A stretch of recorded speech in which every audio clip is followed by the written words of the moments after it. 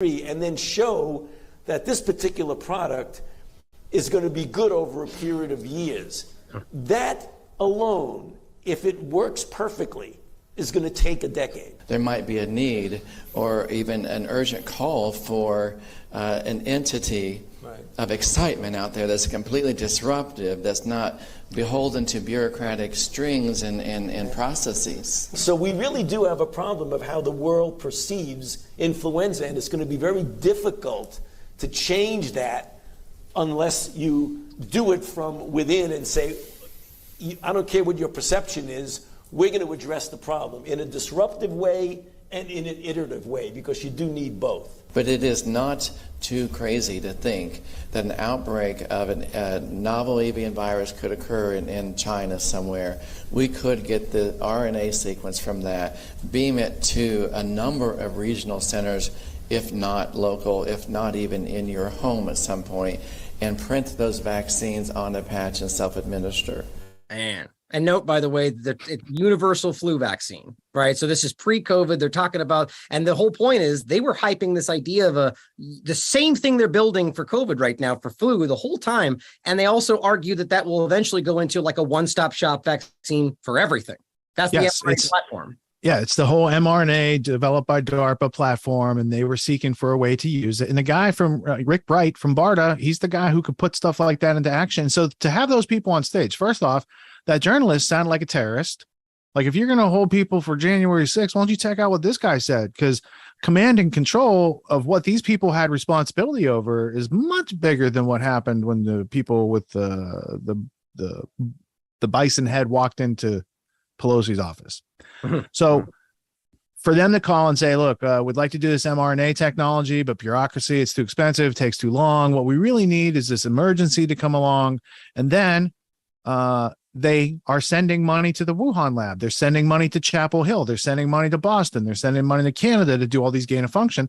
And what they happened to do, Ryan, I mean, this is very coincidental, but the Pentagon had a pandemic planning response document, and it evolved over time to be very specific.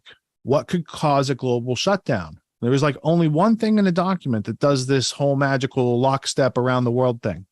And it was, in their words, I believe the document's from 2017, and it's the improvement from the 2009 document. In their words, it was a novel respiratory coronavirus that could do such things. And then magically, their labs with their funding release, I don't know, but it came from there, and the people working on it, there's a whole chain of custody of evidence of them working on it over like 5 or 6 years prior to that. And there's like Moderna and Pfizer and DARPA all involved with patents prior to that. And those European Union members of parliament just called it out. They said, I don't know if it was Stefan Bonsell from Monsanto, but the guy in the dark suit said that the guy from Monsanto came and testified that they already had this stuff on lockdown 2017. He's like, how could they have that if it was just discovered in December of 2019? Mm-hmm.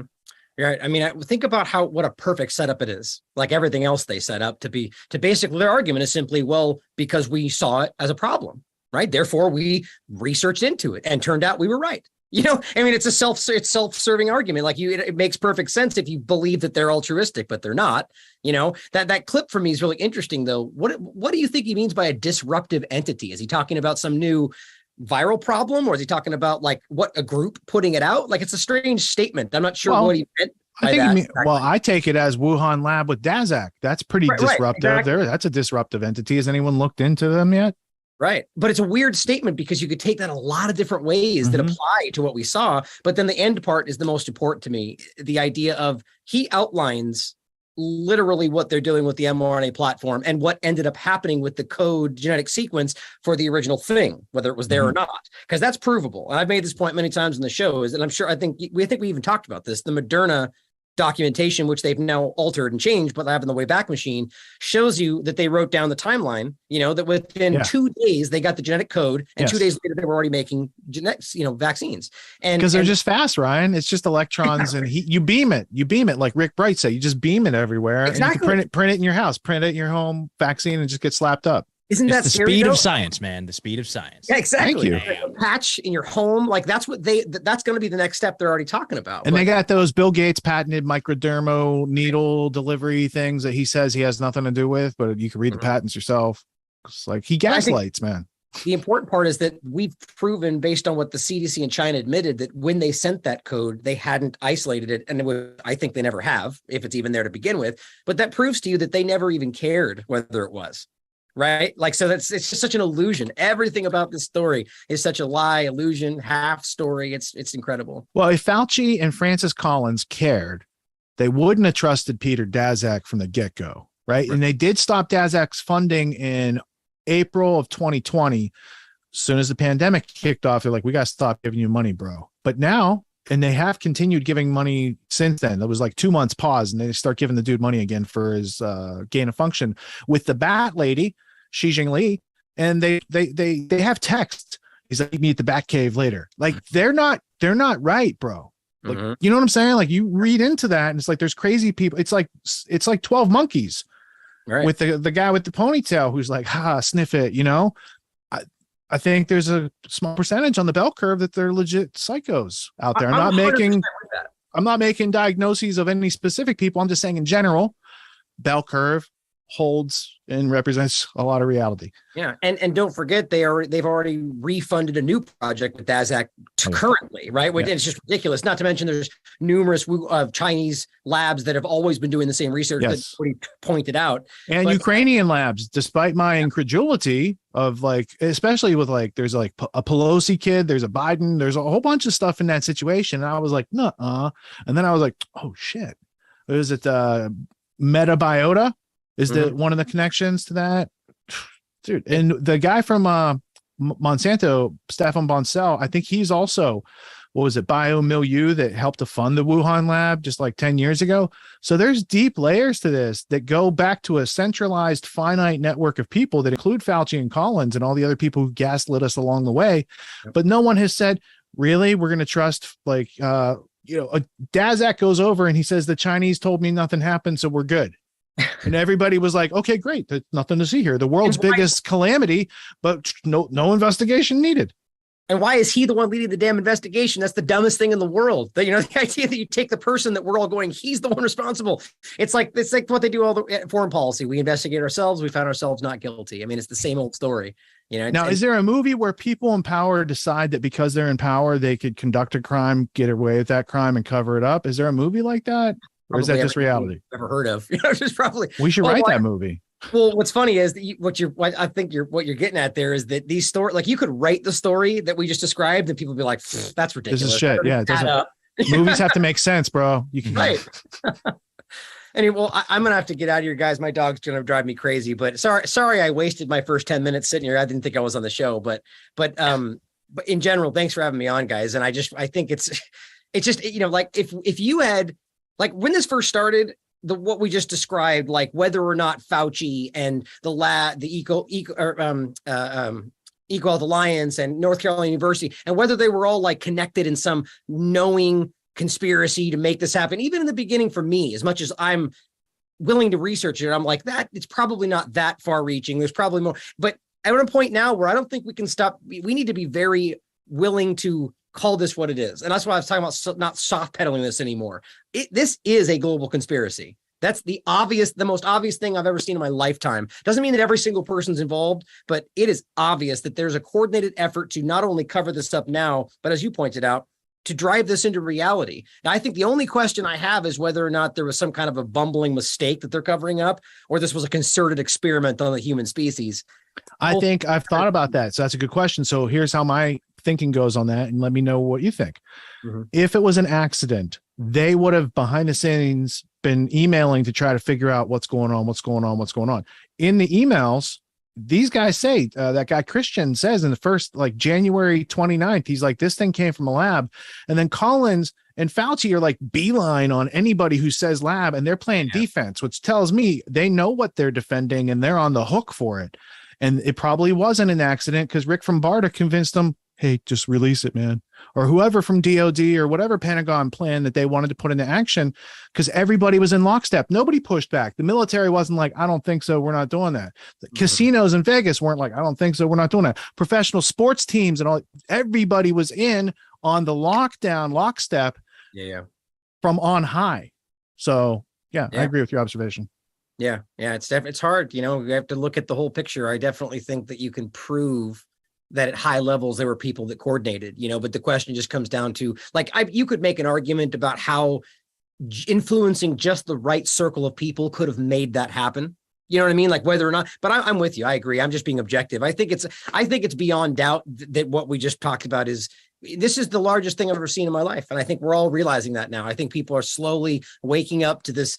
I think the only real question is whether it's always been like this, which I do think. I mean, when I was born, Watergate was going on, and then the biggest thing in my life was 9/11. But this is bigger, man. It affected 7 billion people like at once.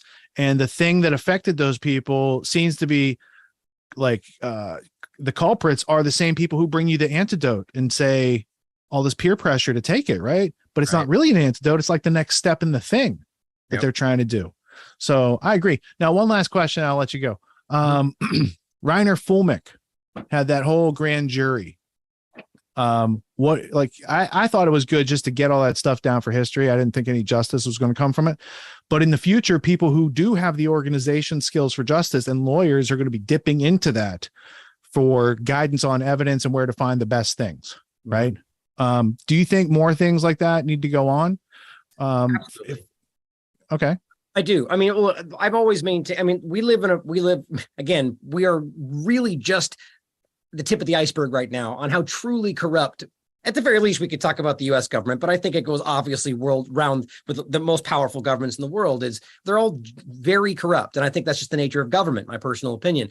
I just think we're just beginning to realize that. And so that trickles down into the court system and everything else. But that doesn't mean you're not going to find people, as we all know, through any situation where they might just decide differently or maybe not be a part of it. But I think we will always have a benefit to go through the process. I forget, it was Dr. Was it Daly? Scott, you remember Scott was is it Dr. Daly, the one that had all the lawsuits in the Union of Dr. Ely, Dr. Henry Ely. Ely, thank you. Remind me, by the way, I need to get him on my show. But he's totally really been spearheading all this legal challenges and lawsuits. And I think it needs to happen, because even when they fail, which I sadly think that's the way this is going to go, but I still argue they're paramount. You make the precedent, like you're saying. People can look back and be like, well, look at all the evidence. Look at what happened. Like, it just adds to the story that's being built. We can see it happening in every possible way. They're all breaking the law. They're passing laws that are unconstitutional, but it's all being recorded. And hopefully, if we can, win, essentially, that there can be accountability. And without those processes, you don't really have that track record. So I think it's absolutely important what he did there, exposing, even getting into like the ingredients of the vials and stuff. As much as it wasn't as absolute as some of the other parts, it was important.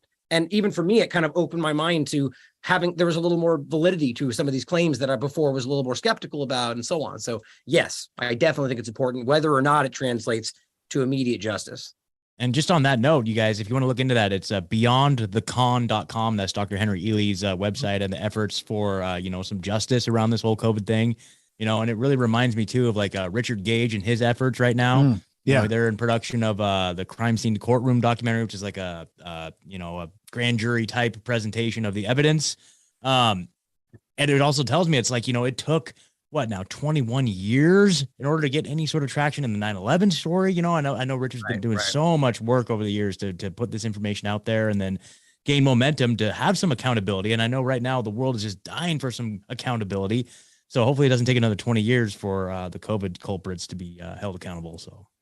Yeah, I'm still waiting for accountability for JFK. So there you go. I'm used to waiting. I think we just need to change our metrics, like on how we define success in this whole thing, right? I mean, I just don't think that's in the cards. I think unless we have a massive paradigm change, that won't happen. But I think we just need to take our wins where we can get them. And I think that the work, whether Reiner or any of them, the effort, if you reach people through that and show them that, people will wake up from that. They watch it, they see the presentation, and they watch the court rule opposite of it. And it's just like, for instance, just today, I'm watching the Alberta ruled that the travel, they were trying to shut down the travel restrictions, and they didn't even look into it. They didn't even hold have it engaged. They just said we'll rule that it's moot. Therefore, we won't even engage with the process. So it's like there's just no justice even happening. Or for instance, in regard to what was it? The prenatal deaths in Scotland. Did you guys see that? They literally just said, we're not even going to look into it because we've already established. I mean, this is the kind of stuff that is waking the average moms up that thought moments ago we were wild conspiracy theorists. So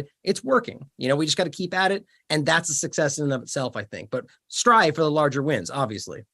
Yeah, I think the best thing we could do is just, show people the magnifying glass so they could see more detail into what's going on.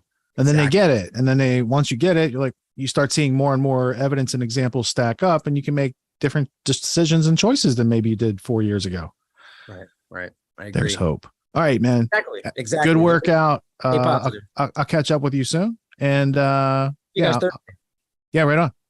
Thanks, Ryan. Peace. Okay. Yeah, that's foreshadowing his Thursday appearance. I'm just leaving it at that. We got a Thursday appearance coming up with Ryan. Might be an ongoing series of appearances. All right. Now, did you look at the show card, Scott? Did you have a favorite next clip you wanted to go to and segue off of what we just talked about? Yeah, I feel like, just in the vein of that discussion, I did pull some clips from Ryan's show. The first clip one, this was the day after or the day of when the CDC unanimously voted 15-0 to approve the COVID shot to be put on the childhood vaccine schedule. So, there's some good Ryan does some good analysis there, and there's some good discussion. And that leads into the second clip that I brought, which is another clip from Ryan where he's talking about and showing, with this new study that came out, that there's just like, obviously no reason for kids to get this shot, and that the risk so far outweighs any benefit that they could possibly get from it. So, it's trendy though. Yeah. Exactly. They get to be part of the club. Exactly. It used to be like in the 90s. It's just like all you had to do was just like adopt like an African kid now. But now you have to adopt an African kid, give them 3 shots, and transition them genders, and then maybe you can hang with the moms at the. But it's Bill Gates sets the expectations high. It's so high. I was just going to say, those the egg-based vaccines that Bill Gates had been handing out in Africa that didn't get rid of polio, but rather gave people polio. Maybe that gets better with all this mRNA stuff. Maybe Bill Gates is really in it because he's like, look, I damaged all these African kids. I want to do better. Let's give them the mRNA. But my fear is that Bill Gates, even in that hypothetical cartoonish situation, he has an ineffective ethic, meaning he's trying to do well for other people. But when you give people anti-polio shots and they get polio from that shot and it spreads and now it becomes a thing again, which disproves the case for the vaccine and efficacy and all these immunity in the first place, it just gets to the point where I understand why people can't think their way out of it because they got subverted through the schooling and didn't get a real education, but still there should be enough people with just common sense that didn't get infected by those indoctrinations to see it, call it out, and be done with these things, but they're still going on. So we got to try harder, smarter. Yeah, not only the live polio, but then like they were busted with the sterilant like added to it as well. Like that was a part of it as well. So it's just crazy, man. I'm glad that the people in power doing this don't have a plan for depopulation, and they're not coming from a background of eugenics and preservation of the favored races, because then I'd be concerned. Exactly. Are those egg-based vaccines also egg-shaped? I think they're oblate spheroids. No wonder Epstein was so interested in them. Or no, was that Weinstein? I don't know. That was Epstein. Yeah. Epstein and the Zorro sword fighting ranch that he had going on with Bill Richardson. Interesting. I don't know. I mean, it's like a Bond supervillain, right? If there was a James Bond supervillain, think about like Moonraker and the guy with the beard who wants to have eugenics in space, like Elysium. Because the whole thing was that in that movie, in Moonraker, the bad guy and his people go to space and then they procreate and they destroy the people on the planet. Then they take over with their race, right? So it's like that, but they stepped it up a couple notches. And in the midst, Epstein's like, "What if I made 1 million of me?" Mm-hmm. Oh man! And they were doing all sorts of procreation experiments alongside his Bill Gates funding for such things. And that's just it's interesting, and it's yet to be, I guess, known to the public or understood, but I'm waiting for the miniseries. I can't wait to see Werner Herzog as Klaus Schwab. I think it's going to be great. That's awesome. That's awesome. When is the Autonomy Unlimited? Are you guys on like helping Whitney develop her book into like a documentary series? I mean, what's going on here? I did think that her book in a documentary series, it wouldn't be just that, but there would be a lot of essences of what we're trying to communicate that would play into that, because a lot of overflow between, because when you look back at like 20th century history, there's like a defining theme, and then there's a bunch of sub themes to it with the same cast of characters. So like, just to dip into her book for a second, like the first volume is all about 1938. I think she starts 1941, but it's like 1938 Operation Underworld with the MI6, and then MI6 gets OSS and CIA into it in the early 40s. And then she covers it up to about the 80s, Iran Contra, BCCI in the early 90s. And then she switches gears and does like the last 30 years in volume 2. But you can't understand. It's like Quigley's Tragedy and Hope. What they did is they deleted the first half of Tragedy and Hope and they republished the book out there. So if you don't have volume 1 of Whitney's book in your head, you just see this little Epstein network and you're like, well, Epstein's dead now. You got to be careful, I think is the phrase. Yeah. He's dead now, so don't really need to worry about that, right? And so without the context of, intelligence agencies, globalists, the deep state, if you will, and organized crime working in concert, playing different, instruments to control the audience. So when, who was the guy? Hugh Wilford wrote a book called The Mighty Wurlitzer. I think that's the author of that. He also wrote one on the New Great Game. So if you want to understand like the origins of intelligence agencies and the connections between the Anglo-American establishment, there's Burton Hirsch's The Old Boys, there's Hugh Wilford's The Mighty Wurlitzer, and it just shows how controlling it, like the ruling families have intelligence agencies and press agencies, and with those two things, they can control the public to a good degree and play them like a Wurlitzer organ and brag about it and make books about it, and people still go for it. So I don't know. Amazing. Yeah, it makes it tempting for some people, I'm sure, to go to the other side, because it's like it's such a stacked deck. Why would you want to play for the Bad News Bears? But I like the story of the underdogs.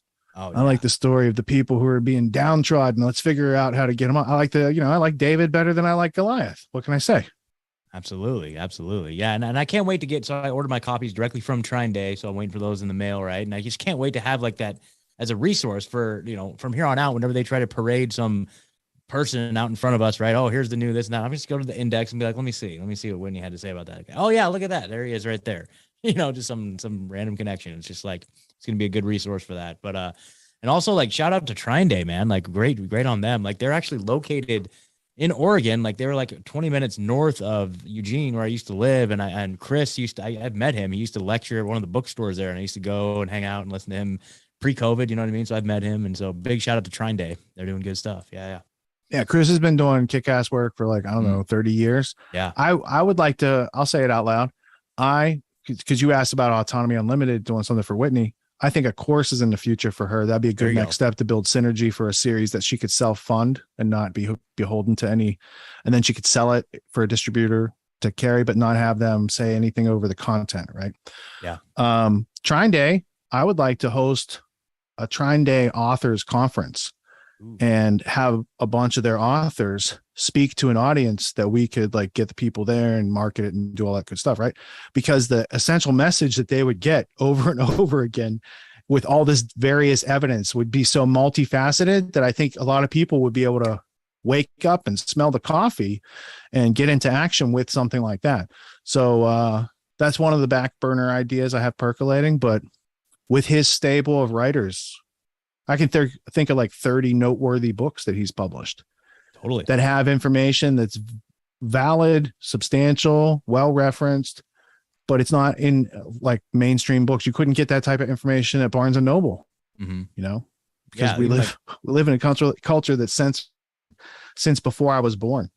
Yeah. They've been doing great work. Like Anthony Sutton, right? Like he's published through them and everything. Like the Skull and Bones book was through them. Like that's legendary. Well, what Chris did with, Chris's book is called Fleshing Out Skull and Bones. And it's an amalgamation of other books that exist. Anthony Sutton's Skull and Bones book, I believe, was printed in 2001. He got all that information on Skull and Bones from Charlotte Iserbyt. So Charlotte Iserbyt's dad was in Skull and Bones. He passed away. She found all this material, didn't know what to do with it. She knew Anthony Sutton was the best historian that she knew, and she sent it over. And he's like, "Oh, I'm writing a book on this." And a fascinating part of that book is how the order, Skull and Bones, controls education in America, going back into the 1800s. They're like, we're going to control this system. And it's a horrific history of the downfall of American education and the replacement of it with indoctrination type schooling that is custom made by the globalists for the globalists, and isn't beneficial to the people who take class in those schools. Yep, exactly. Yeah. So, but Sutton, yeah, he worked for Hoover Institute and the guy. So the Hoover Institute for World Peace, I think, was maybe the title of it. And Sutton's there, and he gets too close to the truth. So this guy who's in charge of that, David Packard, says, "You're out of here, Sutton. You're fired. Go try to publish a book on your own." And then Sutton really struggled, because back then there was no self-publishing. If you were blacklisted by the publishing companies and blacklisted by the establishment, it's hard to get your message out. Sutton did, and he worked with Patrick Wood to get Trilaterals over Washington out. So anyway, David Packard is the guy who, if memory serves, he fired Steve Jobs. And so when you see those two overlaps, right? David Packard is a Trilateral Commission member. And when Sutton in the Hoover Institute starts going against the Trilaterals with his book with Wood, they exodus him out. And then that guy moves along, and like 10 years later, he gets brought in at Apple, and he's the guy that gives Steve Jobs the old heave ho. Whoa. And he had to create Pixar. Wow. Which isn't so bad, maybe. I mean, maybe. I don't know. These Maybe, I don't days. know. I don't know. It's kind of been taken over. I hear there's up to some shenanigans these days. I don't know, man. There's I'm a lot out of loop with those. There's a lot of shenanigans going on with those media producers, especially the ones that make cartoon animation type stuff for kids. Yeah. A lot of changing of attitudes, values, behaviors, and beliefs, which is very much what Carnegie said in his 1934 Blue Book, or they said, because Carnegie had passed at that point, but the endowment said they wanted to do that to Americans. And it's been like, when they said it in 1934, it was here, but it's been exponential. And now at 2022, like, it changes so fast, you can't keep up with it every day. And I don't think that's natural. And I don't think it's coincidental, because they called their shot like Babe Ruth pointing to the fence before he goes up to bat. Are we not supposed to think that he intended to hit it over the fence? Like, is it because of the short attention span, Scott? Is that, do you think that's what's going on? I mean, it has to be. I mean, like, it seems crazy to some people to hear that this is a deliberate, like, 100+ year plan of people that have, all the influence in the world. When you start to present it that way, it's like, oh, come on, get out of here. And just to look at the world and think that this is all just happening by happenstance, and that everything, policies and all of these things happening are reactions to these things that are happening. I mean, once you start analyzing, that's just such a, one of the biggest values of your guys' show is that it really helps to contextualize and understand, like, you guys, this is not just, the good guys reacting to these crazy happenstance situations in the world. Like, these are deliberate things. Like, here's a book from the late 1800s to prove it, or here's a document from 2010 to prove it. This is something that's being orchestrated from behind the scenes. And then it's just like, it's hard to admit, a lot of people, when you start talking about these things, they check out. It's hard to grasp these concepts, and people would rather just be like, oh no, I don't even want to look at it. I was talking to a financial guy recently, you know what I mean? Like, I got involved in this like entrepreneur group. They reached out to me because I got my little handyman business going on, and I was talking to him, and he's and I was like, man, don't you think, like, what about this? Like the economy is like crashing. Like we're heading towards, like, we're going off a cliff right now. Like what are you seeing in the financial world? And he's just like, oh, I just try not to think about it. I just don't even want to think about it. You know what I mean? I'm like, oh, well, okay. I mean, that's one way to look at it. But, I think all of us probably watching this show right now are the type of personalities where it's like, we can't look away. We have to dive in. We have to understand, and we have to reach that point of being sick to our stomachs and then being prompted into doing something about it, right? The solution aspect of it, which is something I try to focus on the show. And I know, Richard, you're all about that too. So, it's great to understand the problem and then like come up with a solution to it. So. I also want to congratulate you for flipping the switch and turning your mic on, because I wasn't going to say anything. Yeah. I knew it was coming from another source. But then Yeah. when I heard it change, I was like, oh, he's on that. Good. You're up Yeah. into production without Well, even a LD mention. LD held my hand through that process. So thank you, Oh, LD. nice. Shout out to Sid for catching that one. Okay, thank you, Sid. It Thank didn't you. quite register with Sid me. will say things I won't say because I'm too polite, but Sid doesn't care. He's from Montreal. He'll tell you how it is. That's it. Like, that mic's not working. You better tell him to turn it on. All right, good job. And then you mentioned the emotional attachment that people have to their accidental theory of history. Mm-hmm. And you're just saying, look, it's not accidental. Like, you could go back and see them planning and setting these things up if you want to see the facts. They're there. They publish them. They're all over the place. But mainstream media is going to give you the accidental theory of history because that's how they make their money, keeping you in fear so you don't have a contextual understanding. Our job is you've watched enough of this show at some point. You got it. You're good. You don't have to watch it anymore unless you want to. But if you think you're going to watch mainstream media and be informed after a week of watching it, no. After a month, you'll be confused. They'll reverse on their own. It's totally discombobulated. I think it's cruel and unusual and it shouldn't be funded, but it's everywhere. It's in the airports, everywhere, man. They got to show it to you. It's like the They Live programming. Mm-hmm. Obey, absolutely. consume, believe. I like that. The accidental theory of history. I don't think I've heard that. That's perfect characterization. You got a show title for next week, LD. There we go. There you go. I like that. Yeah. Yeah, they live in digital Babylon, but they have the accidental theory of history, and maybe that's how they live in a digital Babylon. There might be a connection there somehow. All right, so let's go to these clips of Ryan. Let's play them back to back, and then we'll come back and admire his brilliance. There you go. Now, talking about the CDC and the voting schedule for children, or the childhood immunization schedule, I want to read an article that the Defender just put out. This was yesterday. Child abuse on a massive scale. CDC advisors recommend adding COVID vaccines to childhood schedule.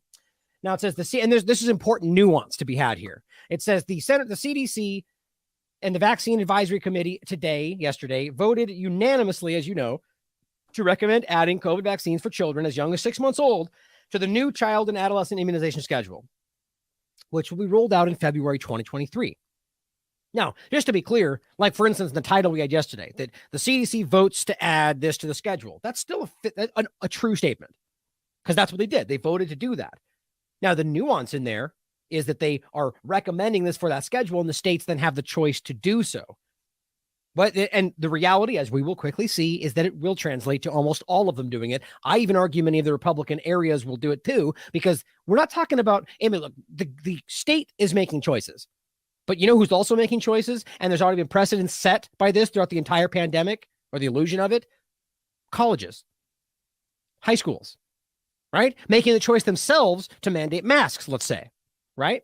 Or injections to go to the school. That's not just the governor. The point is that's been allowed by the CDC. And this has already been upheld in court, where they say, well, the CDC recommends it, therefore it's justified for them to mandate it. That's exactly what courts have found.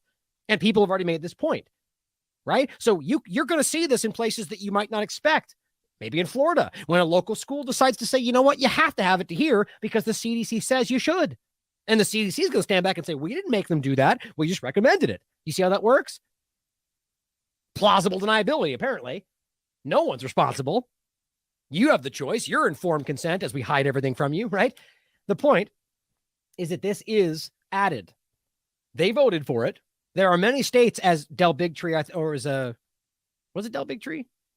The clip that I played, I forget who it was, but made it clear that, look, all these states, it was Tucker. All these schools, states, already have it set that when this happens, they add it to the mandated schedule because they recommended it.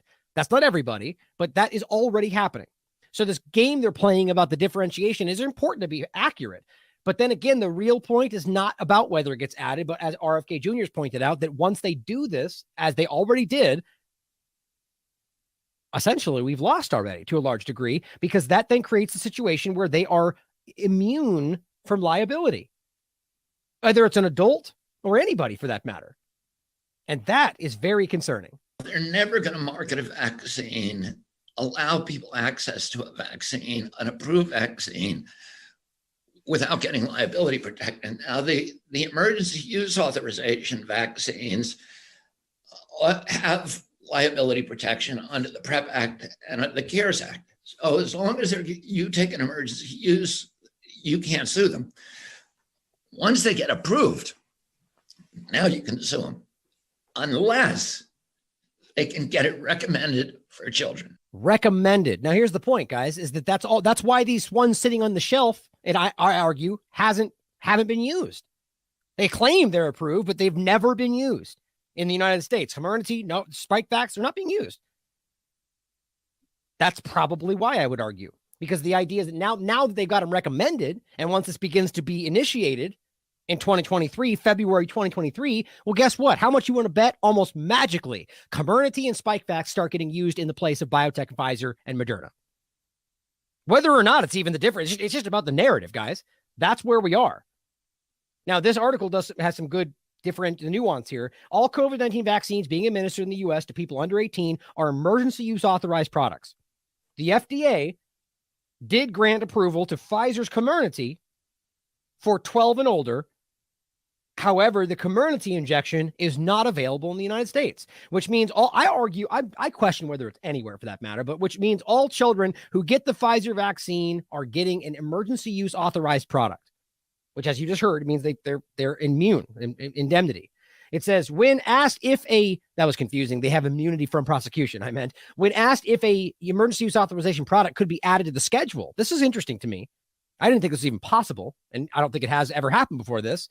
A member of the CDC's advisory committee said that the Health and Human Services Office confirmed for the CDC that apparently they can add emergency use authorization products to a mandated schedule, or rather a recommendation schedule that then they mandate by the states.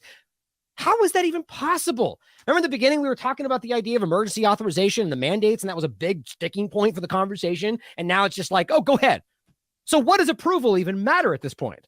Isn't that the reality? They're just, I said this in the very beginning, approval is quietly being pushed aside. We're just going to emergency authorize things and emergency mandate things and emergency life forever. When asked if a emergency use authorization product could be added, they said, yes, it could. The HHS did. Commenting on the statement, Dr. Meryl Nass said, quote, and that was that. No legal justification, no moral, ethical justification, and definitely no medical or scientific justification. Nass said she isn't aware of any emergency use authorization product ever being added to the schedule until today.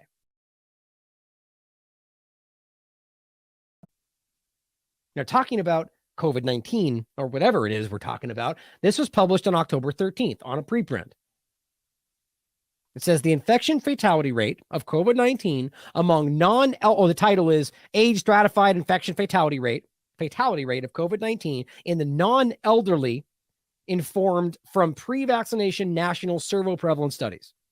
The infection fatality rate of COVID-19 among non-elderly people in the absence of vaccination or prior infection, which is not really relevant in the context. So just put that's out. So that's off the table. We're not talking about either of those things, not natural immunity or vaccination, right? So the point is the infection fatality rate for people non-elderly. It's important to estimate accurately since 94% of the global population is younger than 70 and 86% is younger than 60. So when they apply the risk that's wildly slanted towards the elderly and even that out across everybody, that's why we're being one of the many ways we're being deceived. 94% of the population is under 70. The global population. The point is the infection fatality rate. In this case, first, we're talking about, where was it? So it says for 29 countries, publicly available age-stratified COVID-19 death data and age-stratified information were available. Now it says the infection fatality rate across the board at a 0.035% average.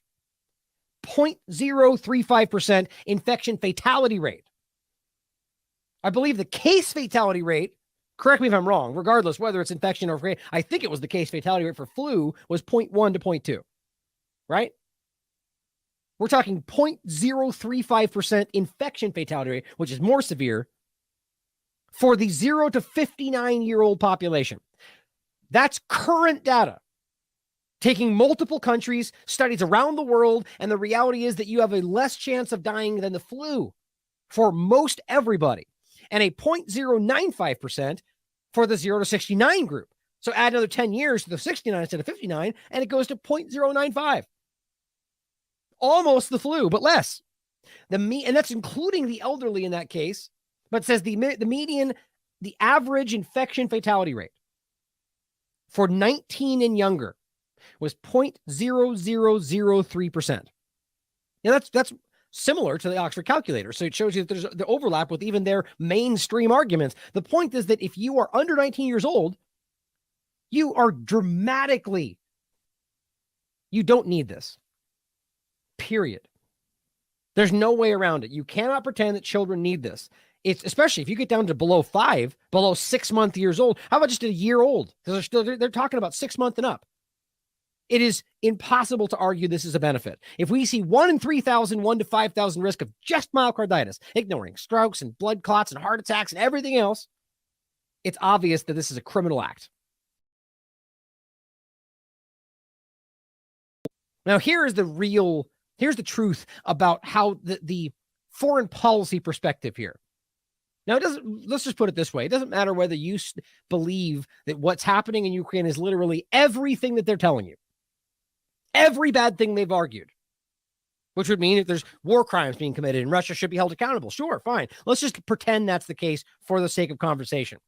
Everything that she talks about here has to be also taken into consideration. So if you're going to pretend that that's the case, then why hasn't any of that happened in the endless amount of situations that the U.S. government's been involved in? Whether you thought they were trying to do good or not, and tripped to the shoelaces and blew everything up, right? Doesn't really matter, does it? Because it ended up the way it did. So why does one matter and one not? Yet again, Claire Daly coming out with an outstandingly important speech. State sponsor of terrorism is a term of US law. It doesn't exist in EU law. But a Zelensky advisor called for it in the Parliament magazine, and here we are again reporting for duty. And all it will do is make peace harder to achieve. Exactly, of course, what the extremists want. No peace, no off-ramps, all bridges burning, and Ukraine a permanent abattoir in a suicidal holy crusade against Russia. So, if you want to start naming state sponsors of terrorism, let's do it. European sponsorship of Israeli terrorism in Palestine, Western sponsorship of Saudi terror in Yemen, ISIS, the product of French, American, British, Turkish and Gulf sponsorship in Syria and Iraq. Decades of right-wing US-backed terrorism against the Cuban Revolution, the Contras in Nicaragua, death squads in Guatemala, in El Salvador. Remember Vietnam, Laos, Cambodia, horror after horror, terror after terror. There's nothing constructive about the pot calling the kettle black. Would you ever cop on, start championing peace and end the war, which is patently in the interests of EU, Ukrainian and Russian citizens? Powerful. I didn't even see that clip before. Thank you, Scott, for clipping that out of Ryan's show. I'm also glad Ryan wasn't here when we had to play his clips, because I thought that might be like too cringeworthy for him to sit through. But I did want to play the clips that you had excised, because we had that discussion and he was able to join us kind of spontaneously. So I'm glad that all worked out. So what are we talking about here? We're talking about this place called Pfizer, right? Just an example. And you interact with Pfizer as a damaged consumer of their product through courts, and they got this thing they called EUA, emergency use authorization, and they're protected. It's like a little prophylactic around them that protects them from the public, right? But there's all this. Look, there's all this. If we were playing football right now, I'd say, yeah, there's somebody blocking right here. But there's all these other avenues, right? So now let's say one of these is FOIA, and this position's covered by Del Bigtree. Let's call this position lobbyists, right? Maybe someone needs a lobby not only against gene therapies in general being given to people without informed consent, but maybe against like some sort of Nuremberg code type thing. And then maybe you come in at this angle and you don't go at Pfizer directly, but you say, I don't know about this corporate person thing. And maybe we should add a few words to the corporate law from on high that affects all corporations and say, you're going to be responsible for your actions, and you can't take actions that are detrimental to the public's interest or health. I think actually, let's do this now that we're getting spontaneous in this show. Justin, in the control room, can you look up an article? I got you. And he's occupied. Oh, go ahead. Is he occupied? All right. So I'm going to give you the Audible. Here we go. His name is Hansen. He worked for Skadden Arps. Let me just pull this up in the history blueprint here, because I have an article here. I'm going to have to reconnect that screen. Let's see. Hinckley is his name. Oh, even more interesting. His name's Hinckley. Let me hook this back up so you guys don't have a black screen on my end. There you go. There you go.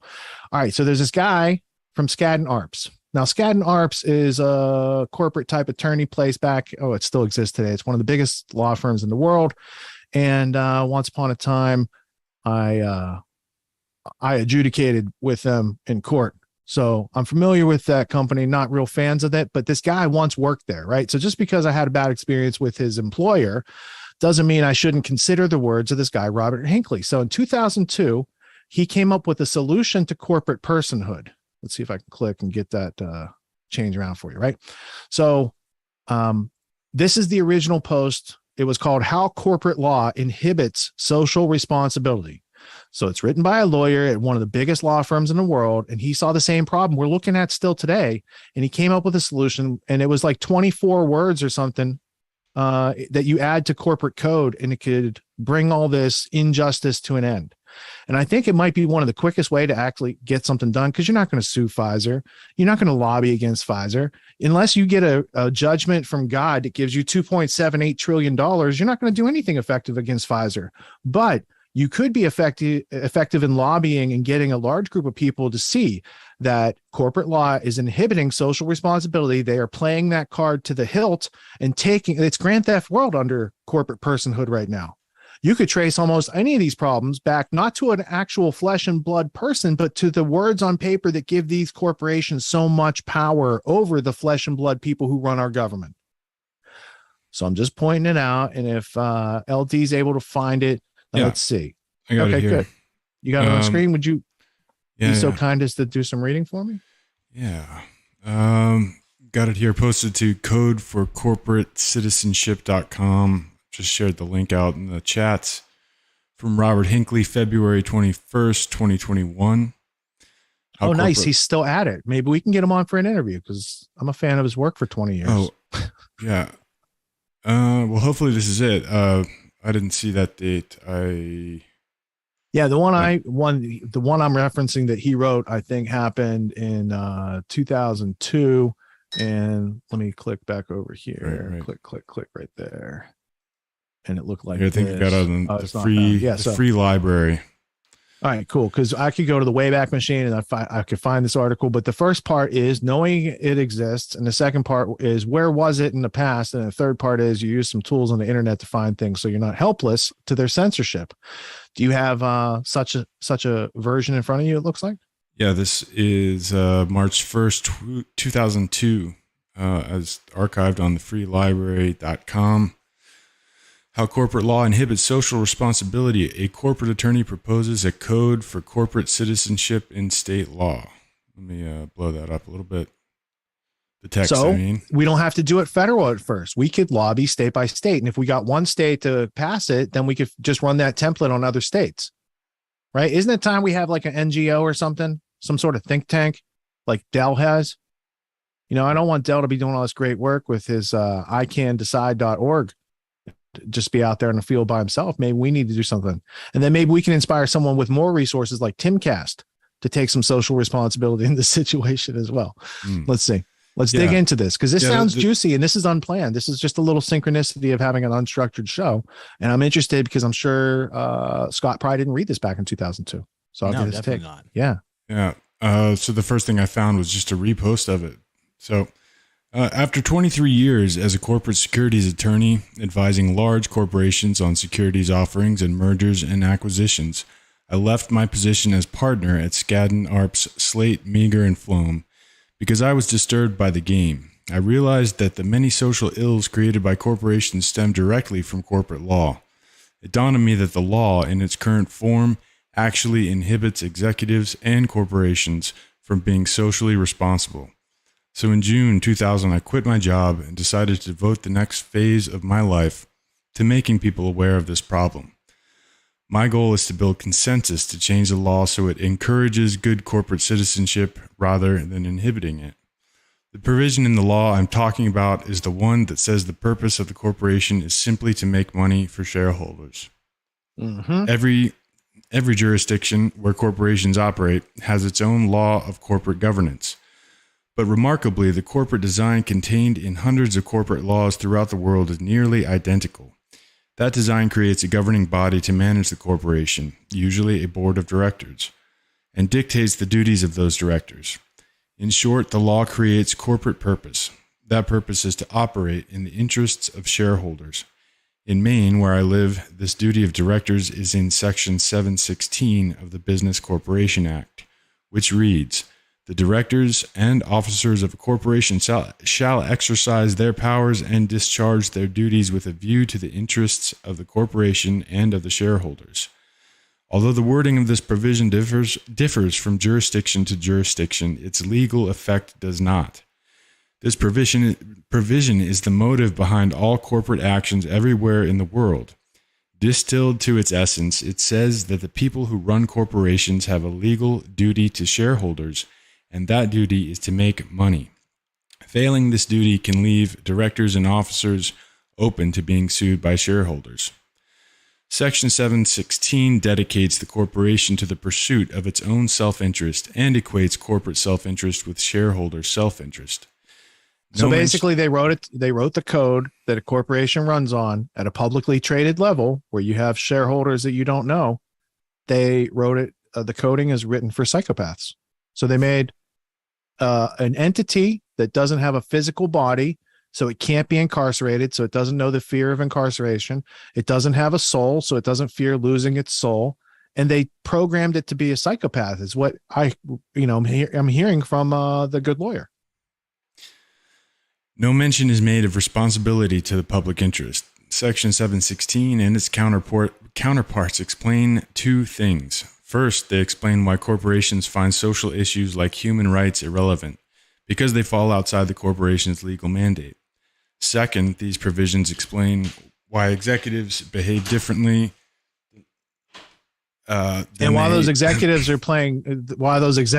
are behaving differently. So like I discovered this article while I was a whistleblower going through a court case against a multi-billion-dollar company with a multi-billion-dollar law firm. And then I discover it's in the coding of the corporate charter and the state rules and regulations that they have to act like this. They have to burn the whistleblower because otherwise it's definitely going to hurt their shareholder profits. It's going to hurt the shareholder perspective. The stock's going to go down. It involved multiple companies, so there is a lot going on there. They can't let that happen. So as a whistleblower, you should know it's like the corporation can't, like all the stuff that HR tells you, they can't protect you. They won't protect you. And that's why it's dangerous to be a whistleblower in the first place, because you're told there's a safety net or 3 safety nets and none of those things exist. And it's an early warning system so they can give you a burn notice and get you out of there. And it's funny. I see there's a line coming off of your blueprint there to like Vince Foster. It's like, they will kill you. They will straight up kill you in the interest of the corporation. Like, don't you think for a split second they won't? Well, I wasn't sure. I think Vince Foster had I don't know what that connection was, but yeah, that was an example of how corporate law was inhibiting his social responsibilities for sure. Yeah. Sorry about the interruption. Do you want to continue or we good with that? No, please do. Because I interrupted. That was Ernie. I guess Ernie wanted to see what was going on in here. See? Shouts to Ernie. Good. All right. So, second, these provisions explain why executives behave differently than they might as individual citizens, because the law says their only obligation in business is to make money. The design has the unfortunate side effect of largely eliminating personal responsibility, because corporate law generally regulates corporations but not executives. It leads executives to become inattentive to justice. They demand their subordinates make the numbers and pay little attention to how they do so. Directors and officers know their jobs, salaries, bonuses, and stock options depend on delivering profits for shareholders. Companies believe their duty to the public interest consists of complying with the law. Obeying the law is simply a cost. Since it interferes with making money, it must be minimized using devices like lobbying, legal hair splitting, and jurisdiction shopping. Directors and officers give little thought to the fact that these activities may damage the public interest. Lower-level employees know their livelihoods depend upon satisfying superiors' demands to make money. They have no incentive to offer ideas that would advance the public interest unless they increase profits. Projects that would serve the public interest but at a financial cost to the corporation are considered naive. Corporate law thus casts ethical and social concerns as irrelevant or as stumbling blocks to the corporation's fundamental mandate. That's the effect the law has inside the corporation. Outside the corporation, the effect is more devastating. It is the law that leads corporations to actively disregard harm to all interests other than those of shareholders. When toxic chemicals are spilled, forests destroyed, employees left in poverty, or communities devastated through plant shutdowns, corporations view these they view these as unimportant side effects outside their area of concern. But when the company's stock price dips, that's a disaster. The reason is that in our legal framework, a low stock price leaves a company vulnerable to takeover or means the CEO's job could be at risk. In the end, the natural result is that corporate bottom line goes up and the state of the public good goes down. This is called privatizing the gain and externalizing the cost. This system design helps explain why the war against corporate abuse is being lost, despite decades of effort by thousands of organizations. Until now, tactics used to confront corporations have focused on where and how much companies should be allowed to damage the public interest, rather than eliminating the reason they do it.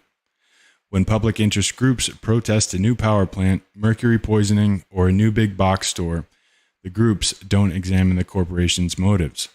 They only seek to limit where damage is created, not in our backyard, and how much damage is created. A little less, please. But the where and how much approach is reactive, not proactive. Even when corporations are defeated in particular battles, they go on the next day in other ways and other places to pursue their own private interests at the expense of the public. I believe the battle against corporate abuse should be conducted in a more holistic way. We must inquire why corporations behave as they do and look for a way to change these underlying motives. Once we have arrived at a viable systemic solution, we should then dictate the terms of engagement to corporations, not let them dictate terms to us. We must remember that corporations were invented to serve mankind. Mankind was not invented to serve corporations. Goddamn right. So now skip down to, like, he's laid out the problem. He's got 24 or 21 words that solve the problem. And then I want to give you a background on this guy, Narps, his employer, that taught him all these things. Okay. Starting with, I propose, perhaps. Yeah. I propose that corporate law be changed in a similar manner to make individuals responsible for seeing that the pursuit of profit does not damage the public interest. To pave the way for such a change, we must challenge the myth that making profits and protecting the public interest are mutually exclusive goals. The same was once said about profits and product quality before Japanese manufacturers taught us otherwise. If we force companies to respect the public interest while they make money, business people will figure out how to do both. The specific change I suggest is simple. Add 26 words to corporate law and thus create what I call the Code for Corporate Citizenship. In Maine, this would mean amending Section 716 to add the following clause. Directors and officers would still have a duty to make money for shareholders, but not at the expense of the environment, human rights, the public safety, the communities in which the corporation operates, or the dignity of its employees.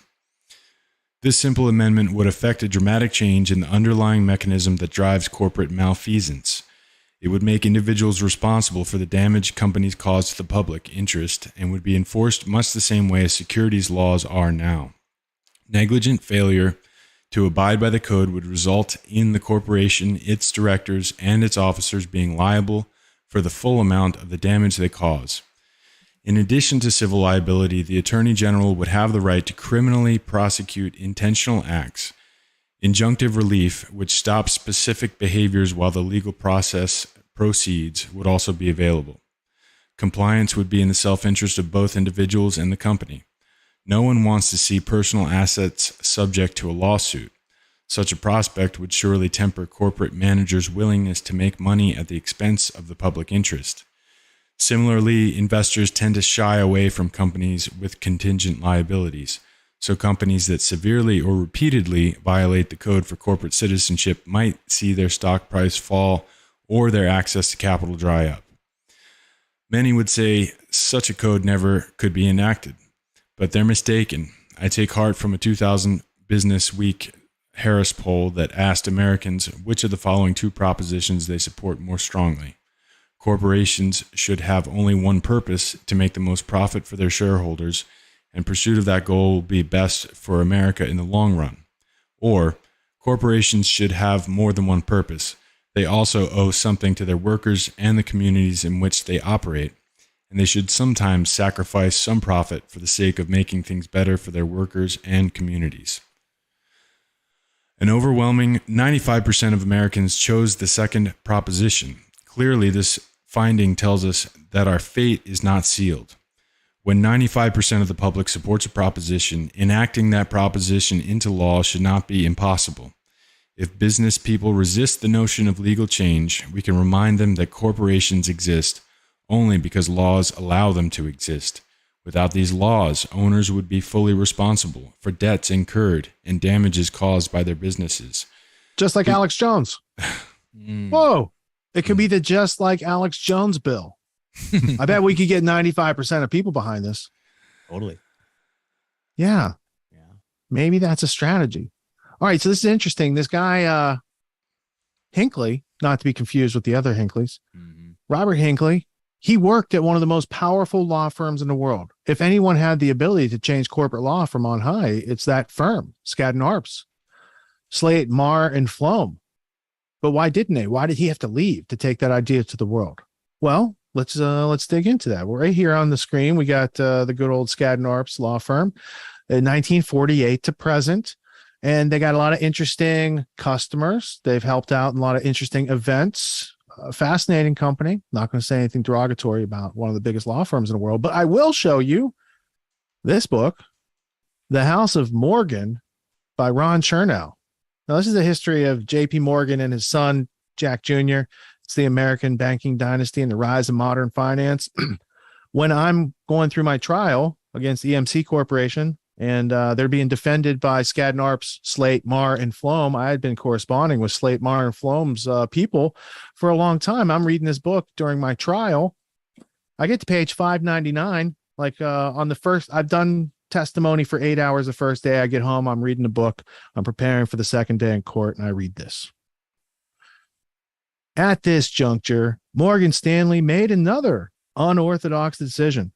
Like Morgan Guaranty, the firm had long relied on the WASP, white glove law firm of Davis, Polk, and Wardell, which had looked on takeover work as vulgar and had avoided it. With Morgan Stanley, partners terrified of lawsuits ensuing from the takeover work. They're doing mergers and acquisitions or murders and executions. You could look at it either way. Pat Bateman has a certain perspective that might be respected there. They now wanted a tough, seasoned specialist. Greenhill insisted on hiring the experienced Joe Flom of Skadden Arps, Slate, Marr, and Flom, whom he had met through Bill Sword.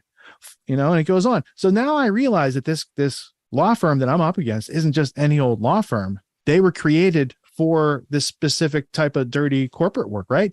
And then I looked into them. I was like, what else have they done? Oh, they just, the government, when they get in trouble for BCCI or Iran-Contra, things that are in Whitney Webb's 2-volume books, they went to Skadden Arps, Marr, and Flom. Skadden Arps might have represented Larry Silverstein at some point.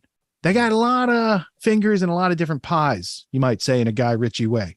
So that, just learning about one of the pieces of grammar that plays into these situations can lead you off into a whole bunch of things that you used to think were conspiracy theories, but might just reflect the actual factual reality that we're involved in. Because Ron Chernow, he doesn't write conspiracy. This is not a conspiracy theory book. None of these are. None of these are fluff. These are establishment books telling you what's going on. But don't read books. That was our clip last week. Don't read books. It's not worth it. Don't waste your time with that. No, absolutely not. What you reading for? Yeah. You don't have to think about it. Thank you, Ethan. Yes, thanks, Ethan. What you reading for? Both of them are appreciative. You know, I tweeted today actually on that Bill Hicks sound clip there. Here's a little more synchronicity for you. I tweeted today that all of a sudden, just like that, everyone stopped thinking Alex Jones was Bill Hicks. Like all at once, like all that conspiracy just, nope, that's definitely Alex Jones. That's not Bill Hicks. Yep. You can't get 2.75 trillion out of Bill Hicks, you know? No, because he's dead now. So you have to be careful. Yeah, exactly. It's one of the lessons. Yeah. There. But remember, it's just a ride. And when Pfizer's on your ride, you get free jabs. Yep. Well, he's dead. So, in general, you always have to be careful. Bill Gates is always late to the party. He's like second, like he gets all his jokes Pony Express to him. Gates does. Maybe it's for like a security thing. Or maybe he just like has a thing for horses. I don't know. But those Epstein tapes will hit the internet someday, some way. It's not just Hunter Biden's laptop that you're going to be able to have spreadsheets of what was going on. Yeah. Hey, speaking of which, someday. Do we have that story that I think it was a Daily Mail publication, and the story was some enterprising, not Skadden Arps law firm went through Hunter Biden's laptop and came up with like 416 federal crimes that are like the evidence. He basically made that's the key. Rosetta Stone to Hunter Biden's laptop is the article title. And basically it's a treasure map to all the treasure trails that Hunter left in his laptop. Yeah, gosh, I hadn't heard about that. That's good. There we go. Crazy. Now we're checking out. We're doing it live. Daily Mail, 17th of May, 2022. Exclusive former Trump aide posts online a searchable database containing a huge trove of more than 120,000 emails from Hunter Biden's abandoned laptop, calling them a modern-day Rosetta Stone of white and blue-collar crime. I'm sure nothing's going to happen. Ziegler, 26, who worked under Peter Navarro in Trump's Office of Trade and Manufacturing. Had an accident? Yeah. Well, we don't know. He didn't kill himself. Is anybody watching what happened to that guy? Well, there he is. There he was. That article 6 months ago. Right. We'll have to look up if there's any. Where is he now? Garrett Ziegler. No, Garrett Ziegler. Yeah. Don't listen to me.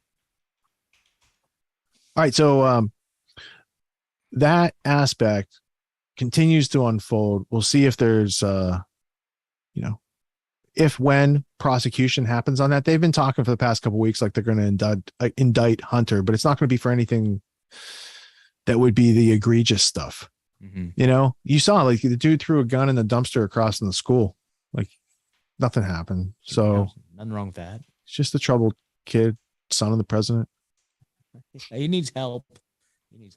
He does. Yeah. He calls Peter quite often for help. It sounds like from the voicemails. Yep. That's so crazy, man. I don't even know. I don't even know like what even to think about this. Like, it's just how many times we just have to pound our head against the wall, like just pointing out the hypocrisy. It's like, it's just insane. It's just but my head is just like, yeah, I don't know. That's the analysis of what's on his laptop. That's a sound. Yeah. But and yet it exists. It's like it's more real than real. Yeah. It's real enough that I don't need to see it because like it's going on and they know what's going on. They knew they covered it up. They knew exactly what they're doing, and it's probably going to happen again, because people don't wake up. Or maybe 95%, like Ryan said, maybe there's 95% just standing there like, will the 5% please shut up? Maybe. I don't know. We're going to see. In coming weeks, I bet there's a lot of chaos happening with the election and everything coming up. There's going to be more Russia did it stories, Oh, yeah. They could have a nice false flag over there, something like you could have a third party just like shoot one of those things down and blame the other side. And it's like a whole Gulf of Tonkin for NATO. Yeah, they're not that creative, so what do they have in their bag of tricks? They got like 3 things that they do. They perform coups, false flags, and undermine regimes with color revolutions. So like that's a slow burn. The coup would be the quick burn. That's going to continue to stink like a big pile of shit, that whole story. All right, so let's get fact up a little bit more, because this Pfizer thing that's popping off and juxtapose that to the lab with the 80% kill rate. And it's like the distrust of the dollar sign science, it's crashing like 1987 stock market.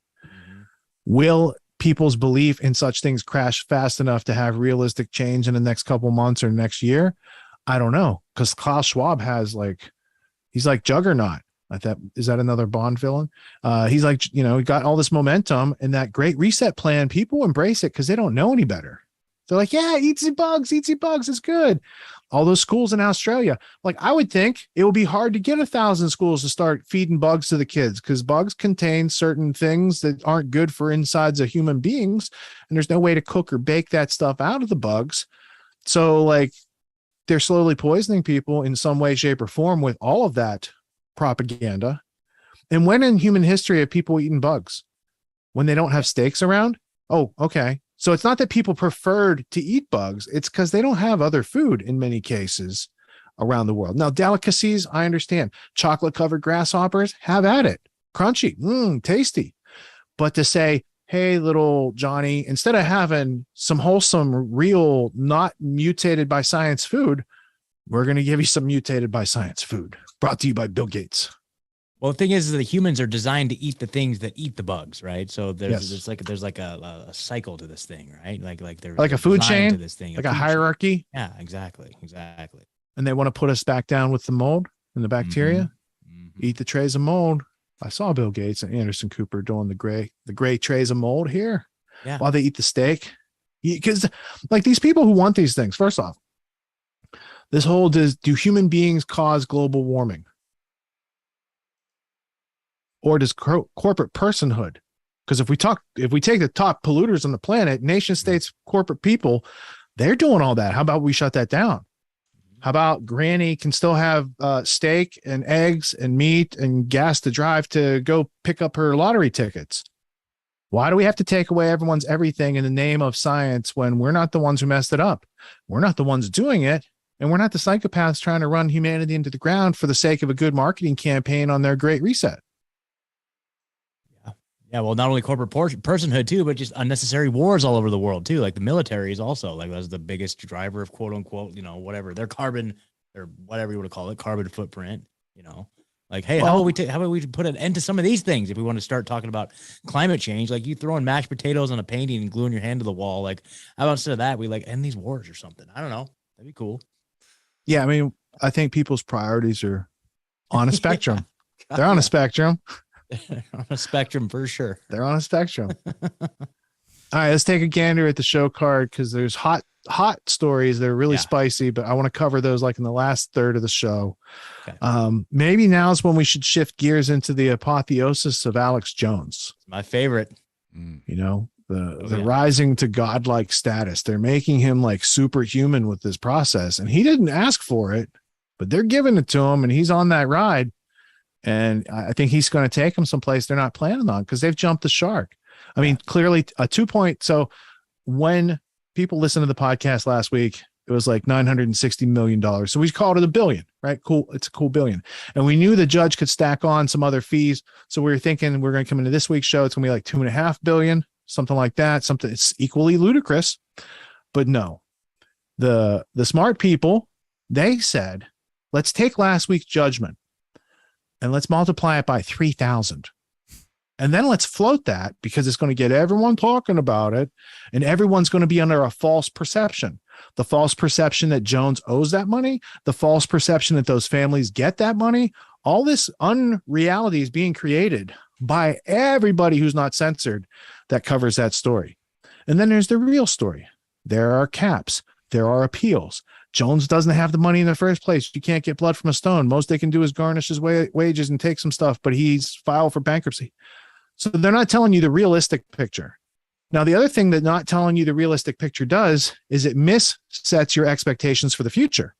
So while they say $2.78 trillion and Jones is going to be destroyed, it's like that scene in Independence Day when they thought they blew up the alien base and then the smoke clears and they're celebrating, yay, and smoke clears and it's still there and they don't know what the fuck to do.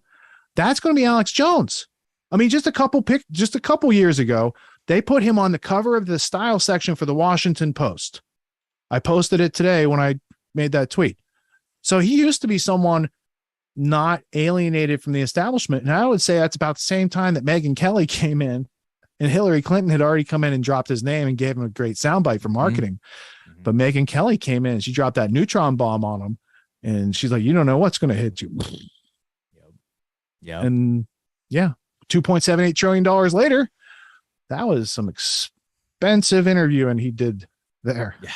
It's crazy, man. And, you know, I think what we're seeing is just like this crucifixion, right? He's just getting crucified right now. And so as we know, there's going to be a downtime after that, and he's going to come back stronger than ever. Like, I see this as a pure victory. They're just completely revealing the absurdity of just their position. You know, I think it's just this is going to backfire on them ultimately. I'm 100%. When you're foreshadowing the taboo topic, spicy stuff we're going to cover later, because Ye, formerly Yeesus, he's like, Alex Jones being crucified, I'm going to get crucified first. Yeah. And so he's like racing Alex to the cross to be exactly. Like, I'm going to get they're trying to see who can get nailed up by the globalists first. Mm-hmm. So it's interesting. And that Alex Jones aspect of the news that's come out. So like, I was a little incredulous because I was like, there's no way they said $2.78 trillion. Like, you might as well just say a gazillion, mm-hmm. right? Yeah. 2.3 trillion is how much the Department of Defense reported was missing the day before 9/11. That was like the biggest theft in history. Like that, it's gone. Mm-hmm. If it was bad news, they'd tell you on a Friday. They told you on a Monday. How did they know the news cycle was going to be taken over by something that makes you forget all Monday's news? Now, $2.78 trillion, that's more than the GDP of like France, and it's somewhere by Canada. It's like right in between there, meaning millions of people don't make that much money. Millions of people don't make that much money, but you're going to expect it from this one guy, or you're going to you're going to play the public like fools, get them to think that he has to pay that money, because the people telling it from top down know he doesn't have the money. They just want to crush his social persona.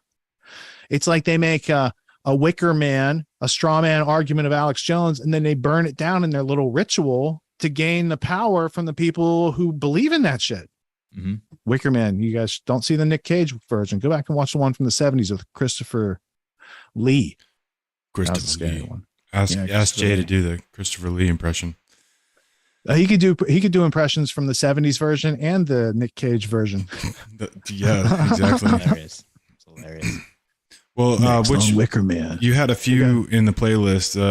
We had a Jason Burmis video, and then there's Tim. All right, Cast. so the Burmis one goes long and he covers other topics, but I do want to play like the first 10 minutes of that. But prior to that Burmis video, because I texted Burmis yesterday, I'm like, are you going to cover this 2.78 trillion? And he's on the road, but he did, and he did a solid part. So we're going to play that. But before that, InfoWars, Owen said it on an open broadcast. I didn't find that to be credible, but Tim reported the Bloomberg article, and I think Bloomberg giving credence and credibility to the $2.78 trillion number is the most hilarious part of it. Because Bloomberg himself, Michael Bloomberg, he's anti-gun, but he became a billionaire because he made a certain type of financial software that most of the people on Wall Street, their companies had to pay him thousands of dollars a month to have terminal access to Bloomberg IT infrastructure. And so he's an interesting character in this whole thing as well. But let's stay on topic. Let's go to the coverage of the Bloomberg article from Tim at Timcast and try to laugh along with it. Follow the bouncing ball, $2.78 trillion. Okay, let's see if this is in reality or clown world. All right, here's a story from Bloomberg. Sandy Hook families seek $2.75 trillion from Alex Jones. Jury already awarded families $965 million in damages. Judge to decide damages under state deceptive trade law. Oh, this is fascinating. So basically they're seeking what? Just about 3,000 times what they were awarded from the jury. $2.75 trillion. Let's put that into context. Here is a list of countries by GDP. You can see here US dollars in the trillions. France 2.77, Canada 2.2. So Alex Jones's lawsuit falls somewhere in between Canada and France in terms of gross domestic product. That's how stupid we have become as a people. I'm ashamed because, look, I'm worried the aliens are watching us, and boy, is this embarrassing if they are. You know, there was a story we talked about the other day that claimed Putin had already tried to fire a nuke, but that sabotage or technical issues caused it not to fire. And I'm like, well, the only solution to that, or the only answer as to why that's happening is aliens. You know, as soon as you press the button, the aliens deactivate it. Well, that's the conspiracy theory, right? That aliens stopped us from firing nukes. I'm just saying, the whole world, everything that humanity is, we are becoming a clown show. That's how stupid this is. So I think we can take this back. You know, we can end this easily. Going back to late 1700s, Congress shall make no law abridging freedom of speech. Now, back in those days, that only applied to Congress, right? But after the Civil War, we passed this thing called the 14th Amendment. It says the states now shall make no law abridging the freedom of speech. So all of the privileges and immunities of free speech that were guaranteed in the Constitution applied to people like Alex Jones.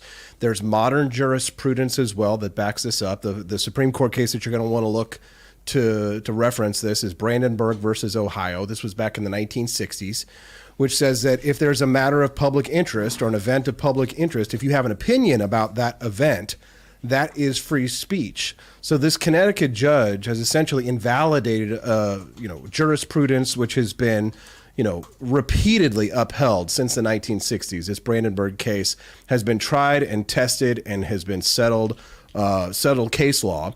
So Alex Jones, I think, goes to the Supreme Court and wins. I don't think it gets tossed out on appeal. I think it goes to the Supreme Court, and I think that they look at the Brandenburg case and then they throw this out entirely. Let me read this from the story. It says the family said they're entitled to that amount, 2.75 trillion, because Jones broke a state law barring the sale of products using false statements. They reached the sum by multiplying the state law's $5,000 per violation fine by the 550 million social media exposures Jones's audience received on his Facebook, YouTube, and Twitter accounts in the 3 years following the Sandy Hook incident. Literally makes no sense. The judge made a huge mistake. But we're just in this regard, Alex Jones did not do maybe I'm wrong, okay? But I'm pretty sure he didn't do commercials where he held up his product and was like, I just want to talk about, a tragic event, buy my product, and also that event was not real. Like, I'm pretty sure his commercials were entirely separate statements. Mm-hmm. It would be like if, we have BioTrust sponsors the show, as if they would be liable because I make a claim about Joe Biden on the show and that's selling the product. That's nonsense. The law is supposed to be, if I said something like, this water keeps tigers away, $100, Ian, you want to buy it? Well, I don't see any tigers, do you? That's clearly, right? That's what they're trying to go for. Opinions are always protected free speech, and that's Alex Jones' opinion that happened. And so as long as it was a clearly stated opinion about a public event, he's protected. So he's never going to have to pay this money. I mean, obviously, you guys were talking about it getting thrown out on appeal, but I think that this goes through the legislative process, goes to the Supreme Court. They cite Brandenburg, and then it gets tossed out. But, the left is celebrating this now as if they're going to go after all of these other people like you and me and Kanye and others and stuff. I don't think that happens. Not with the Supreme Court the way that it sits right now. Yep. When he made a statement and named one of the parents and said that they were lying, that crosses the line, is no longer opinion. Is that true? No. So here's the crazy thing. If I said something like Ian Crossland is a conservative commentator who actively assists fascists, and I've seen him do it, that's an opinion. If I said I've watched Ian Crossland walk up to a group of fascists and provide aid and support to them, that's an opinion. Because what people need to understand is that I've talked with lawyers so many times about defamation and stuff like this. People seem to think that claiming someone did something is a statement of fact when it's not. What about if you said Ian Crossland said he was 43 years old and he is lying? So the statement of fact is that you said you were 43 years old. Did you? Yes. Okay. Whether you're lying or not is my opinion. Whether you said you were 43 is fact. So if I said, for instance, a conservative commentator, Ian Crossland, said that if we get rid of no-fault divorce, young folks would be more careful about who they marry. Did you really say that? Because I made a statement of fact and a quote. like Jezebel. So as for those that aren't familiar, this is literally what Jezebel did to Ian. This is a false statement of fact outright, and it is actionable. The next question is damages. Were you damaged by it? How much does it cost? Well, we had one user tell us the other day they were going to give us $1,000 a month for 84 years, but then they found out Ian was conservative, so they're not gonna. So we'll have to look into Sue that. for $2.75 trillion. That's right, 2.75 trillion. All the marks of people that have watched the show ever and thought of me in their head now multiplied by. Come on. I mean, So the issue with this is that Alex Jones never had a trial. Yeah. That's what happened. If he did, they would have been like, it's an opinion, albeit you might think it's a really stupid one, but it is. Well, the judge granted discovery, which makes no sense. I mean, she should have immediately ruled it as a free speech issue, but she's obviously stepped into this on a political side. A lot of people think, and I agree, Alex should not have said stuff like this. It's clearly ridiculous, but he's allowed to. Ethan Klein got suspended from YouTube the other day for the comments he made about Ben Shapiro getting gassed. We said it on the show that night. He should not get suspended. That was before he did. And then I said it again. He got suspended. He shouldn't be. He should be allowed to say that. Someone super chatted already that I'm criticizing Kanye West for saying, well, I don't know if we're supposed to say it on the show because someone said the R word or whatever. Yeah. But I'm like, I said Kanye shouldn't. I didn't say he should be banned from doing it. Right. But what about the defamation case? Now, in your opinion, what should somebody not be able to say? Like when they can prove damages by what someone said, when they're not a public figure, right? Well, so I understand the public figure thing, and it's tough, right? If we're looking at someone who is a politician or a celebrity and they're active in public life, and we have an argument with them, I understand why we have the Times v. Sullivan precedent that there's a higher standard for public figures. For people who aren't public figures, who aren't involved in this stuff, I understand why that standard isn't there. So it is difficult. My view of this is like what really should have happened is that they sue Alex Jones and said, you've made false statements about this.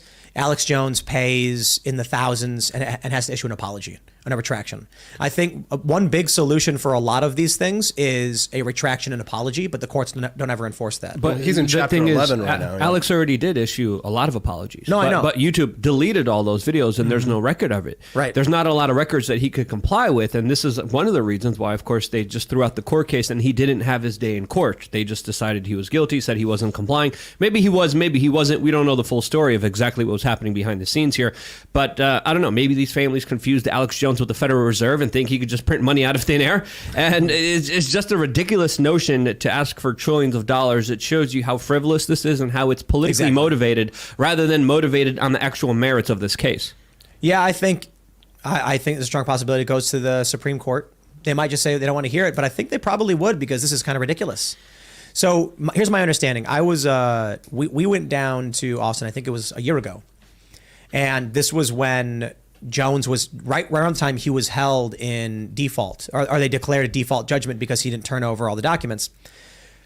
Alex, I was talking to him and he said, we've given them every single thing we have. There's nothing else we can give them. And he was like frantically and adamant being like, Tim, listen, I gave him literally everything. I don't know what else to do.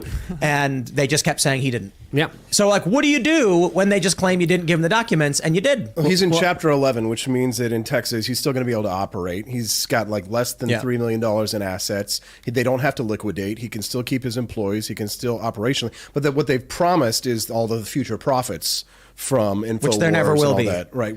Yeah, let me explain something to anybody who just doesn't understand how businesses work. Profits are a choice. That's it. It's a choice.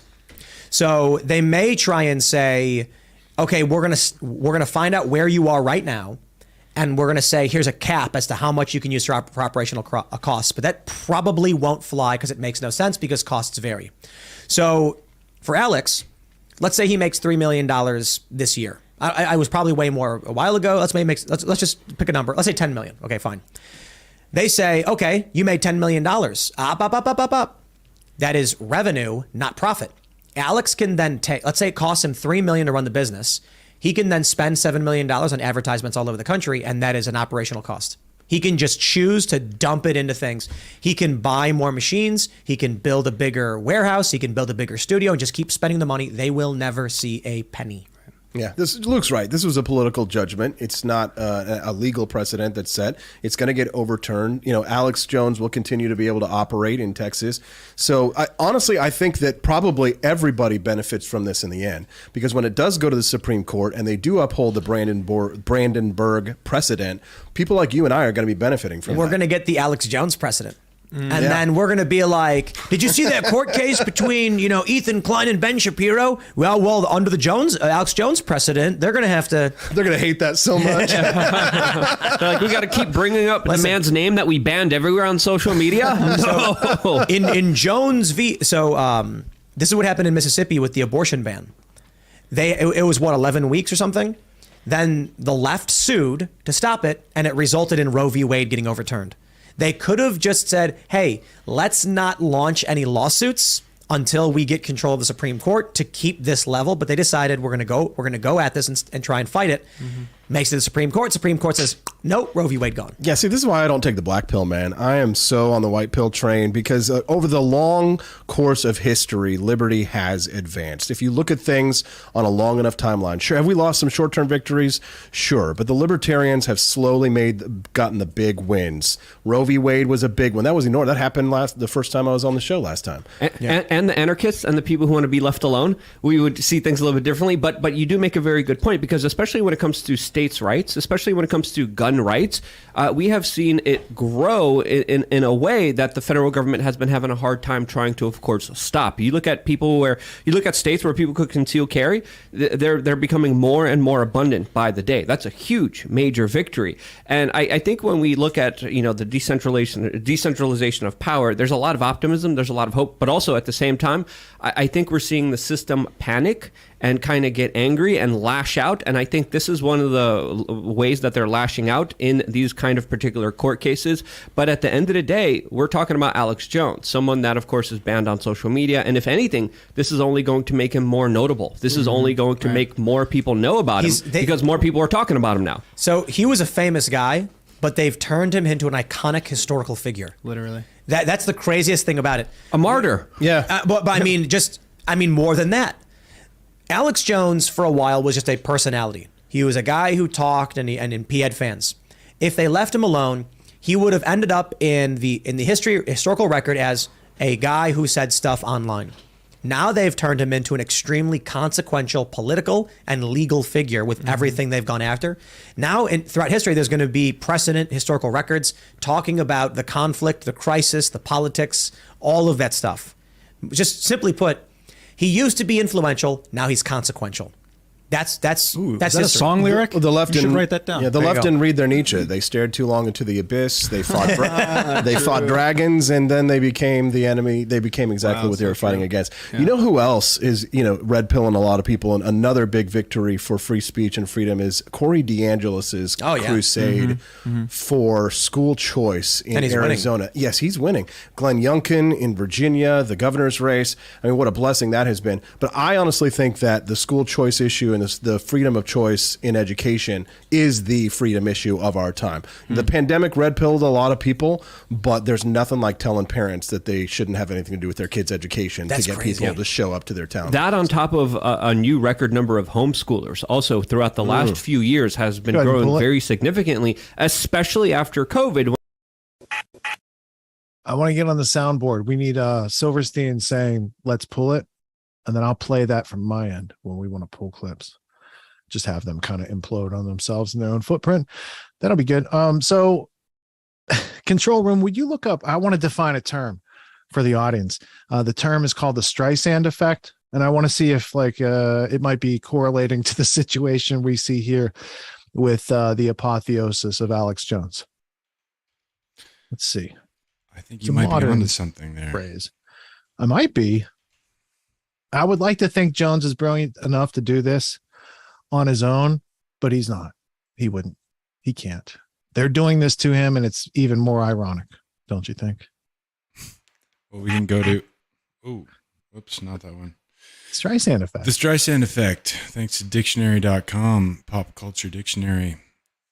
The Streisand effect is a name for the phenomenon in which attempts to hide, censor, or prevent access to something have the opposite result. the unintended consequence of drawing far more attention to that thing. It is named for singer Barbra Streisand due to her involvement in a situation that's considered a prime example of the phenomenon. I believe she had a waterfront. Yeah, there's a picture. Beachfront property, and yeah, she posted something on social media. It blew up. People called her out for her being a hypocrisy. Yeah, let's say that Hypocrisy. Babs wanted everyone in the world to look at her new beachfront property. And so she came up with the Streisand effect. That would be brilliant, but that's not what happened. Right. Nature has a sense of humor, and I think it's brought to us by the Streisand effect. Also, from what we heard in that story, you know, their justification for 2.75 trillion is because he had 500 million impressions on his social media. And I'm like, well, how many impressions for fake news does CNN and MSNBC and those channels have? And are their sponsors, brought to you by Pfizer, responsible for the false things conveyed, especially in the past 2 years, let alone the past 20 years, where millions of people have died because of that misinformation? Can we have an equal scale of balancing, please? And then it'll start to get entertaining.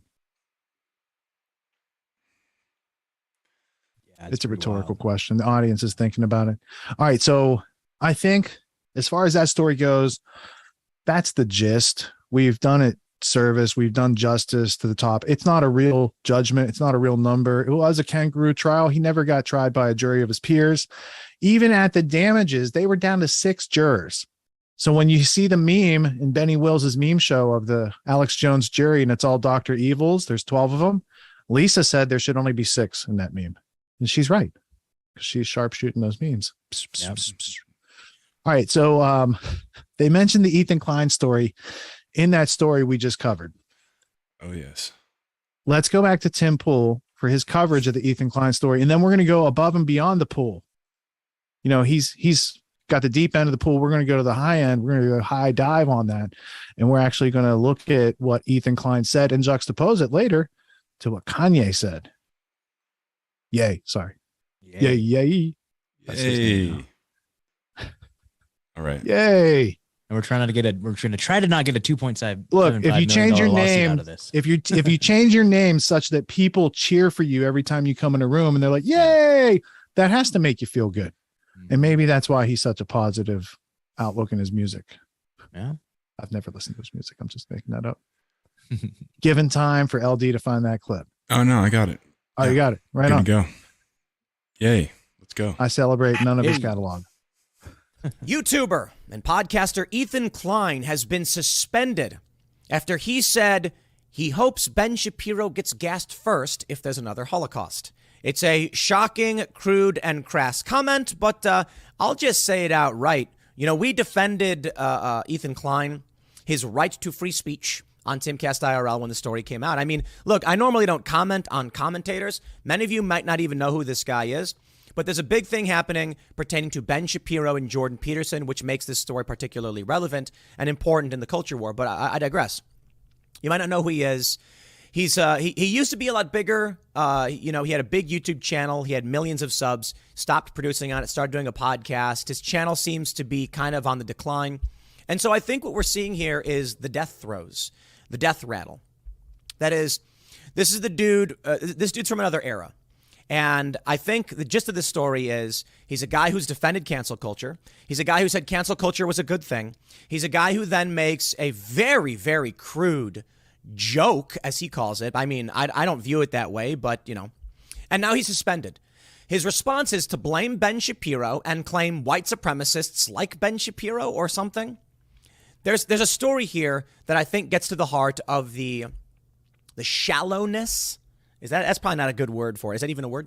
The limited function of what these people actually advocate for. And I think it really breaks down the culture war really well. That is to say, Ethan Klein is an edgy boy comedian from back in the day, 10 years ago, longer. He was making YouTube videos that were silly, that were gags. And now all of a sudden he's making podcasts where he's hanging out with Hassan Piker and they're talking about political issues. And why? I mean, this guy doesn't have anything to do with politics. He doesn't know anything about politics. Why is he in it? Politics became pop culture. So let me break down for you the story so far. And then I want to, this is a really great, again, I want to stress this point. I normally don't care to talk about commentators themselves, but this story is a perfect example of the modern culture war and why we're seeing this level of shock content and why we're seeing the fake political positions of the fake left. Look, Jacobin magazine. I know a lot of you guys, we're not fans of socialism, but I have a subscription to Jacobin. Why? Well, that's the real left. And I mean it. And I disagree with them on a lot of political issues, but you know what? They'll tell you the truth. Look, I'm not going to say they're perfect, but the right's not perfect either. But I got Jacobin magazine. I can open it up and they're like, the Democrats are lying to you about inflation. They're like, free speech must be defended. They're saying things, like war is bad. Joe Biden sucks. I appreciate that stuff. I want to hear those opinions. Ethan Klein is the fake left. I'm not saying this to be disrespectful or start a beef or anything, but Hassan and Ethan are shock jock content. Seriously, I encourage you to watch his show for real. I would imagine that if you're a fan of Timcast IRL or of these videos, you'd probably get through a few minutes before being like, dude, I'm sorry, I can't watch that. And I'll explain in a minute. But let's start here and talk about what this phenomenon is. From the Jerusalem Post. YouTuber Ethan Klein slammed Ben Shapiro because the pundit's Daily Wire outlet employs political commentator Candace Owens, who the YouTuber said had taught West his anti-Semitic rhetoric. So basically, this is the story right here. He said if there's another Holocaust and people start rounding up the Jews again, that he hopes Ben Shapiro gets gassed first or last, whatever that's supposed to mean. In fact, when he started saying it, the interesting thing is his crew cuts to a breakaway because this has happened to Ethan Klein before. He said things. He once called for a terror attack on a Republican convention. I think it was a Republican convention. I think it was NRA maybe. He called for a terror attack, overtly called for it. They cut away, come back, and he goes, okay, sorry, guys, I got a little carried away there. Ethan Klein doesn't know anything about guns. Ethan Klein doesn't know anything about policy. There's a reason he's doing this, and it's because he's desperate for relevance. I am not saying that to make a dig against Ethan. I'll actually show you. I have the evidence. Right? Or I should say, I have evidence which leads me to believe this is the case. Here is the tweet from Ethan Klein. He says, a few white supremacists successfully lobbied YouTube to suspend me, a Jewish dual citizen of Israel and the USA, for anti-Semitism. Ben Shapiro and friends can virtue signal all they want, but ultimately, they are the ones platforming dangerous anti-Semites. All I did was point it out. Let me stop right there before reading. Actually, no. Let me read this. He says, Ben Shapiro, who was happy to perform a purity test on me and declare me a bad Jew for criticizing Israel, hosts Candace, I'm not reading this quote, Owens on his website, The Daily Wire. He is constantly excusing, enabling, and platforming real anti-Semitism. He goes on to say, the joke that I was suspended for simply points out that Ben, who is desperate to be accepted by his Christian nationalist friends as white, will only ever be seen by them as a useful idiot, and sadly for him, a joke. Okay, I'm gonna go. He's got a lot more tweets, but first, let's start here. Ben Shapiro, according to the Anti-Defamation League, was the #1 target for white supremacist, anti-Semite, neo-Nazi types. Ethan Klein is arguing that white supremacists got him banned because of what he said about gassing Ben Shapiro. I got to pause right there. Anybody who knows anything about politics knows that statement makes literally no sense. Ethan, buddy, white supremacists like your joke. That's why we didn't. But apparently they don't understand this. You see, this is what you need to understand about the modern political space. Someone like me, you see Ethan Klein coming out here saying he's a Jewish dual citizen and all that. Sure, and I think that matters. Good for him. And then I will, of course, point out that I'm, in fact, mixed race second generation. So let me tell you, Ethan, you and I, we agree on this. White supremacists, bad. Don't like them. Really bad. Yeah, we would like that stuff to stop. But bro, your joke played to them and they like that. Just look at what the ADL has to say about it. This is an important point to refute. And then I also got to point out this right here where he says, Ben, who is desperate to be accepted by Christian nationalist friends, will only ever be seen by them as a Jew. I'm sorry, Ben Shapiro is the principal talent, probably one of the most prominent conservative voices in the country, as is Dennis Prager, and they're both Jewish. So, no, I mean, this literally makes no sense. The Daily Wire has their top personality, most famous and biggest moneymaker is a Jewish guy. You will not be able to claim that Christian nationalists are looking down on him. They support him. And Ben Shapiro talks about Judaism all the time. If anything, he's helping spread his ideas and understanding to people who maybe don't know. He says, the people reporting me, accepting Ben, are tiki torch carrying white Christian nationalists. They do not give an F about anti-Semitism or Jewish people. They revel in the fact that YouTube and other institutions are so quick to act on bad faith and malicious outrage. Then why do those people, the white supremacists, target Ben Shapiro? That's what the Anti-Defamation League said. Don't believe them? Fine, whatever.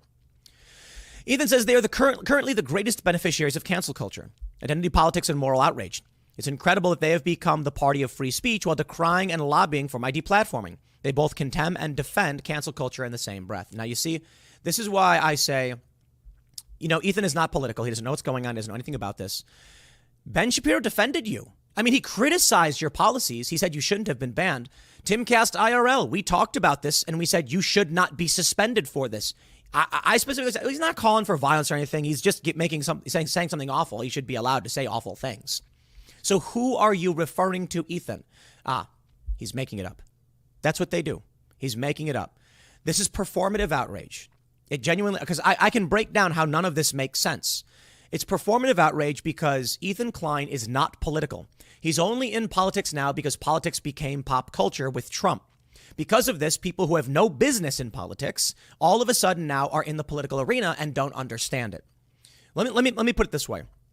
When Ethan Klein was making FUPA videos, fatty upper pubic area videos, and they were good. It was good comedy. He was making all of these funny, silly, rambunctious videos. I was covering politics. I was actively working in nonprofits, fundraising, activism, policy, my whole life.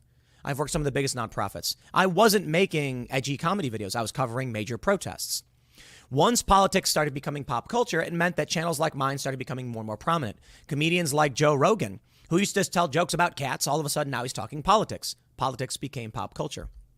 Ethan Klein, seeing that he needs to shift with the times, enters the political fray, but doesn't know anything about it.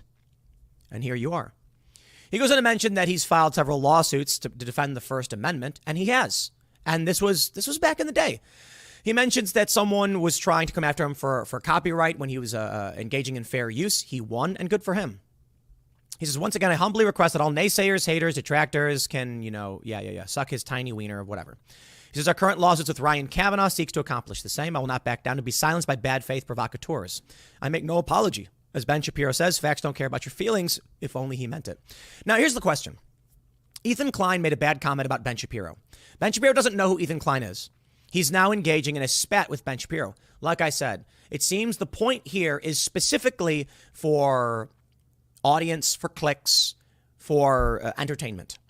Ben Shapiro responds, I don't believe that Ethan Klein should be suspended from YouTube for his awful garbage, but I'll shed no tears for a person who has routinely engaged in cancellation of others. World's smallest violin. Here's a tweet Ben Shapiro posts. Ethan Klein said, years ago, I interviewed Jordan Peterson before I was very familiar with his politics. He was an interesting guest who I enjoyed sitting with, but especially now, I can see he's a dangerous gateway to alt-right transphobia and COVID misinfo. I removed both interviews today. Why? A mob got angry with Ethan, and so he removed Jordan Peterson. Here we can move forward and see Jordan Peterson's response. Also, I should warn you that those who engage in cancel culture generally live to regret it. I'm not going to come after you except politely in this Twitter stream, but the chickens will definitely come home to roost, as they always do. Ethan said they are currently the greatest beneficiaries of cancel culture, identity politics, and moral outrage. It's incredible they have become the party of free speech. We read this. Let me show you several times this has come back to haunt Ethan Klein. So following these Twitter thread with Jordan Peterson responding, there was another story where Ethan said, today we have no sponsors because I'm an existential threat to gay rights and all progress, so saith Ethan Klein. Apparently he had inadvertently mocked, made light of a gay stereotype, and for this he lost his sponsors. Cancel culture came for him. Okay, here's Zero Hedge. YouTuber who said cancel culture was a good thing gets canceled. I believe this was that story, but take a look at this Twitter thread. Ethan Klein responds to Jordan Peterson saying, this is my problem, Jordan. You asked for specific reasons, I provided them. Instead of acknowledging my response, you retract further into your bubble of flatterers and devotees, talking of how you schooled me on cancel culture. You didn't school me, Jordan. Your room is as messy as your mind. Actually, Ethan, he did. But I mean, I don't think Jordan came out and said, "Oh, SmackDown, I smack you down." No, nothing like that. That's not Jordan Peterson. Ethan Klein says, and Jordan, regarding cancel culture, the only thing that has ever guided me is my own moral compass. Everything else is just noise. The mob is free to cancel me as it will, and they have plenty of times. And actually, canceling, as you call it, sometimes is a good experience, as painful as it is. The times when I've received the most flack on things, I've said are the times I've received the most flack on things, I've said are the times I've learned the most about myself and the world and how to be more mindful and caring of others. Man, I butchered that. He said, canceling is sometimes a good experience. Ethan, you made a joke, as you say, that Ben Shapiro should be gassed first. Okay, maybe you should understand why people are upset with you for that. Now, why is it when you get canceled over your sponsors, you say you're an existential threat, but when you make comments about Jewish people, you think it's white supremacists? Because he's lying. He is. Let me show you. This is the H3 podcast. I got a lot of subscribers. They got way more subscribers than we do on their podcast. Granted, I suppose if you were to take active production, I have more subscribers between my 3 channels, but there's probably overlap. So more unique subscribers probably to H3 podcast. So I decided to take a look at their latest show. And for the first 5 or 10 minutes, I started to understand what his show was. And normally I'm not so crude and crass as, say, someone like H3. But now I'm going to be. I watched a couple of his clips, and I really started to figure something out. Yo, I'm sorry, H3 podcast listeners. Not all of you, but this show really is quite idiocracy. In this latest episode, it's him arguing with his hosts, and it's some of the lowest common denominator content I've ever seen. That's just me. I know a lot of people like it, but I view it as lowbrow. That's just it. I am not saying you're not allowed to like lowbrow content. I mean, some people like Big Bang Theory. I personally don't. When you watch Timcast IRL, we immediately start with, boom, introduction. Here's what's happening in the news. Here's the story. Here's what we think. Check out our website. Promo pitch. Here's our guest. Let's talk politics. I generally avoid talking about other commentators or doing drama bait stuff. It's why, and I'll say it, it's why we won't have people like Sam Cedar on the show. We invited him on the show in good faith. He turned it into drama. I just don't talk about it. I'm bringing it up now because it's relevant to the context here. But there's a reason why we don't invite certain people on the show. People. So in Ghostbusters, the whole thing was that don't cross the streams. But the whole Ethan Klein story saga of Ethan's decline is not something that we're into for Schadenfreude. It's because it happened the same week that Kanye West had a whole bunch of different clips. So the Ethan Klein clip, Tim didn't play it. We do have the clip and we can play it. That's a banned censored clip. And then all the Kanye stuff has also been scrubbed from the internet. And it's what one talking head on YouTube Anomaly said was the most interesting thing that's happened in the past 10 years of podcasting was that 4-hour interview. But now you can't even go see what are people so upset about. So we've done our best to amalgamate some of those clips, but let's first hear in Ethan's own words what he had to say, because maybe it was a joke because he's a comedian, right? Shock jock. Maybe he's joking and you can pick that up from his inflection. Maybe he laughs or something like that. I don't know. Let's hear the clip so we can actually judge for ourselves, because I don't like hearing about these things but not actually hearing what the person had to say because it's censored. I think we can do better than that. I was just going to say, if there's another Holocaust and people start rounding up the Jews, if they start rounding up the Jews again, I hope Ben gets gassed first. So did they try to pause and take him off and he asked to be back on screen to finish the sentence? Unclear. I'm not sure, because we got that clip, All right. So let's play the clip again so I can hear it again, but and make sure it starts at the beginning so we're not confusing anybody playing stuff out of context. Yeah. I was just going to say, if there's another Holocaust and people start rounding up the Jews, if they start rounding up the Jews again, I hope Ben gets gassed first. Okay, so I'm not familiar with his show to an extent, but if you look at the person in front of him to the right, if that's his producer, it seems like that person said, "Oh shit," and put the screen up. And then he was making eye contact with him, like, what are you doing? Put me back on screen. And then he continued to have conversation or dialogue with that person. So I'm just trying to understand the production dynamic that we just saw, because he did get on screen to finish saying that. So first off, the term Holocaust means a burnt offering. It's a word with a lot of power-packed emotional history, and it shouldn't be used lightly, and it shouldn't be, in my terms, nobody's looking for a second Holocaust. Nobody wants that to happen. Nobody wants Ben to go first or last. But I'm not everybody, and apparently what they're saying is there are some people who feel the opposite way. Okay. Now, in the story with Kanye, he also said some things and probably used some generalities and not specifics. And there's a conflict, right? But there's similar topics being talked about in both cases, and both of them can go back to the Nazis. What Ethan Klein's referring to happened in Nazi Germany, and according to the story, the Allies and the Russians went in and crushed the Germans, and all that stuff ended, never happened again. And humanity learned their lessons, just like they did from Nuremberg. There will never be human experimentation on unwitting subjects against their will ever again. And here we live in a world of truth, justice, and the American way, and everything's just fine and dandy. But you also got Kanye making these statements, and then people bringing up, Hitler and white supremacy and all these other things in association with those topics. And part of it is, I think, somebody doesn't want you to hear what's being said, so they kind of drown it out with some noise all over the place. Not sure how that works, but I'm interested in the dynamic of, if what he's saying is so wrong and so dangerous, why shouldn't we all know and hear it and recognize that and ostracize him from our awareness of our worldview, right? But it seems, again, like a Streisand effect. More people are interested in what he said because it's getting censored and they don't have a clear idea of what happened. And I think that's another thing. And it seems to be a pattern in world history, especially American history, that because of national security secrecy in some area, a bunch of relevant information gets censored from public view. And then without that chunk of information, people familiar with the context say, what must go here? What fits here? What should be here? And they come up with theories.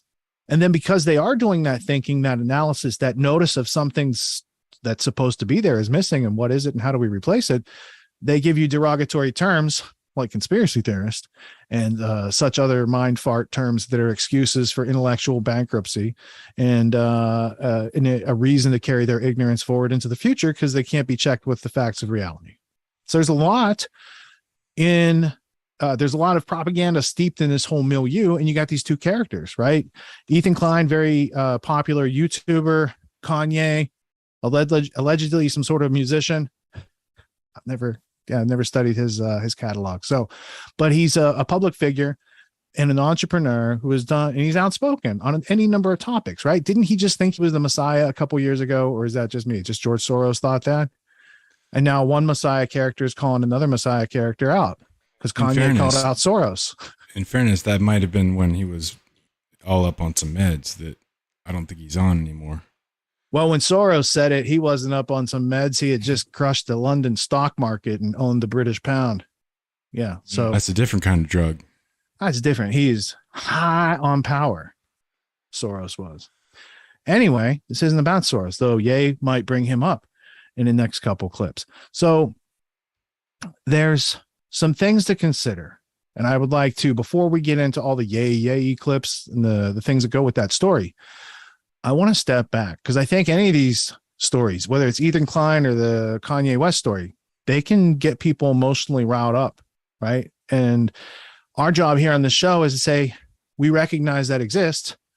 Let's step back a little bit. Let's get some more context on this story. Let's see what's actually going on. And then you could see, without this knowledge of what's going on, how these two characters in the play, Kanye and Ethan Klein, both with not ideal sets of information to work from, are colliding, but they could be on the same side. They might have a lot more in common than people think. Or Kanye was working with Candace Owens at the Daily Wire.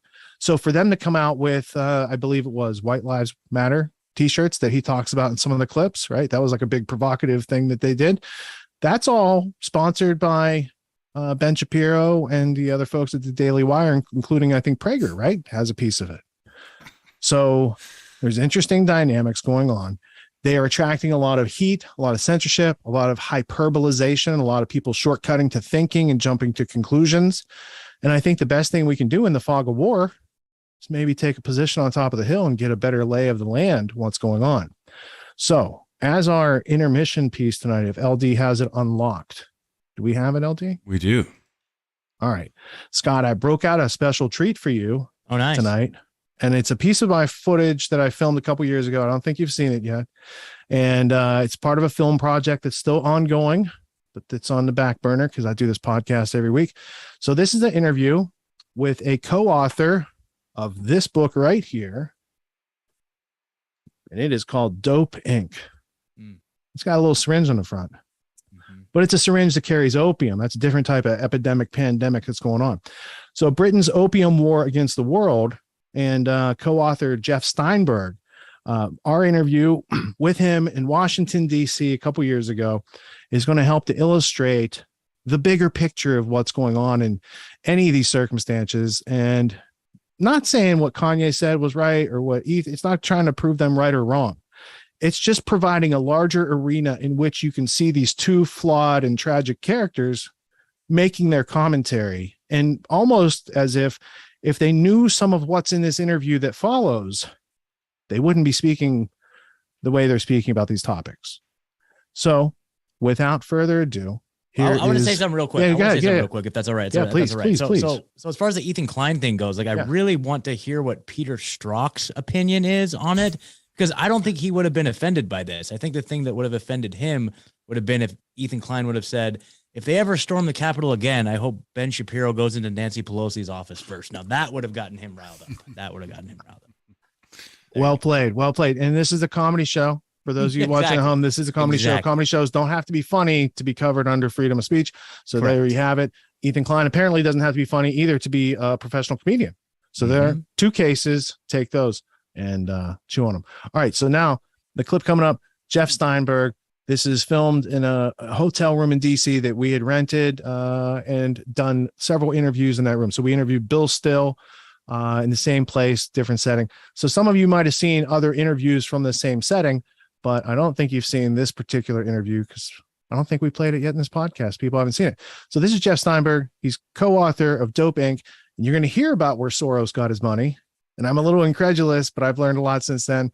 I found the documents, everybody. We could look at the documents afterwards, but let's go to this juicy intermission clip, a little flashback to some of my work in the past that has yet to see the present or the future. Here's a gift tonight for you in Grand Theft World.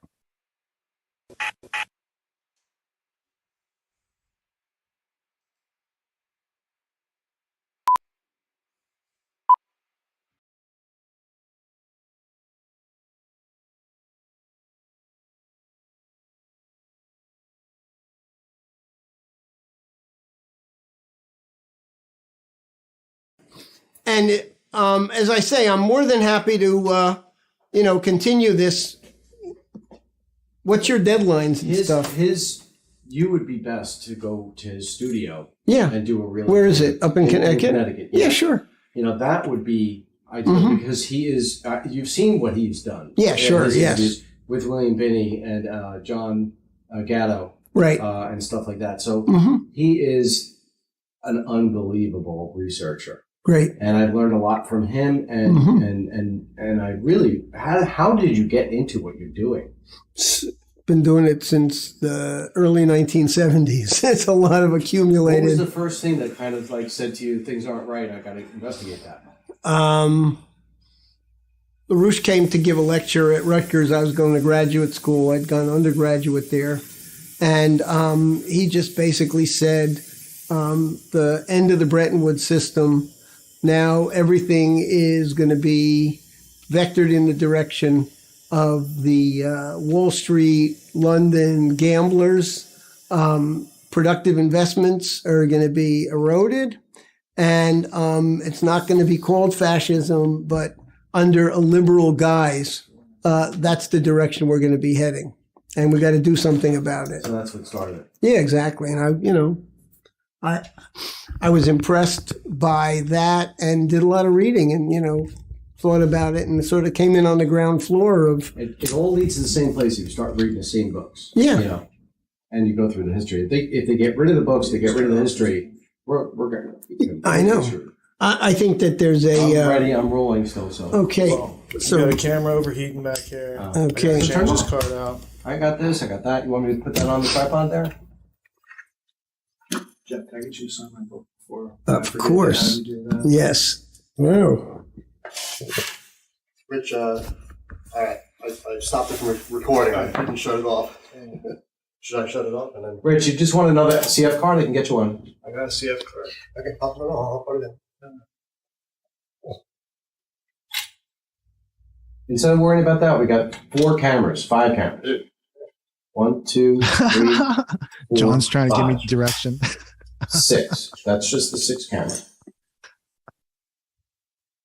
You got 45 minutes. I love how he wants to rush me now. He's like, oh yeah, hurry up. Dude, I had no idea his time was short. I thought we discussed that. Yeah, I don't think we told John. Sure. I thought you said until. I thought John had no questions. Are you kidding me? This guy's a plethora of knowledge. What am I going to let him walk out of here without getting the? I'll come up to Connecticut. Yeah. Seriously, Yeah, I was just saying I'll be happy to. I appreciate the offer. I am going to take you up on that. Good. He really is. And I'll be there to film it if you want, Rich. Yes, you will. Yeah, you will, Joey. Yeah. I mean, can I get it? Just give me a slate and. Next time I know I'm going to New York, I'll just give you a heads up and plan to spend an extra day and come up to Connecticut. That would be great. Yeah. All right. For the sake of beauty, we're going to take those glasses off of reflection only. Not that you don't look good in glasses. Okay. Slate 1, 2, 3. And here's your white balance. Are you? This is like this is like a 2-minute drill. Yeah. At the end of the football game. All right. Let me get that. It's the Very hurry up nice noise. I guess we're going to just jump into this international banking family known as the Rothschilds. Mm-hmm. Could you explain who they are and why we're not taught about them in America? Well, I think you've got to start from the standpoint that the Rothschilds are part of a structure. And the structure has a name. It's the British Empire, and it's gone through various changes and permutations, but never lost its fundamental empire character. Mm-hmm. And so, the Rothschilds were adopted as part of that British Empire system. You could go back prior to the British Empire and look at Venice as a sort of a case study. And remember that many of the leading Jewish banking families started out, for example, the Warburg family, started out being bankers for the Venetians. And at that time, their name was Del Banco. And they were dispatched up to Northern Europe during the point where the sort of center of gravity of European economy and politics was shifting north into the Netherlands and eventually into England. And so the Warburgs were sent up to Germany to a town called Warburg. They adopted the town name. The Rothschilds were up in parts of Northern Europe. And so they came to be part of that emerging, evolving empire system. You could say that we went from a Venice-based empire that was dominant in Europe to one that relocated up into the Netherlands for a period of time, and then eventually migrated to where the center of it came to be London and the British monarchy. And of course, the Dutch and the British, from the time of the Glorious Revolution, have been intermarried and are effectively one extended apparatus. And so the Rothschilds effectively deployed in Germany, in Britain, in France, in Switzerland, and became a very efficient instrument for the financial power of a system that they themselves did not absolutely control, but became an indispensable part of. So I think very often people look at a family, the Rothschilds, the Warburgs, and say, well, there's a Jewish banking network that runs the world. Well, they wouldn't be anywhere without the fact that they had a structure of monarchy and empire that preceded them, that sponsored them, and could throw them overboard at any time if it seemed in their interest to do so. Robert Maxwell, Edmond Safra. These were sort of like 20th century examples of what the Rothschilds were in the 18th and 19th centuries. And, look what happened to them. They got a little bit too independent and big for their britches. And, suddenly they're both dead under, very mysterious circumstances. George Soros is the same kind of character who's picked up because they have no morality, because they're ambitious and they're bright. So it's the system of empire, and the last remaining empire, the current empire that's the dominant force on the planet, still remains the British Empire, but with the caveat that many aspects of American policy are controlled by that system.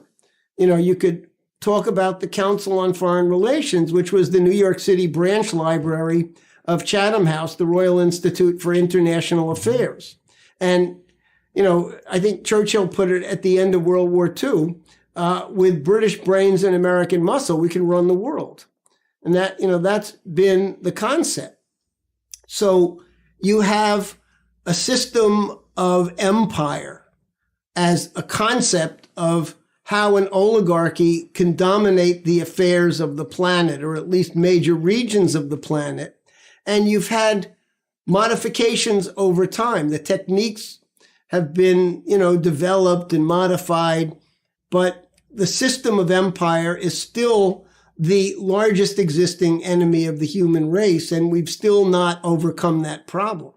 So the Rothschilds, to this day, remain one of the cornerstone capabilities of this European imperial system. And the fact that they operate financially in France, in Switzerland, in Germany, in Britain, makes them ideal as a sort of an instrument.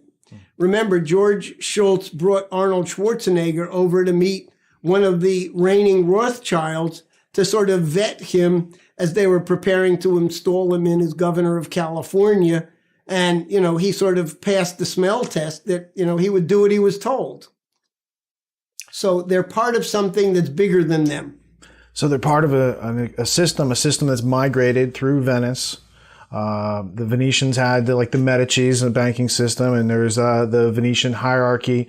And then you have these royal families in Europe, and they partner with the banking system to create bigger and bigger empires. And even though it might seem like they're competing against each other, the German Empire, the Russian Empire, the British Empire, they're all interrelated. They're all being funded by the same central banking ideas, these international bankers. Let's talk about the East India Company's penchant for opium, and maybe something like David Sassoon, the opium magnate from Iraq back in the day, and they were known as the Rothschilds of Iraq. Right. This use of opium, this illicit drug trade, and how it ties into the banking and transforms over years to even this day. I'm sorry. Yeah, what do you got? Excuse me, Rich. Yeah. I think you nudged the camera a little bit. I was cutting off his shoulder a little, so I just pushed it back a little. Awesome, dude. Thank you. Well, look, within this system of empire, there's always a sort of a internal tension. And so let's just take the history of the British Empire. You've had commercial interests associated with the City of London, with the big trading companies, and then you've had the monarchy per se.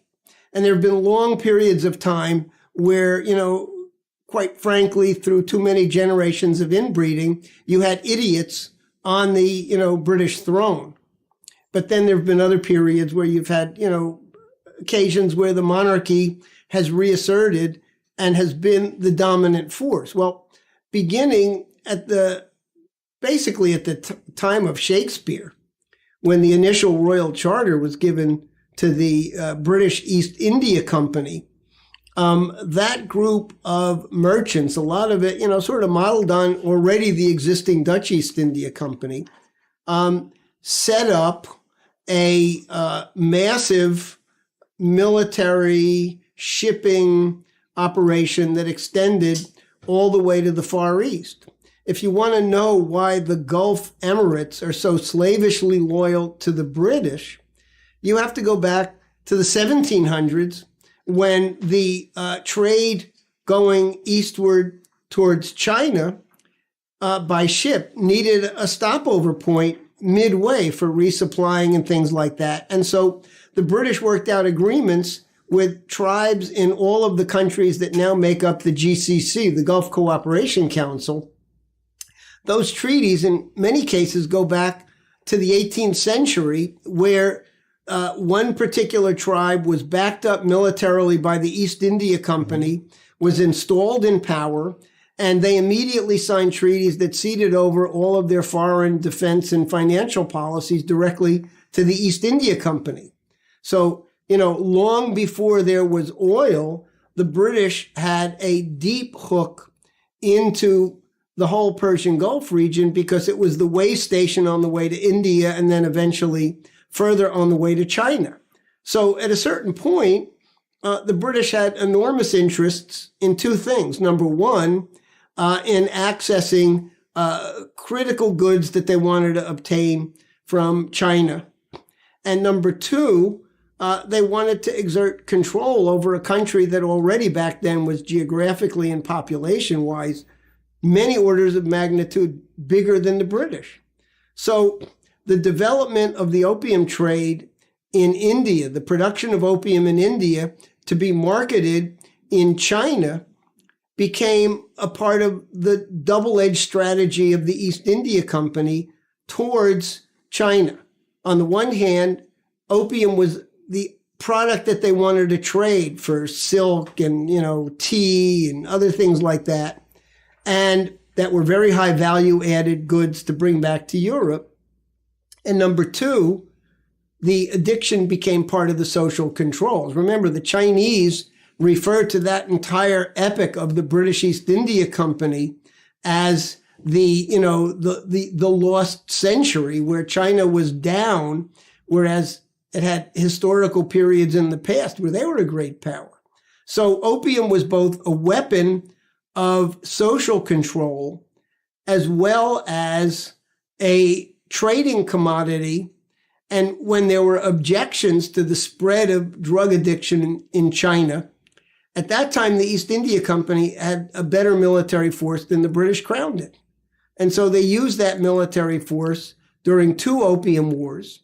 And, when you got to the latter phase of the 19th century, you had Queen Victoria's son, Prince Edward Albert, who emerged as a sort of oligarchical genius, if you will, who had a much better grasp of how to play the different factions in Europe and globally, and who was also very concerned about the growing economic power of the United States and the fact that the U.S. was in Europe, was in Asia, and was adopting a very different approach, building railroads, giving economic advice on how to create national banking. And so Prince Edward Albert decided that it was time for the monarchy to take a dominant position over the company. And so, what you saw in the final decades of the 19th century was the reemergence for the first time in a long time of a powerful monarchy that basically put the city under the control of the crown. These are interesting internal histories within an overall system of empire. This is the internal give and take side of things, but it doesn't change the fundamental character and the underlying policies of the British Empire. At the end of the 19th century, they also came to realize that empire was sort of losing its luster, and they developed the concept of using the Commonwealth, the British Commonwealth, as the alternative to empire. And they invented the idea of phony independence. So they created basically satrapal states that were controlled by those people that were dominant, were educated, were controlled in various ways by these oligarchical institutions. And the people who stood in the way were very often executed, just simply, butchered and killed.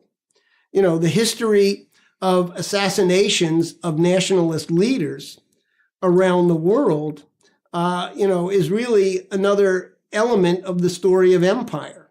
We published a pamphlet a number of years ago that was just called Why the British Assassinate American Presidents. And if you go back to, the Lincoln assassination, Garfield, McKinley, Kennedy, the attempts that either didn't succeed or others like Hamilton, who was killed in the duel with Aaron Burr, who was an employee agent, a lawyer for the British East India Company. You get an idea of how these things work. They were developing more sophisticated methods of social control. In the 20th century, beginning in the 1920s, they really began using mass psychology as another instrument for imperial control. The Tavistock Institute became the sort of flagship, and they set up satellite operations all around the world. The Frankfurt School in Germany, the Wharton, school has a whole branch of Tavistock, University of Michigan, ISR. They've sort of honed down the skills and the applications of new emerging technologies to maintain imperial control, but the basic principles have really remained the same over time. So you've got leading families that are key instruments of it, but it's the system itself. It's the concept of empire and who emerges as the most effective practitioners of that, who will tend, to sort of dominate the scene. You shut off, John. Don't worry about it, though. Rudyard Kipling, Cecil Rhodes, Freemasons. So we've got the system of empire that's facilitated by banking, that's kind of upheld by opium production. And the British Freemasonry was used basically as a way of soft colonization and setting up the new territories. Right. And so you've got Cecil Rhodes, who says, look, I see what's going on. I'm funded by the Rothschilds. I got the De Beers gold mines, diamond mines in South Africa. And he has his last will and testament where he says, I want to leave my fortune to create a secret society for the purpose of bringing America back into the British Empire. Yep. Oh, and by the way, let's create Rhodes Scholars so we can turn these cowboys in America into British gentlemen. So how does the ideology of Freemason couple up with Cecil Rhodes, and what does it mean to America? Because again, this is something that we're not taught about. Well, they went a number of steps further in that period immediately after the creation of the Rhodes Trust and the scholarship program and all of that. Teddy Roosevelt was an inflection point because Roosevelt had a number of people around him. Brooks Adams wrote a very famous book in 1900 about this idea of a kind of remarriage of the Anglo-American forces as a kind of a unified operation. The Encyclopedia Britannica was a very, very important sort of intelligence and propaganda element for spreading this idea of the, British view of the world. And the Encyclopedia Britannica was ultimately moved to the University of Chicago as they were building that up as a major sort of hub of British Fabian penetration into the United States.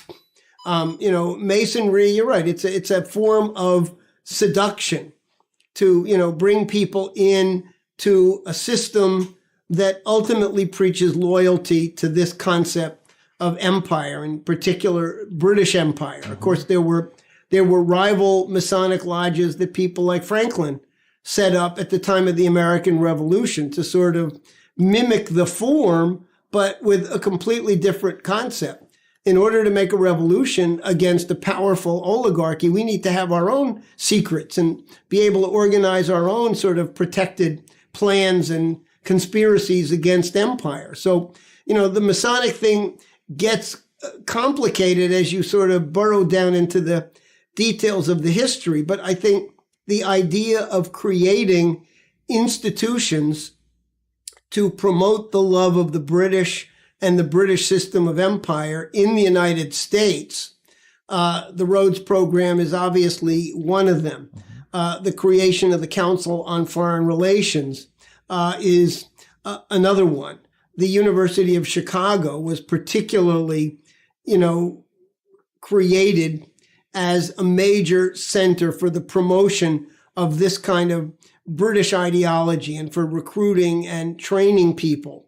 Obviously, many other universities as well, but Chicago was a kind of a flagship, and that's why the Encyclopedia Britannica wound up being based out of the University of Chicago as part of this multifaceted project of reintegrating the United States.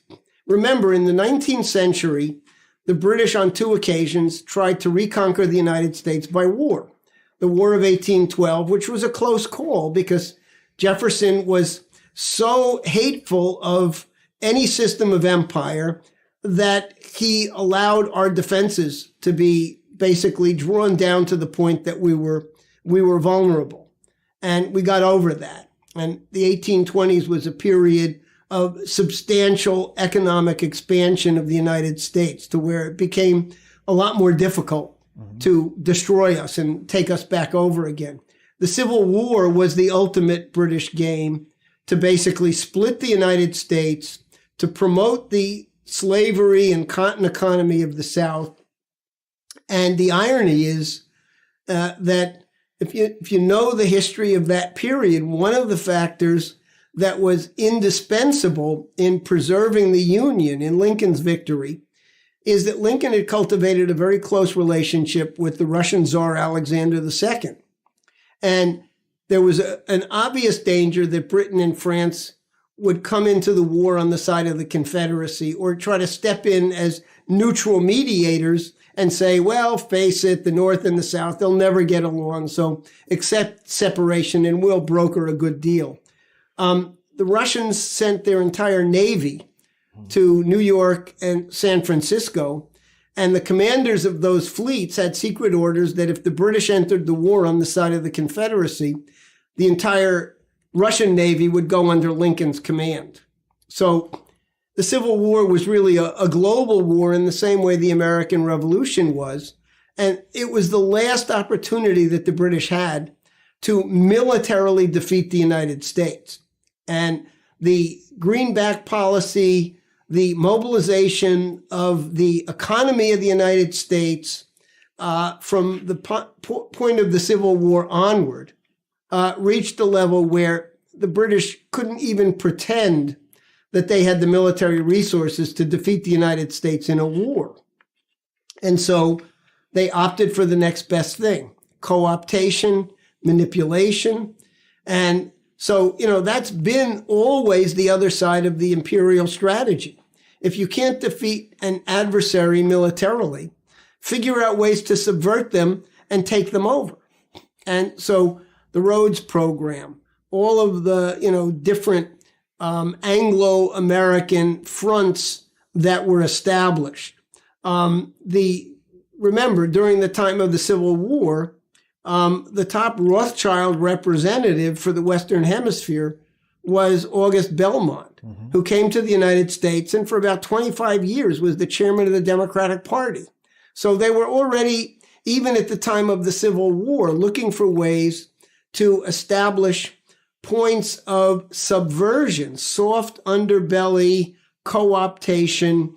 And then, you have other organizations that seem to have very little political identity, but like the English-speaking Union and things like that, that really encourage, some kind of idea that there's a common cultural heritage, as if, somehow or other accepting empire was a precondition for the United States to be part of this Anglo-American arrangement.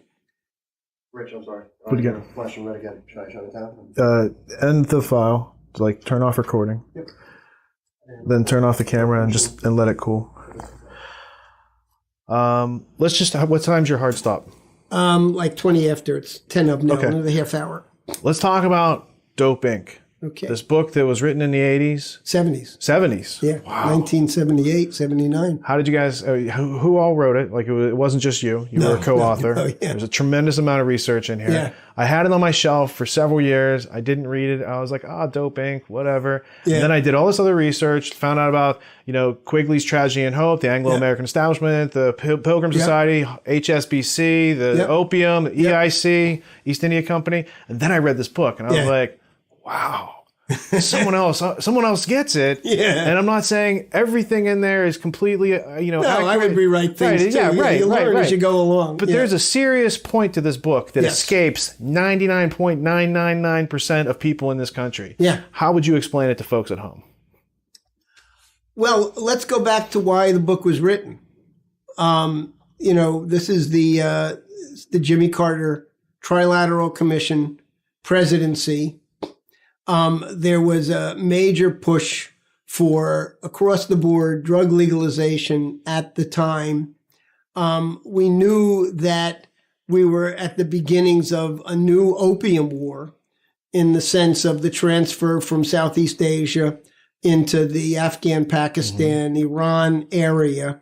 Operation Cyclone, and you got people like Zbigniew Brzezinski, who, along with Kissinger, were mentored by Rhodes scholars like William Yandell Elliott. Yep, exactly. And so, LaRouche basically said to a bunch of us, he said, this is a fundamental issue of national security. If we allow an opium war to devastate the population of the United States, we were already aware of some of the control mechanisms over the counterculture. For example, the organization came out of the SDS movement in the 1960s. And we had a bunch of people at Columbia University, and they were closely aware of the process by which the Weather Underground came into being. And they happened to be close enough into some of those people that they knew that the whole operation was bankrolled by the Ford Foundation through Herbert Marcuse's nephew. Mm-hmm.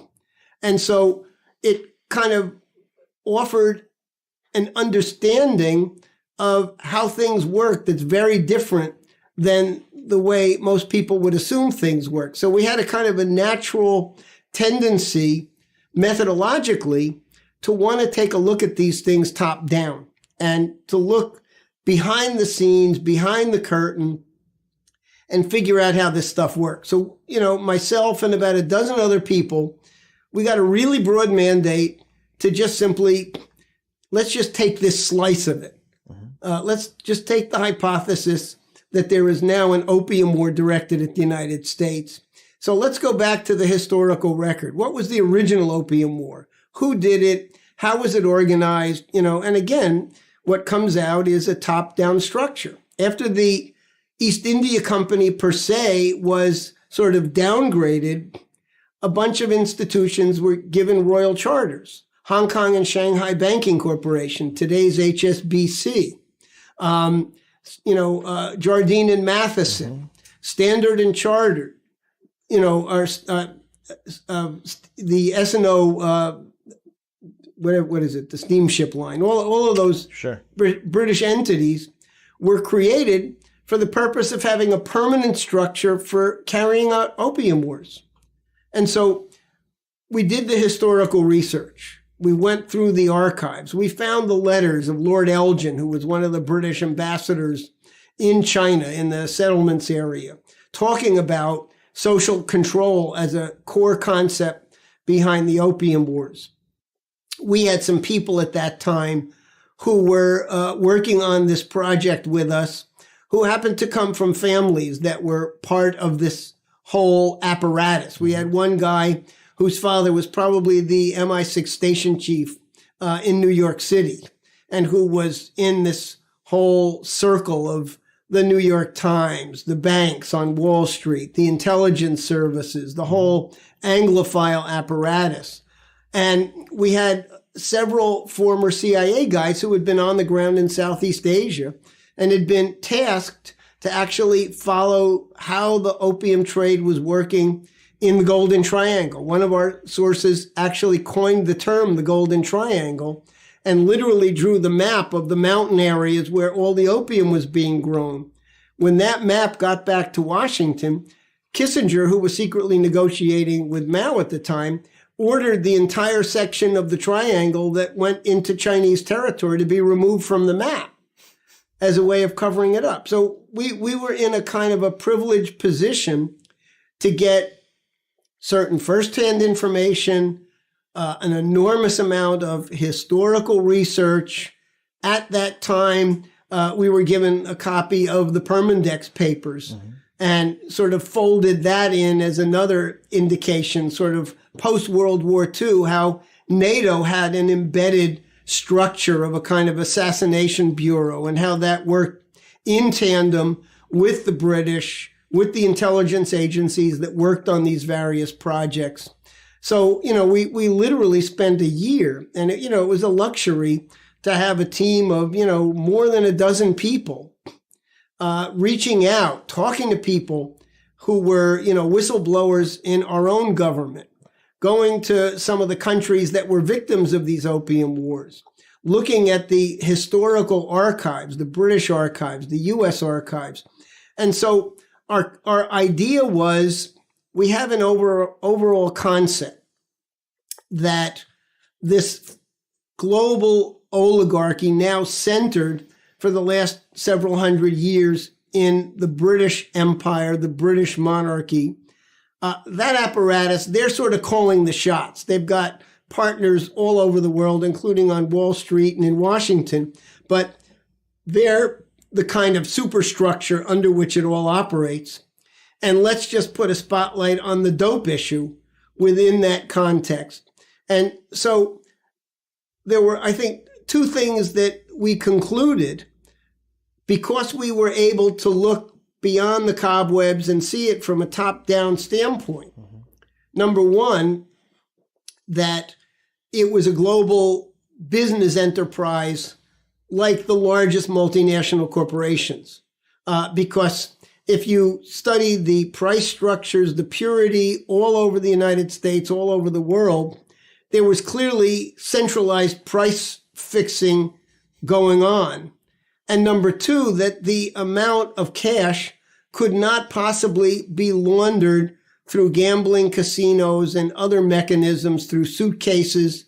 And that therefore, because we were looking at an oligarchy that controlled these dominant Anglo-American financial institutions, we basically said these institutions are laundering the money. It's not bottom up, it's top down. And it happened at exactly that moment that the Hong Kong and Shanghai Bank was moving to buy the Marine Midland Bank in Buffalo, New York, in order to establish their first beachhead in the United States. And we went to the New York State Commissioner of Banking, a woman named Muriel Siebert, and we said to her, you can't let this bank be allowed to buy up Marine Midland. This is the dope bank. Did you ever hear of the opium wars? Did you ever hear of, the role that HSBC Hongshang played in all of the laundering of the drug money? And to her credit, she looked into it and she said, you're right. And she denied Hong Kong and Shanghai Bank the right to buy Marine Midland. Marine Midland went to the Fed and overnight was rechartered as a federal bank rather than a state bank. But we forced a hearing at the Federal Reserve over whether or not Hong Kong and Shanghai should be given access to the U.S. banking system. And we argued that there's never been any evidence that they ever got out of the dope money laundering business. And their argument was that they stopped it at the end of World War II. I mean, they conceded that they continued to be one of the clearinghouse banks for the global opium trade up through the end of World War II. Still goes on right now. And then, bingo, Senator Levin produces this report from the Senate Select, the Permanent Investigation Subcommittee in 2013 and says This is the dope bank for Mexican and Colombian cocaine cartels. And, that 300-page report basically made the point that we had been making going back to the original doping, going back to protesting HSBC getting a beachhead in the United States. And that Senate report, if you carefully read it, makes it clear they had to have access to U.S. soil for their banking operations because the dollar is the reserve currency for the global opium trade. So if they couldn't launder money through banking in the United States, from Mexico, from Pakistan, you name it, they couldn't function the way they wanted to. So, the other thing that we said is that there is a link between drugs and terrorism. And I think the concept of narco-terrorism really was not on anybody's mind. There was this sort of blur of counterculture, the Weather Underground, the Bader Meinhof gang, they were druggies, but there wasn't this idea of a commercial link between these terrorist entities and the drug trade. And of course, when the book came out in 79, it was just the beginnings of a glimmer of that. And then by the mid-1980s, you've got the FARC, you've got Sendero Luminoso, you've got the Afghan Mujahideen. They're all big-time, wealthy dope trading organizations, and they're carrying out terrorism. And again, our point was, this is just not something that happens in the gutter. This was a marriage that was engineered top-down because these capabilities are part of the system of empire. So Brzezinski cuts the deal with Mujahideen and Osama bin Laden because he's a drug kingpin. A lot of the hijackers, when you look at what was Mohammed Atta doing in America prior to 9/11, it looks like these guys were smuggling drugs. Yeah, I'll tell you something that's not public, but one of the leading Saudi intelligence guys who handled the money for the original hijackers in San Diego, his name is Osama Baznan. If you look at the FBI files, go to the National Archive and look at the 9/11 Commission documents.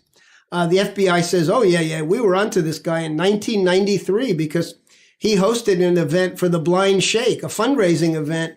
But no, the files of the FBI go back to 1987 when he was busted in West Covina, California for cocaine, not using, but distributing.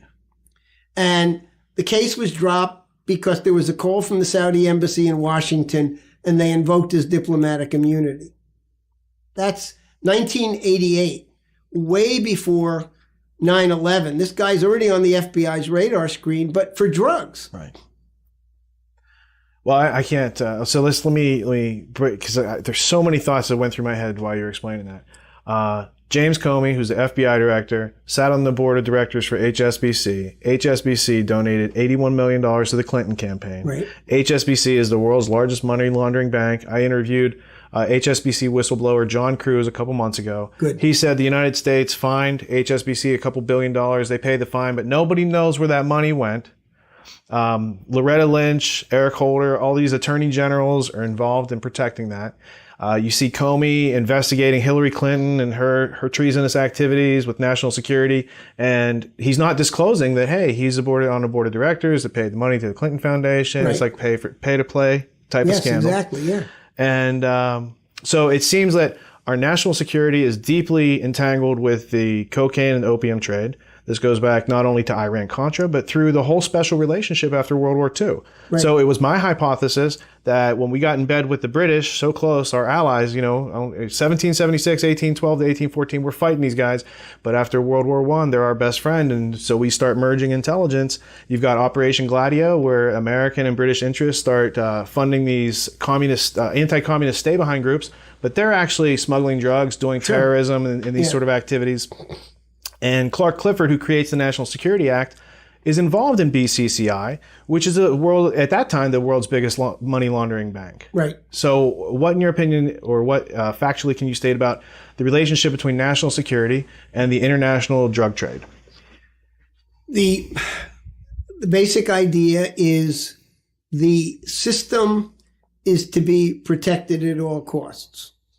And in that system, the overworld and the underworld are indistinguishable, except the overworld is on top and the underworld is the apparatus that's used. They're the disposables, if you will. And, going back to the very early period, what was J. Edgar Hoover? Was he a friend of the mafia? Was he the top American law enforcement officer? Was he, the lines of distinction get very blurred because the existence of the FBI is to protect the status quo system. And that status quo system includes this top-down use of drugs as a mechanism of social control, as a source of revenue. EIR interviewed the former head of the United Nations Office of Drugs and Crime, Mr. Costa, who said at the time of the blowout in September of 2008, the only money that flowed through the interbank system was drug money because the drug money had to be deposited somewhere. It couldn't just be sitting out there in the ether. And so it is such a top-down, integrated part of this criminal, oligarchical financial system that the very agencies that are supposed to be sworn to uphold the Constitution are actually there to protect the Wall Street, London structures. So, what was the famous Holder letter? Well, these too big to fail banks are so big that if we were to even put one of their executives in jail, it might trigger an avalanche. And so, therefore, these banks and these bankers are too big to jail. And so they've got a free stay out of jail card, which is nothing less than an incentive to keep doing it and doing it on a bigger and better scale. The fines that they're levied are now factored into their business plans as a cost of doing business. $5 billion a year is going to be the slap in the wrist fine that we pay. It's a license fee. Yeah, exactly right. Exactly. Or it's a poll tax. It's now just simply factored in as part of the overhead. And so you've got a system through these deferred prosecution agreements where it's guaranteed to protect this. But I think that we're really at a point where they're getting to the end of the line. They've reached the point where they're going to such absurd extremes to protect themselves that they're making the kind of mistakes that can lead to their ultimate demise. And so you've got a very sloppy and unruly process underway right now. But if you sort of look beyond the sex crimes, the majority of people who turned out to vote in the primaries voted for anti-establishment candidates. The choices were not that great, but the intent behind it. So you've got an indication of a mood in the population. The mobilization that got the JASTA bill through, despite Saudi lobbying money, the White House opposition, these are, small indicators. And you've got a total fear of the implications of reinstating Glass-Steagall, because that is the end of the line for the whole gambling empire and the laundering of drug money and other criminal money into the system. Because if the gambling side of the banking operations are no longer covered and protected under FDIC insurance, then it's not going to be a 2-year, 5-year unwinding process. The minute it's clear there's no more bailout for the gambling debts, you're going to have the biggest margin call in history, and the whole thing's going to blow up. So, they're on shaky ground now. And the fact that both political parties had to include Glass-Steagall in their party platforms is an indication not that they're in favor of it, but that they didn't dare leave it out. So it's a kind of very interesting moment to be alive, in the sense that there are a lot of things that are happening that indicate that their own criminality and stupidity may be their downfall. In 2001, one of my largest clients, or my largest client, was Marsh & McLennan Companies, an insurance and reinsurance broker. I didn't know a whole lot about this at the time.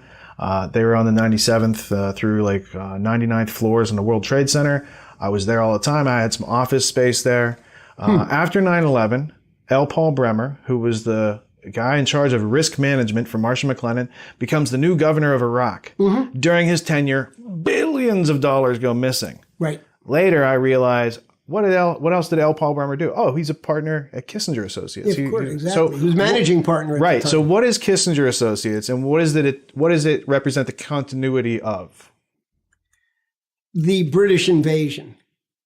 Remember, Kissinger Associates, Lord Carrington, other leading, power figures within the British establishment.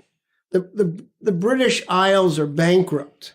The British military is a glass-bottom boat, but the oligarchy still has pretensions.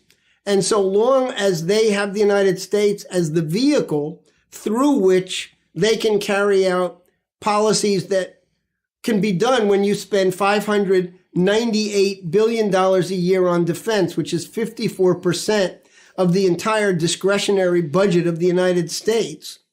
If you've got the ability to reach in through people like Kissinger, remember the famous speech that Kissinger gave at Chatham House on the 200th anniversary of the creation of the British Foreign Office. He said, I did my diplomacy based on British memos and British texts. And very often I had to work to make sure that the spelling was changed on words like defense and things like that. But, he made it clear, I considered myself to be an agent of this system of British Empire. And, you've got people like William Yandell Elliott up at Harvard who groomed Kissinger, Brzezinski, Trudeau, a whole bunch of people. They created a structure over time. At one point, H.G. Wells said that if we can dominate American universities with British ideology, then we will control the United States within 3 generations. And he said that 4 or 5 generations ago. So, I think that's the case. Kissinger was an example of someone who was raised and recruited and trained in this British system. And probably in his own mind, he sees no discrepancy between, quote, being an American patriot and representing these British interests. Right. Because in his mind, it's all already more fully together. I read a really interesting book by Robin Winks called Cloak and Gown. Yeah, sure. That Up at talks Yale. about that talks about how Angleton. the whole British intelligence merging with American intelligence, taking over the Exactly. university structure, grooming from within.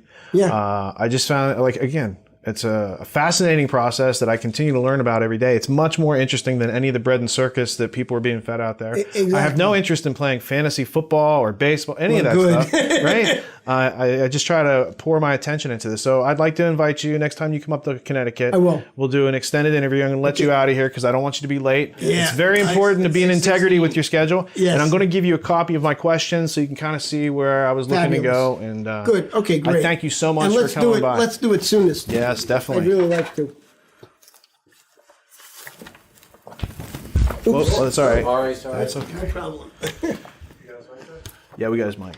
Okay, Yeah, that's why we could keep the film on it, Johnny. Okay, good. So I think it's probably could go a little bit longer, huh? Yeah, I mean, I've done interviews. I usually, if I do 5 hours, it's over 2 days, so we'll get you a hotel room. Great. But I did have a great interview with John Taylor Gatto, who was a New York City, Excellent. New York State Great. School Teacher of the Year. Oh, yeah. And he just lays out how the dumbing down of America has gone on. Yeah, this is And a really good outline. Yeah, I mean, he gets you this got to too. talk about the Dulles brothers and Angleton. Absolutely, Because absolutely. there were other people That's what I inside. talked to John Loftus about. I showed you that 10-minute clip. I did a Yeah. 5-hour interview with him, and Good. he just pours it all out. He's like, here's how they got the drop on the Dulleses, and they became Yeah. tools of the internationalists. Exactly. That's good. And then where did you end up parking? I had to do it in the garage. Oh, you did? Yeah, I drove around the block and there was nothing. Go ahead, LD. You can pull Nothing. that. If you're back from feeding the chickens, that is. All right. So if we rewind mentally back to the beginning of that clip, he mentions Maxwell and Safra and Soros and all the things we just heard about for 4 hours over the past 2 weeks from Whitney Webb. So there's a large bit of synergy there. And basically what Whitney's books are doing is saying, you see all this stuff in Dope Inc.? Yeah, that happened. And a whole lot of sex blackmail on top of that people didn't know about. And it's been going on since back in the days of Roy Cohn running the Blue Suite parties over at the Plaza Hotel, allegedly. And that's the good man Trump's mentor, Roy Cohn, was. So if he's not on those tapes at the Epstein Mansion, it's because his mentor probably tipped him off to how the blackmail network and how people like Roy Cohn, again, according to Whitney's book, said Roy Cohn could get the drop on anyone in the city. He would know their predilections and he would, basically set up, how they say, honeypots or some sort of technical Winnie the Pooh term for such things.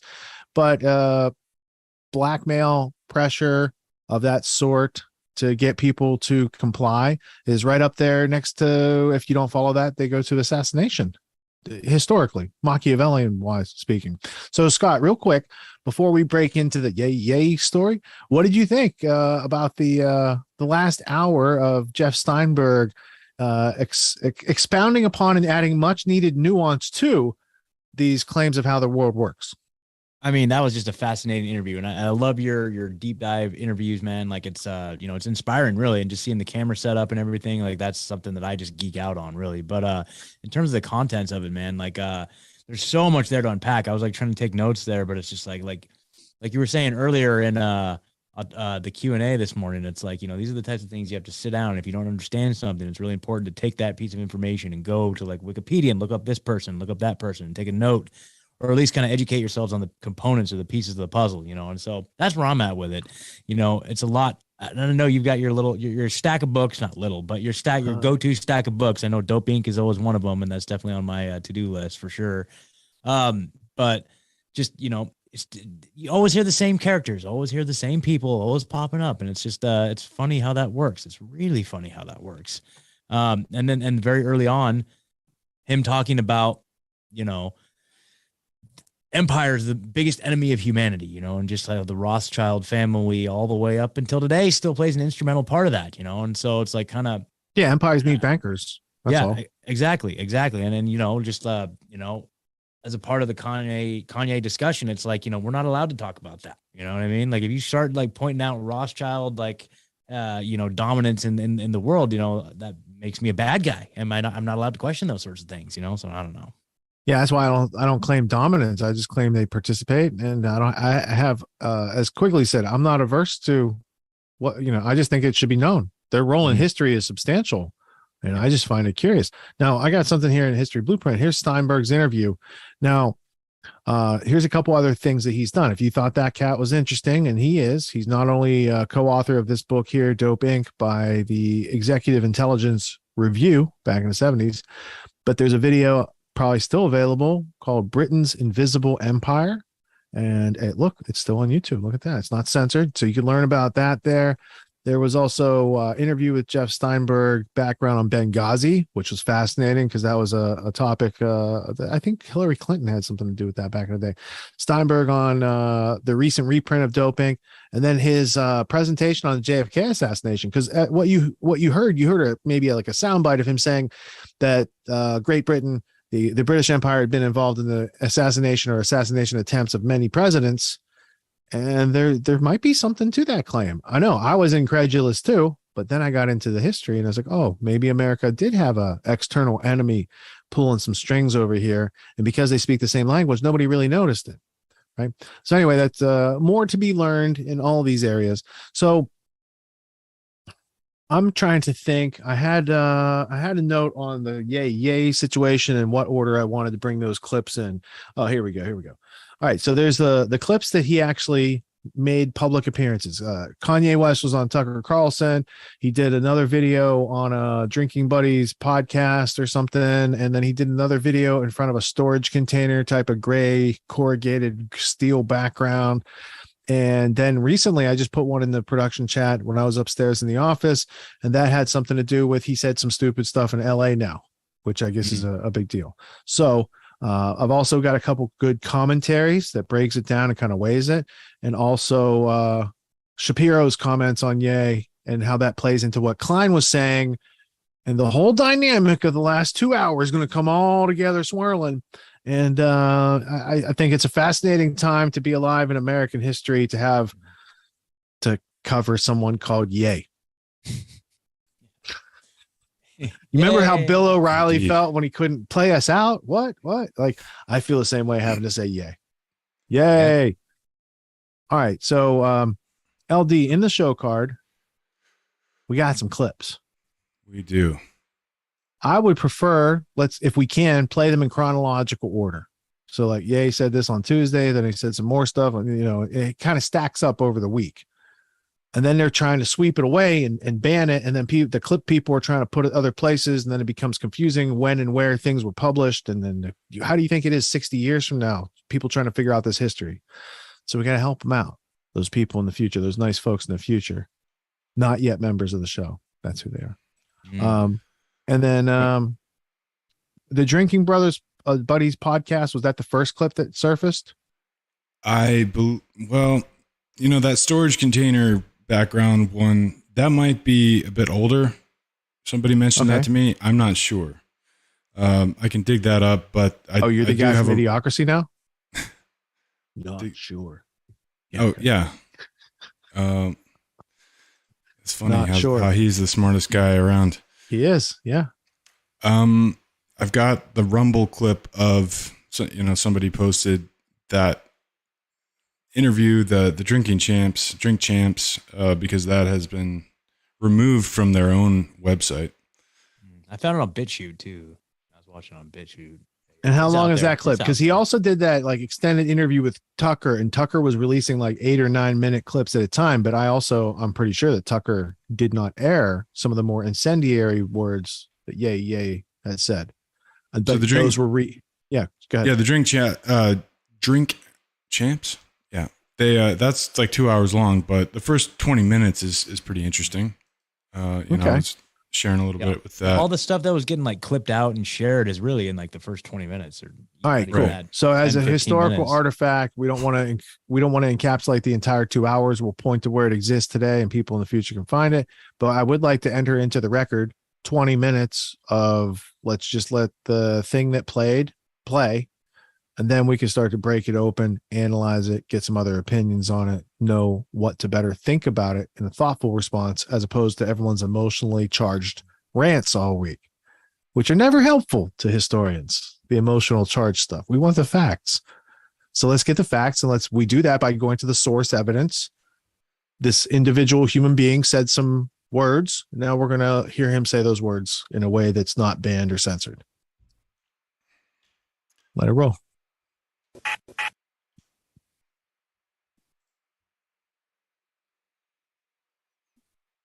BitChute spooling up. Rumble loading.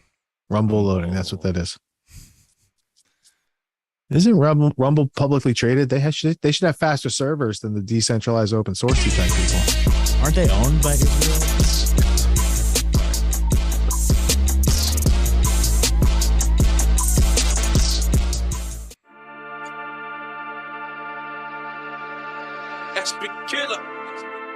Hear ye, hear ye.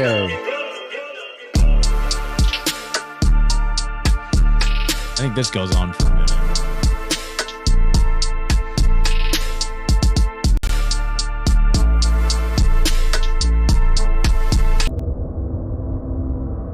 Disclaimer.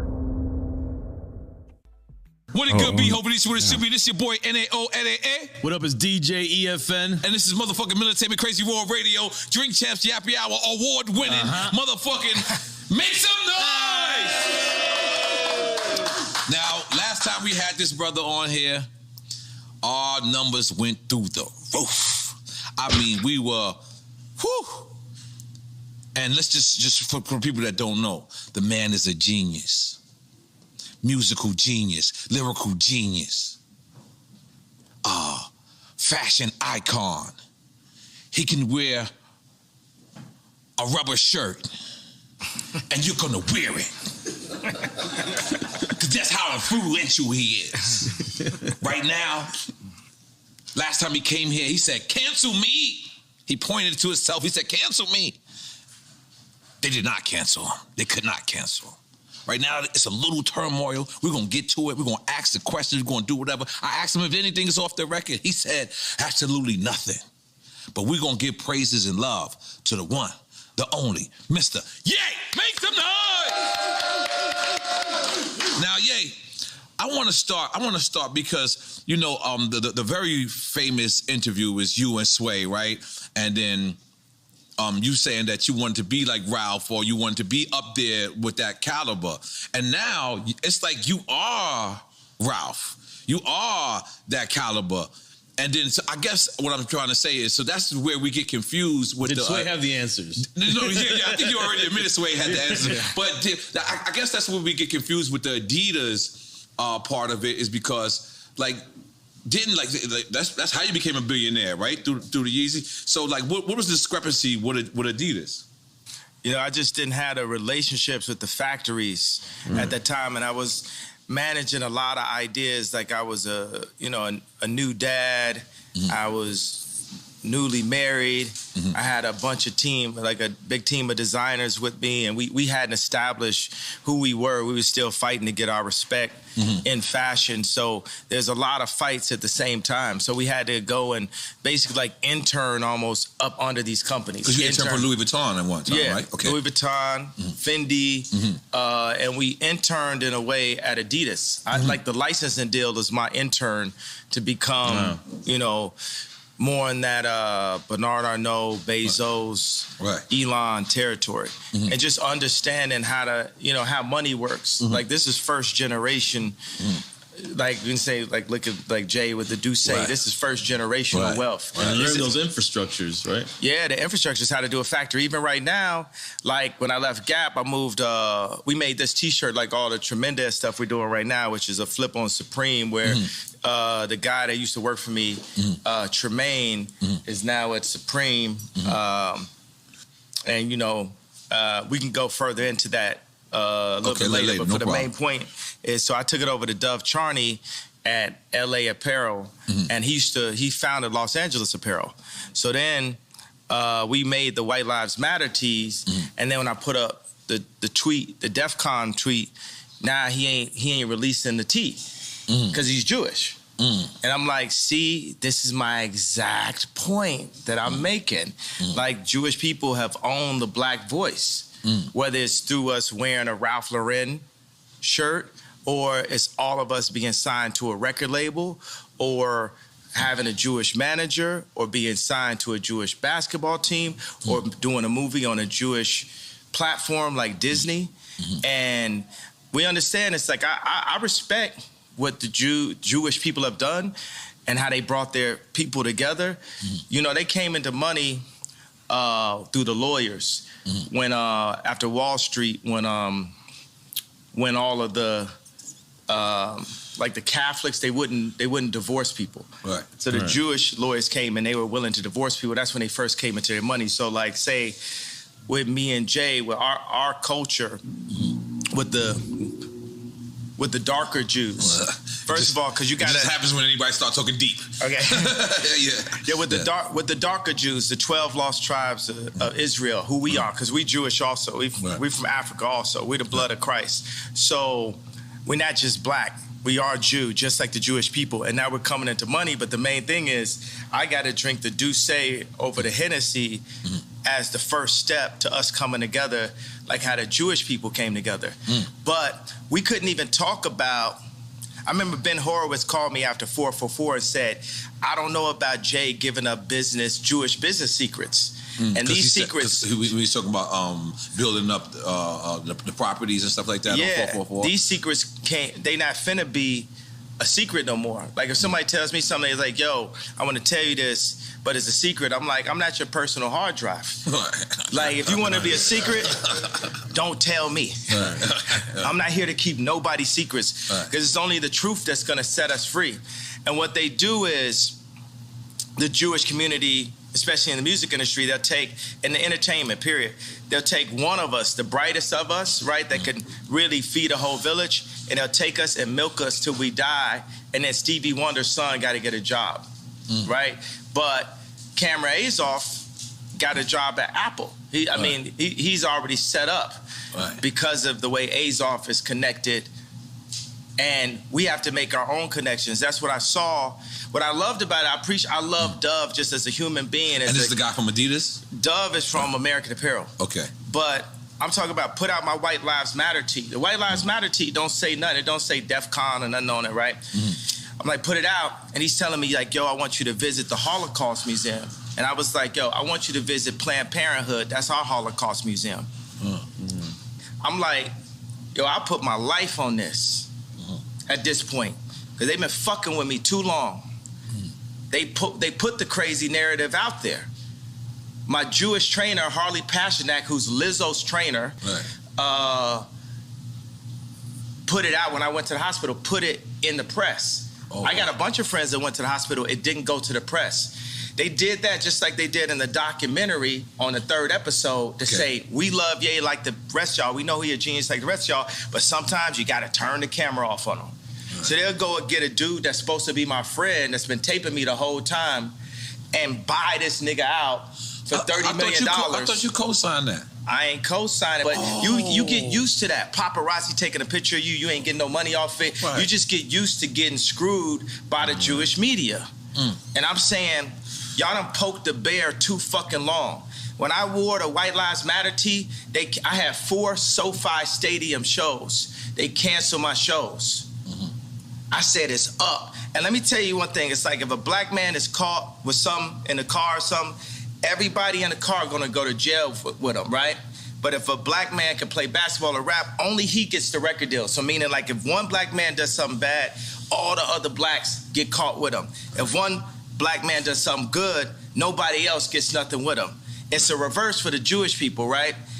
If a Jewish person could repeatedly fucks me on a deal, it's just them. It's just the businessman. It's not the people. It's not nobody else. But if a Jewish person does good, all of their people eat with them. That's one of the flips. I got to tell you something. Where is a black guy that has a Jewish person signed to him? Point it out. Tell me that. Where is a black person that's signed to a Jewish person?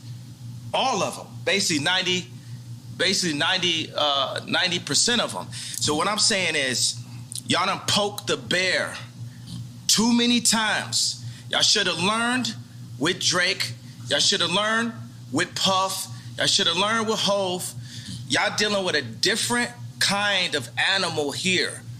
You know, everybody wants to say I'm 730. Well, I'm gonna use that to my advantage. I told y'all I was the leader. I told y'all I'm gonna free my people in the name of God. And I will put my life at risk, because if I wasn't in a glass prison, just like Larry Hoover's in a real prison, then I would have had to say so when my kids go to school. I go into my kids' school, I see Hanukkah books, then I see Kwanzaa. Christmas is Christ's Mass. Where's Jesus in the school where all the celebrities are paying for their kids to go? Cell? I'm sorry. What did you just say? Hey, I'm talking about. Right. But ain't nobody listening to me type shit. You know what I'm saying? I'm in like a glass box of like celebrity with a bunch of handlers around me and shit, and people colluding behind my back and being like, is he ramped up? What we gonna say now? What I told y'all, because I talked to Larry Jackson last night and he was like, yo. From iTunes. Yeah, but now he's got his own deal. He started telling me how Clive Davis changed his life. And I talked to him for 6 minutes. He said, well, usually we talk back and forth. I said, Larry, this is my life, though. I'm letting you know so you can let everybody know what it is. What it is at this point. You know what I'm saying? It's like, I'm not afraid. I'm not afraid of y'all no more. And we don't have to be afraid. I understand that they got us so paid off every which way. They cutting down.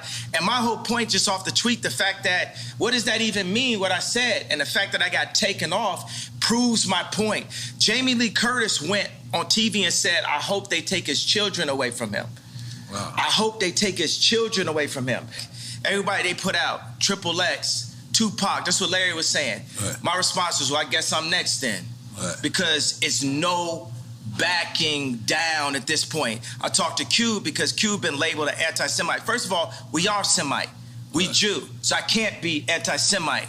Right. First of all, I need my 4 stadiums back. The 78 media outlets that called me abuser when I was trying to get that heroin addict away from my kids that was tattooing my kids' names on them, Skeet, Right. Pete Davidson. Right. They popping up. You know what I'm saying? It's like they Trevor Noah, not even from America. Right. He just looked black. Right? Gonna say, yo, Kim, it's gonna get dangerous. So they putting all that he crazy. He's so OJ. Right. Nori just want the family back together. Right. I just want the family back together. Right. Kim is a Christian. On TMZ, I just saw yesterday, they said Pete Davidson and Kim have sex by the fireplace to honor their grandmother. It's Jewish Zionists that's about that life, that's telling this Christian woman that has 4 black children to put that out as a message in the media. So when I drive by and I see the Hulu ads and I say the JP Chase Morgan ads, I'm gonna let y'all know right now, the devil is a defeated foe. You can't poison me. And by the way, y'all done already fuck with me so much. Y'all already black mirrored me. You already made everybody think I'm crazy. You already took my family away. You already separated all my friends. I don't got no celebrity friends. Because when I was on TV, on Instagram saying, I don't know where my child is, and the Kardashians kidnapped my daughter in public, and I didn't have the address of my child, none of these niggas that want to say something Travis now. gave you the address, though? Right? Travis gave me the address. Right. But as far as Meek Mills, Right. Puff Daddy, whoever, none of these niggas, all you fake hard niggas, fuck you. Wait, Hold on. Okay. All you fake hard niggas, fuck you. You know what I'm saying? I don't give a fuck because you can't shoot nobody anyway. And the reason why you got to talk is because you did a deal, you fucking fed. You know what I'm saying? That's why you got to come at me, because part of the deal for you to be a do all that and get out of jail is that you promise that you're going to go pull my co-car. So y'all niggas shut the fuck up about me. Now let me say it calm. You niggas shut the fuck up about Michael. Right. I'm Michael now. Right, Every Michael you can think of, but mostly Godfather Michael now. No. I'm Michael now. I'm Michael now. I am the richest. Right. They say you're the richest black man in American history. In history. In American history. Can we make some noise for that? Goddammit. So I want y'all to run up on me. No. I want y'all to come kill me. No. I want you to smack me. No. I want you to do all the shit you rap about. No. All the shit you rap about. I want you to come do it now. Come down to this joint right now, please. Or otherwise, shut the fuck up unless you was there when the Kardashians kidnapped my kids. You understand? Now go and get y'all some motherfucking business while we go and get free. Because I'm Moses out here. You know what I'm saying? I watched the George Floyd documentary that Candace Owens put up. One of the things that his 2 roommates said was, they want a tall guy like me. They want a tall guy like me. And the day when he died, he said a prayer for, 8 minutes. Mm-hmm. He said a prayer for 8 minutes. They hit him with the fentanyl. If you look, the guy's knee wasn't even on his neck like that. When he said mama is his girlfriend. They said he screamed for his mama. Mama was his girlfriend. It's in the documentary. But something that hit me, that fucked me up when I was watching the documentary, and it said, they want a tall guy like me. When I looked at that image of him, this tall black dude with the bald head, he reminded me of somebody else. Who you think he reminded me of? Virgil. He reminded me of Virgil. You know what I'm saying? I'm not finna cry in front of y'all because that's how they get me, right? Right. But I know that we lost him. And I know that this white company, Louis Vuitton, is now making statues of him, like as a martyr. And we don't know why exactly. We say it's cancer. But I mean, all right. I want to be careful with this subject because. Wait a second, but tell me, could you even really run this interview? Because Mav didn't run my interview. Right. You know what I'm saying? They blocked me out. The Jewish media blocked me out. This shit lit, right? I'm lit, right? I'm lit. Right. I'm lit. You know what I'm saying? JP Morgan, I put $140 million into JP Morgan, and they treated me like shit. So if JP Morgan Chase is treating me like that, how they treating the rest of y'all? That's outrageous, yeah. And there's murderers with Chase accounts. Yeah. That's what I'm saying. I am outraged. By the time people they want to calm it down. Because no matter what, you didn't break no law. I didn't break a law. No matter I didn't break a law. The bank shouldn't be a judge or jury on anything that's but going this on. is it's like a social contract. Candace Owens has a word for it, I'm forgetting it. But it's basically like they told Candace Owens she couldn't hang out with me. You know, I'm here because I didn't have no outlet. I was on Tucker Carlson, right? And people, Trump supporters, they think it's so, you know, they think it's nice that a black guy supports Trump. But it's like, would they really support me when I do? Because they said legally I'm not allowed to say what's happening in 2024. But all those people that love me when I run against, when I wore the hat, right? Would they support me? I got to say something about the hat. That's one of the things that really drove me to the edge. Talking about the MAGA hat. The MAGA hat. Right? Imagine your own wife telling you, the hat's small dick energy.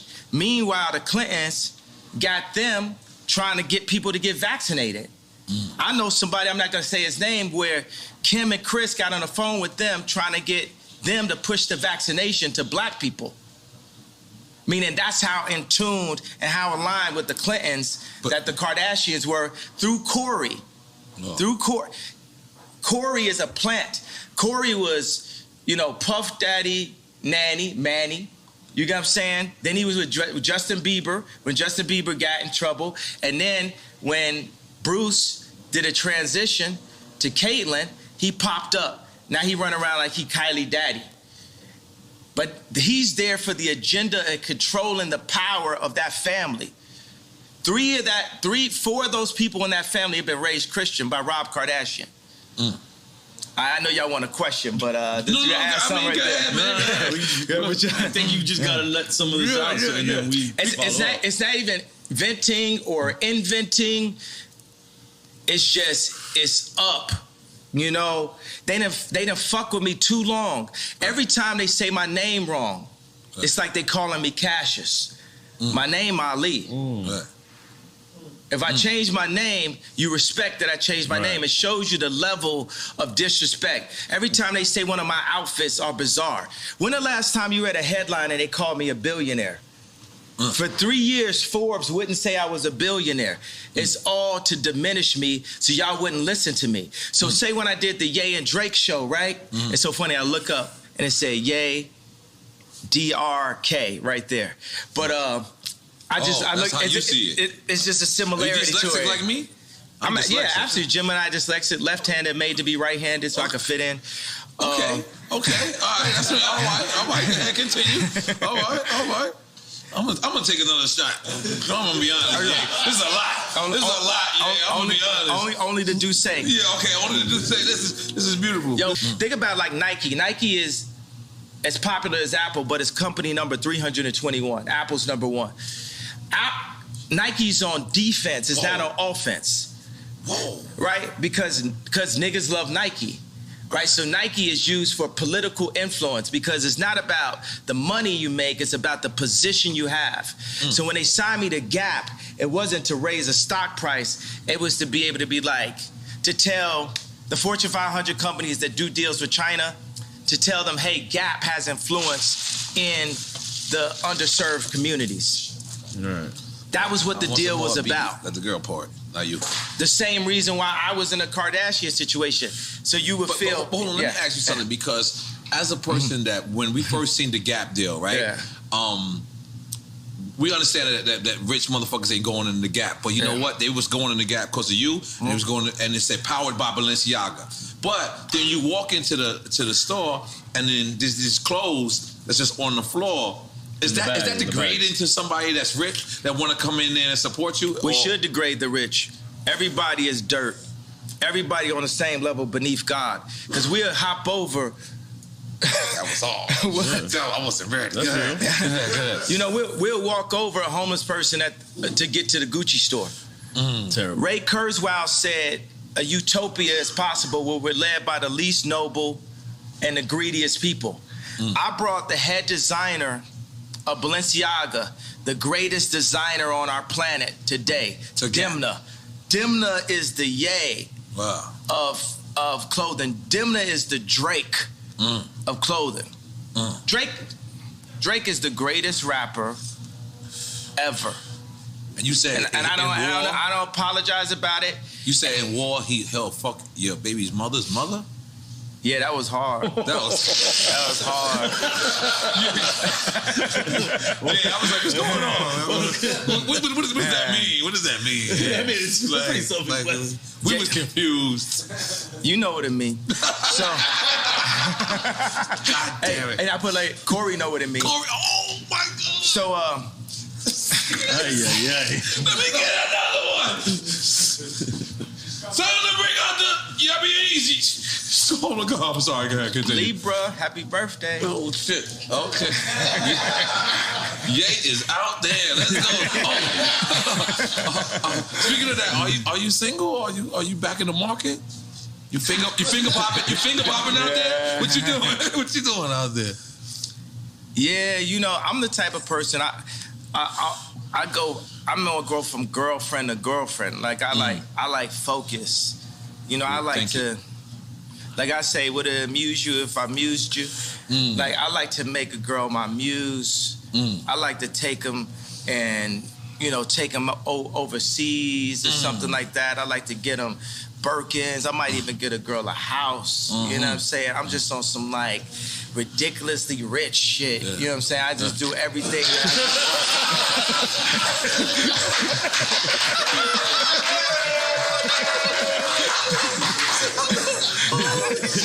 From one extreme to the other. Don't step over the homeless guy to get the Gucci and I'm not your house. Remember, we gotta go back to Gap. We gotta go back to Gap. No, because we can't have them homeless. We can't have them homeless. No. All right, go ahead. Pause it. All right, so let's think back over the last 20 minutes and let's think of something more surprising than the fact that Ye and Lizzo share a trainer in the past. I wanted to clip that. The look in that guy's face was pure confusion. Sorry, dude. Lisa's like, "Who's Lizzo?" And I'm like, I don't want to explain it, but I do know the answer. So, but LD, for the audience, can you bring up Lizzo? Yes. She's like the antithesis of what you think comes from someone sharing a trainer with Kanye West. That's why it's ironic and somewhat funny. But while LD's looking for that, I'm sure he'll bring it up at the apropos time. There was a lot of topics touched on by Ye during that 20 minutes of the first 2 hours of that podcast. A lot of it didn't make any sense. I don't know why people take what he has to say so seriously in some of these cases. Other points, he made some very good points about peace, love, justice, these sort of things. He made some observations about the music industry and made some claims and threw out some statistics. If he's wrong, just show those statistics. Why do we have to censor him? Why do we have to destroy the whole podcast and deep six it on the internet and hide this information from people? Because I don't know, Scott, like, what do you think about it? Are they making him out of a molehill, or are they trying to make him an example? What do you think?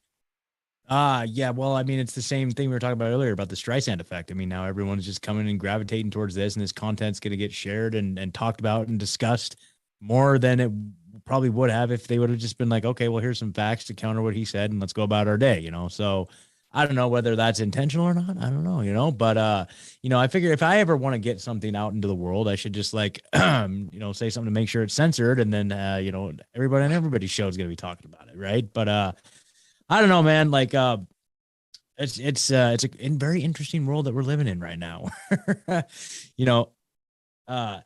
JFK told us, he said, may you live in, extraordinary times or something like that. Yeah. One of the things that always is interesting about this in particular, it's like, Kanye's rewarded for saying certain things, but as soon as he steps outside of that, but the things that he's rewarded for talking about, and this is just like, hip hop culture in general, like you're rewarded for talking about like murdering each other, right? And like dealing drugs and exploiting women. Like these are all things that, yeah, as long as you're saying that and you're staying in that lane, totally fine. Here's a million. And they're like, it's Pavlov 101, Kanye. Yeah.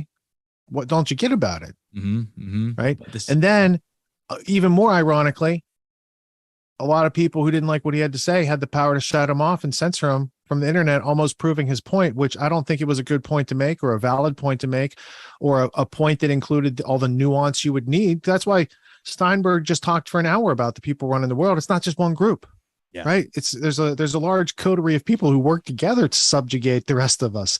It's not just one group. So for Ye to say it's just one group, maybe that's the case in the music industry or maybe a couple of other industries, but the whole infrastructure is not necessarily as he's describing it. And I think it's because he didn't maybe get all the schooling. None of us got all the education that we should have from that system. So I think he's also partially a victim from that system, partially a concerned father and a very confusing lifestyle choices that he's got going on. You know, when you got 4 kids and then Pete Davidson's hanging out with them, I mean, there's a guy who claims to be a comedian who's not funny. Yeah. Jeez. Yeah, exactly. Yeah. I don't know, man. It's crazy. All right. LD, you got that Lizzo? Yeah, we got that Lizzo. This Full is Lizzo. Yeah, this is Lizzo playing James. Whose flute was it? Hang on. Is it a skin flute? I can't see what kind of flute that is. James Madison. I was right. Okay. James Madison, a historic crystal flute from the Library of Congress. She's the little person and they project her on the big screen. Is that how that's working? Yes. Mm-hmm. Okay. She's the big person they project on the big screen. Oh, okay. Sorry. All right. So now she shared a trainer with Kanye, who Kanye said maybe spread some rumors about him and kind of started this whole thing. Cause that's how that podcast kind of started, with that kind of banter. So now we know the grammar of who Lizzo is and why that's ironic that they share a trainer. And now, in case we don't know what to think on this topic, we've got the fine guys at the Flagrant 2 podcast. Andrew Schultz had a little clip, well, like a 3-hour clip where they tried to roast Kanye. And basically, if the establishment needed the mouthpiece, seems like Schultz was up for the job that day. And so if we could find that, it might not be in the show card. It was from this past week, and it's called The Roast of Kanye West by Andrew Schultz. Yeah. And I listened to a good, 2/3 of that podcast to kind of get a gist of what were they thinking? What was their take on it? And I got to say, I was deeply disappointed from a variety of angles. And then I thought maybe that's just me. But then I heard the guy got ratioed from his angle and his take and the shots he was making on Kanye. And I don't know, like listening to that whole clip in context, I don't think it's nearly as incendiary as the repetition of little tiny clips being played out of context by people who predetermined his guilt before they even looked at the evidence. Yeah, I've got it looks like it's the intro to that podcast. And just one thing I want to comment, I just thought it was interesting listening to him. He's a very successful guy, but there he was interning with, a different industry to get to know the ropes. I thought that was, that's what you're going to do, I guess, if you're going to get into a different game. But, I found that interesting. From many interesting points, but I'm sure Schultz will give us some more food for the fodder here. Hang on, I got tabs in the background. I got it. One sec. Lizzo's still playing in the background. Yeah, let's turn that off. Okay. Tell her to stand down. All right, here we go. Sit down. Thank you. Kanye West, you gopher-faced Deutschbag. This week, Kanye went on a media blitzkrieg. He threw so many stones at the Jews, he's now an honorary general in the West Bank, which is soon to be the only bank that will accept him. Yeah, JP Morgan actually canceled his account, so the only transaction Kanye is going to have is when Caitlyn drops off the kids. So what exactly did Ye say? Well, Hungry Hitler went on Drink Champs with the most bloated cheeks I've ever seen on a human. The guy looks like a Ninja Turtle just had a root canal and proceeded to spout off more hate than a West Virginia water fountain. He claimed George Floyd was killed by fentanyl. Wrong. Kanye, we have video evidence of a throat getting crushed, and don't worry, Kim's not in it. He blamed the Jews for trying to silence him. Yay, the only Jew that's ever kept your mouth shut was the dentist that wired your jaw. And of course, he defended his new shirt by taking more shots at Black Lives Matter than Kyle Rittenhouse himself. Now, I hear some people saying Kanye did bring up some very strong points. Yes, these points. That's it. Kanye isn't the free thinker he claims to be. He hasn't had a unique idea his entire life. He just regurgitates the talking points of the latest pseudo-intellectual leech around him. The only original thoughts Kanye's ever had are Amber, Kim, and Julia. So, is Kanye insane? I don't know.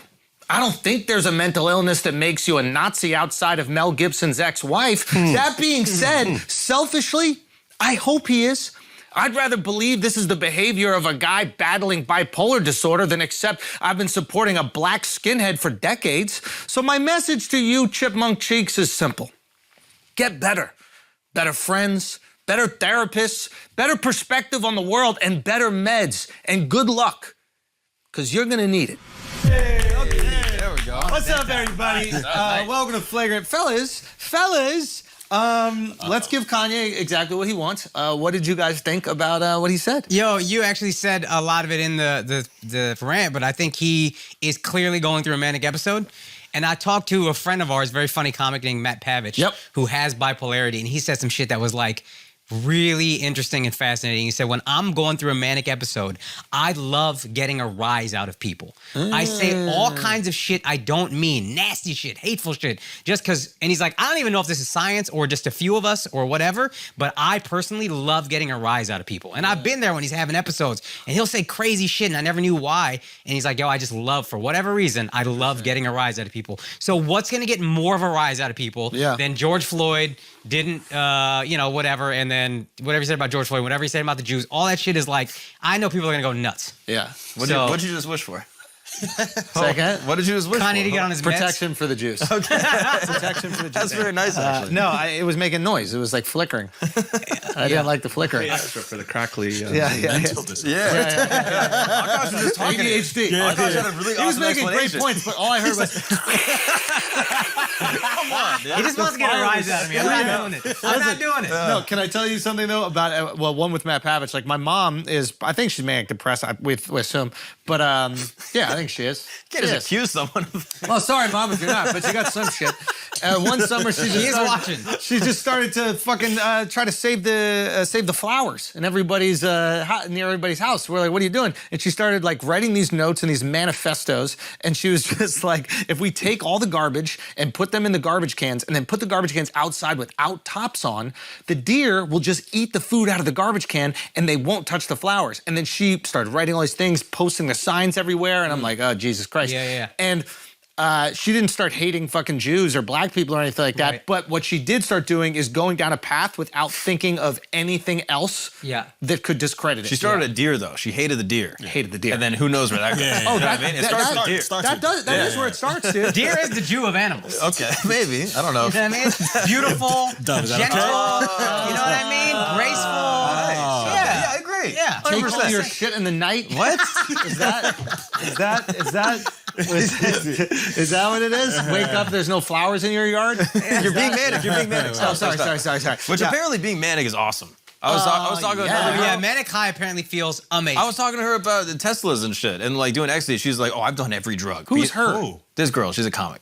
But I was. How do you just say her? You said her. I'm like, yo. What the fuck you talking about my mom about Tesla? What? You never seen your mom have a Tesla? Wow, there's a wild boy right here, Yo, bro. hold on. My mom, absolutely, dude.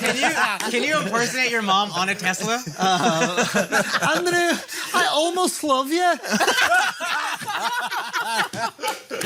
I got close though. I'm close, Andre. I'm feeling all these feelings in my body, and I'm looking over at you, and you're still shit. But I almost love you a wee bit with the help of all these chemicals. Oh shit!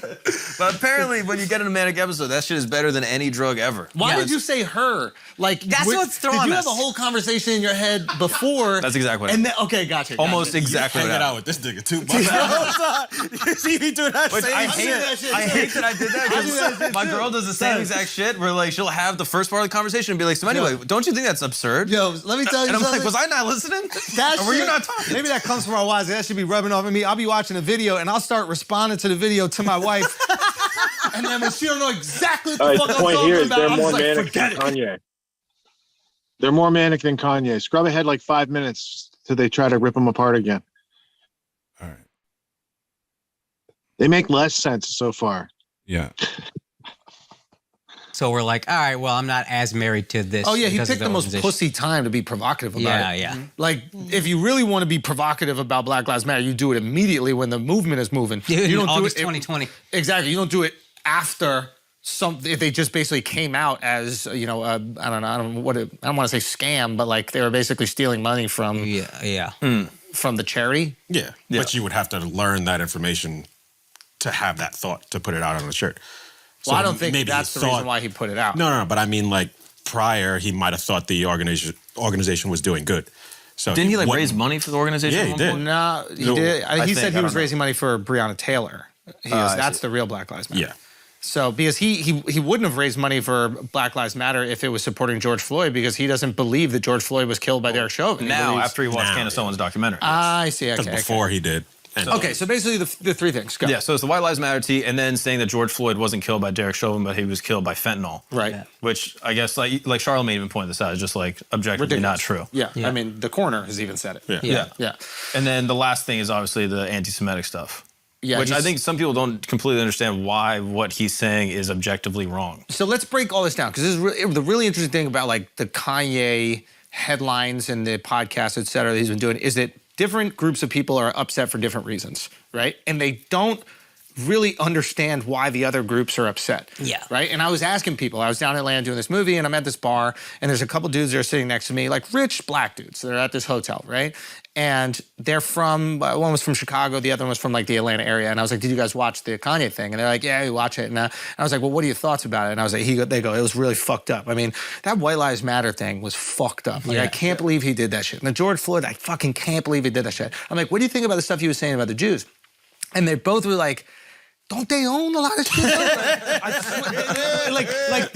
they didn't feel bad about it. They weren't anti-Semitic in any way. They're like, but don't they own a lot of shit? I talked to a white guy, had the same reaction. So, and I think the reason why this is because a couple things. I'm glad, Dov, you're here to speak on this, right? Is not, first of all, there's only 2% of the country is Jewish. Most people in America have never met a Jewish person. There's like 14 million Jews in the world. You think most people in America, I guarantee you, have never met a Jewish person. In Texas, I didn't understand there were like last... You meet one, you feel like you met enough, but that's what you feel that way. But most people in America have never met a Jewish person.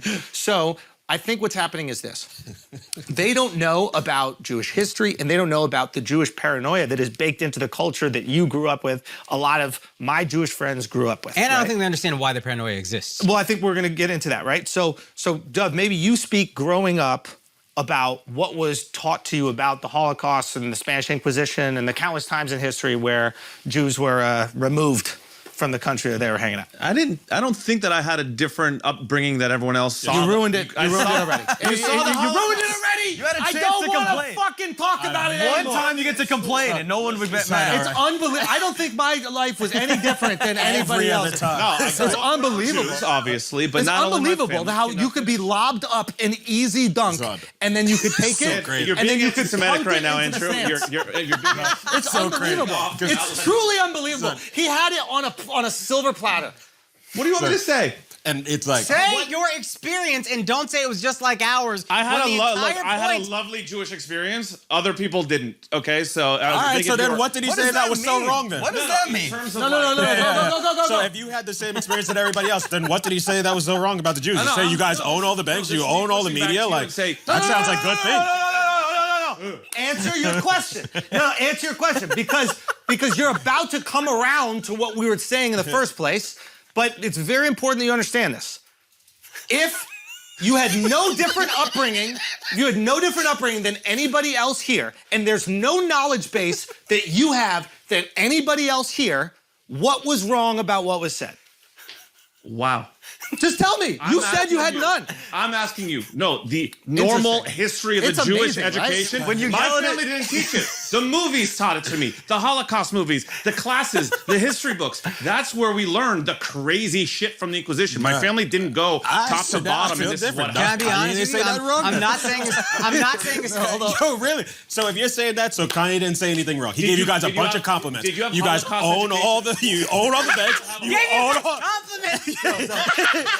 It's crazy. No, it's not crazy. It's not crazy. Very pro-Semitic. No, it's not crazy. What was crazy is me offering you the opportunity to explain yourself. But terrible question. Andrew knows what I'm doing. I know what you're doing. It was a very good question. If you yell at Dove, don't let the hair fall on your face like that, okay? Because it was doing that a little. I was putting mad. Yeah, no, that's not today. made me uncomfortable. Okay. So, excuse me for speaking on behalf of Jews, but you failed. Okay, so Jews are brought up understanding not only the Holocaust, but what led to the Holocaust. Mm-hmm. And it's very important to understand what led to the Holocaust, to understand why Jews have a very healthy paranoia about language and ideology that Kanye was saying on the podcast. Thank you, Dove's proxy. Now, the average American doesn't learn about what led to it. The average American doesn't know what Kristallnacht is. They don't know what Hitler... What? That's what I'm going crazy at. Were you not in school? Did you guys not learn that? I'm saying my family particularly did not go through every single line item of the It's like all the empathy. Literally everybody listening to the podcast right now, everyone listening to the podcast right now was on board. They heard the rant. They were like, Kanye's fucked up. And then Dove is just going... You're just evaporating. The empathy is evaporating. Don't speak about me. Speak about people. On behalf of the Jews, I'm fuming right now. Don't be fuming. Jeez. Let me just get on. What's wrong with you? So they don't know the history that led up to the Jew. A lot of Americans, I don't think they actually believe this, but the history is taught like this: is like Jews were living in Germany, then 1942. Get them into the fucking gas chambers. There was a lot that led up to that point. There was the dehumanization of Jews, and it started with the language and ideology, the exact language and ideology that Kanye was speaking on Stop pointing at me, though. Sorry. With the exact language.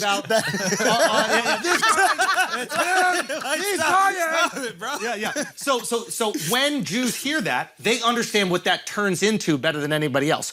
The reality is most non-Jews in America probably are sitting down going, there is no way there could be a Holocaust in America. And you know what? There are Jews in Germany that thought the same fucking thing. Yes. And you get taught that, and we don't. I know it because I have so many close friends that are Jews that have explained this to me, except you.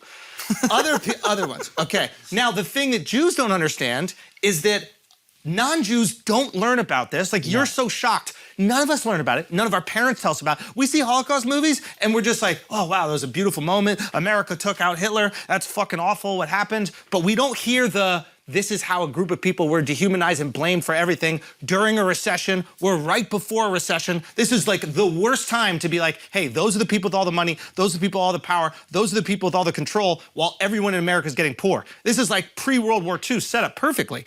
So the Jews in America and around the world are hearing this, like one of the most influential people in the world right now is saying that we control the media and we control the banks and we control the institutions. We own the black voice. We own the black voice and all the other things that we heard happen in Germany. I'm sure happened in fucking Spain. I'm sure happened in every other fucking place you guys were kicked out of.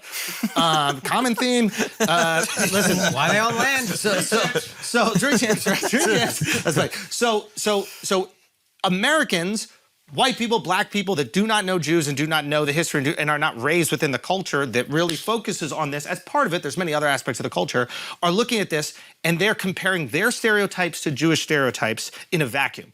Alex is walking down the street and Alex goes, you know what, I gotta wear glasses because I'm less threatening to white people if I wear glasses even though I can see fine. He's making adjustments in his life to deal with his stereotypes. And that none of us know about. Exactly. And then he hears stereotypes about Jews, which is like, oh, they think I own basketball teams, they think I own the media, they think I own banks. And he's like, well, give me some of them stereotypes, that shit's fire. Yes. So the average black person who does not have close Jewish friends is probably thinking that same thing and then seeing how Jews feel and then going, why are they so upset? They're just saying shit that I wish was our stereotypes. Now, Jews are hearing it going, here we go again. It's about to be the next fucking Holocaust. Why the hell is everybody not realizing this is how it happens? Because we're not taught how this turns into that.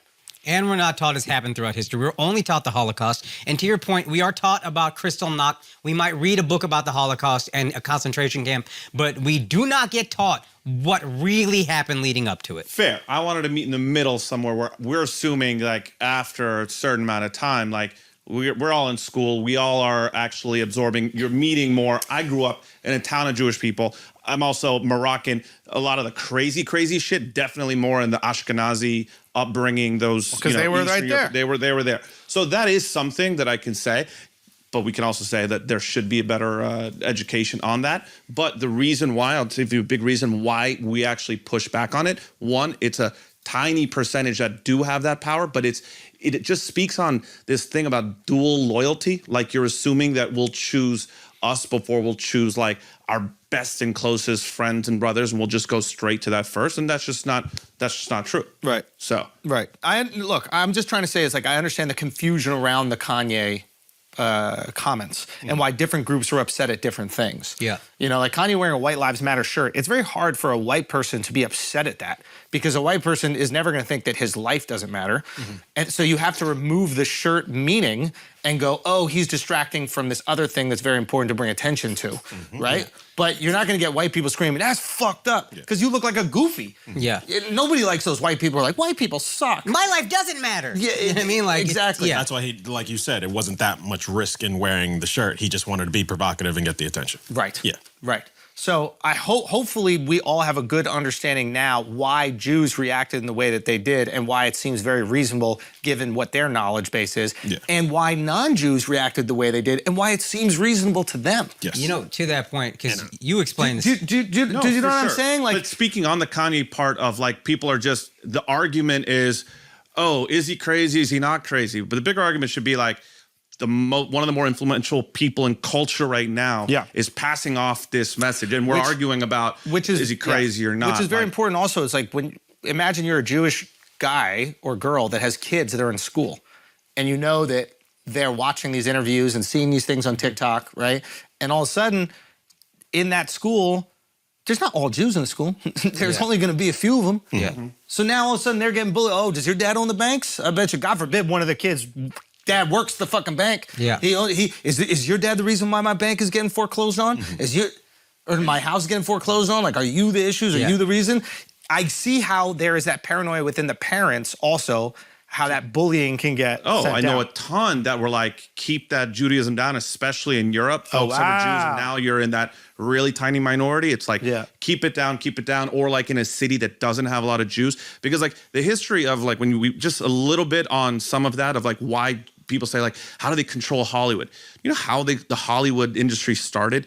During vaudeville, which was like, I don't know, the late 1800s, 1900s, where it was like a music act and another acting. This was for poor people. Jews were poor people that did vaudeville and did the garment industry, two things that were paramount to starting Hollywood. They were immigrants that didn't speak English, so these were silent films. And this all pulled up. So the rich white Americans makes sense. Thought that this was lower. Movie tickets were for big crowds, very cheap, versus like limited things to go into a theater. So Jews started it that way. Actors changed and by the way, when they actually were making movies in Hollywood, when anti-Semitism was coming up, the Jews actually made the movies to make American culture like quintessentially American and kind of de-Jew it to make them look like they're assimilating into that world. Like, look up most Christmas songs that you guys all love are written by Jews. The Hollywood movies that make America like look like meaty American, proud to be American. So you guys do run Hollywood. Jews were trying to like. Gotcha. Wait, are you trying to say? Hold on, you run Christmas? It sounds like you're saying you run Christmas. You guys run Christmas and Christmas. Hollywood? That's good marketing. Now, Jews Every time he speaks, it's just digging deeper and deeper. Control, Nah, like, but like Jews you running understand, Christmas like, is lit. That's again, great. I'd Good for rather y'all. you understand the history or say like the Jewish-run media, and he's bringing up like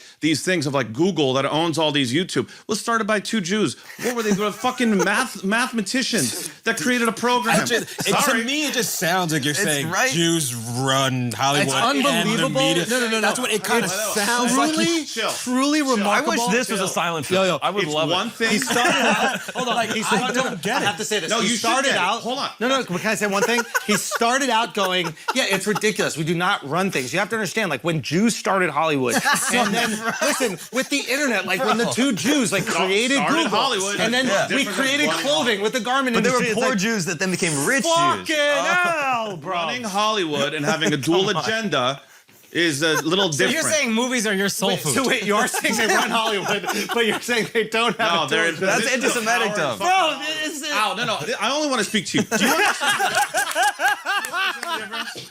He's doing it to poke at me. I'm not doing a poke at you. They're really just pointing out what you're saying. So, but you understand that like control.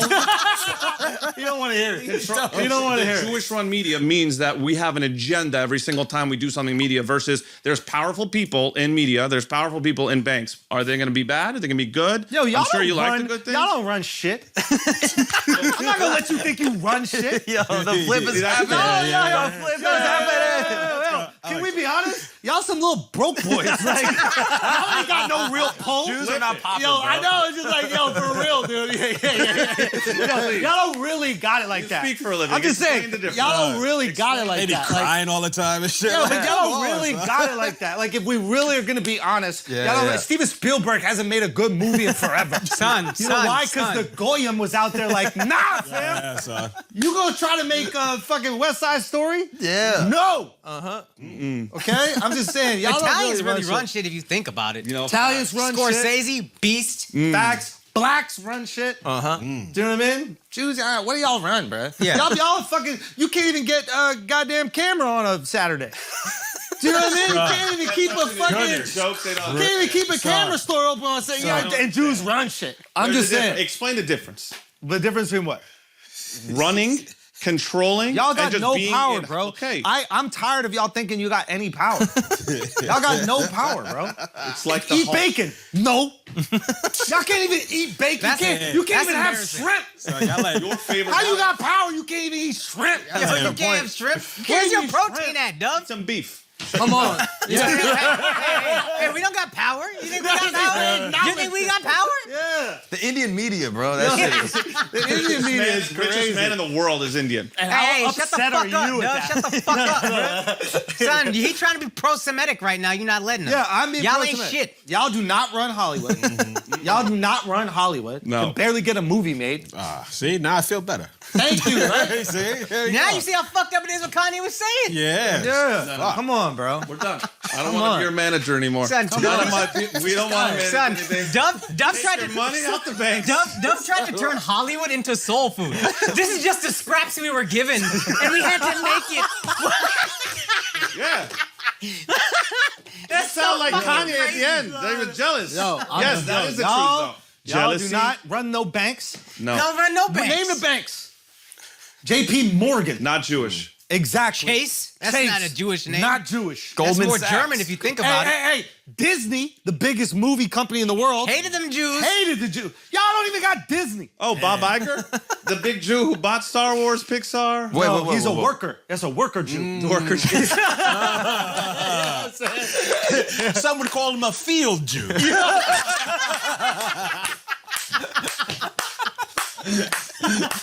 You know what? I want to go back. I'm just I want saying. to let other people up in the I'm top. just saying. Field Jews. Yeah, that's funny. That's it. All I'm saying is, I'm just Marvel. Marvel. No. What you marveling at? The lack of Jews? Me personally, nothing there. Come Oh, on. remember, all your favorite superheroes are Jews, too. Let me explain you why. Name them. Tony Stark.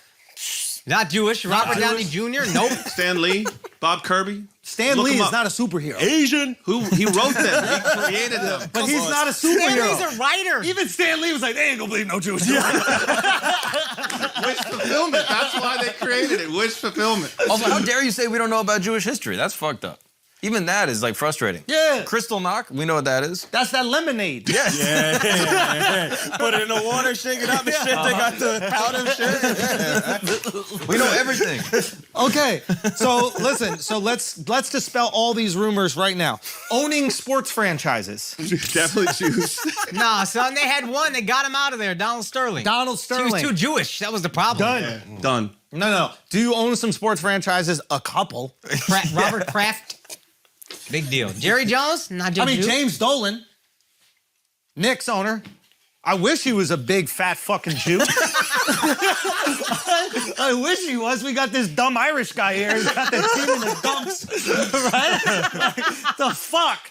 You know? Who else? They got the Chinese guy owns the Nets. Yeah. Who owns it? Justin Jefferson. Indian guy owns the Kings. Bitch. Indian guy owns the Kings. Giants, Jews. Lakers. The Mara. Lakers. You're doing a good Bus. job. Bus. Is that Jewish? I don't think that I'm not sure, but No! I don't think It's not Jewish. We There's need more more. Jewish owners of sports teams. What was Kanye talking about? So we need more No, Jewish we have team owners. We got like Yeah. half. Huh? We got a bunch. No, you don't. You got no pull. They're just being kicked out right now for different forms of racism. Listen, let's go. So y'all started it. Oh, damn. Look who wrote the article right here. Dan Moskowitz. Yep. Yeah, that's all he can afford to do, broke ass. Look, Jeff Bezos, all the money. Bernard Arnault, is he Jewish? No. Elon Musk, no chance. Elon Musk, not. Bill Gates, yes. Indian, Warren Buffett, Adani. not. Wait, is Bill Gates Jewish? Yeah. No.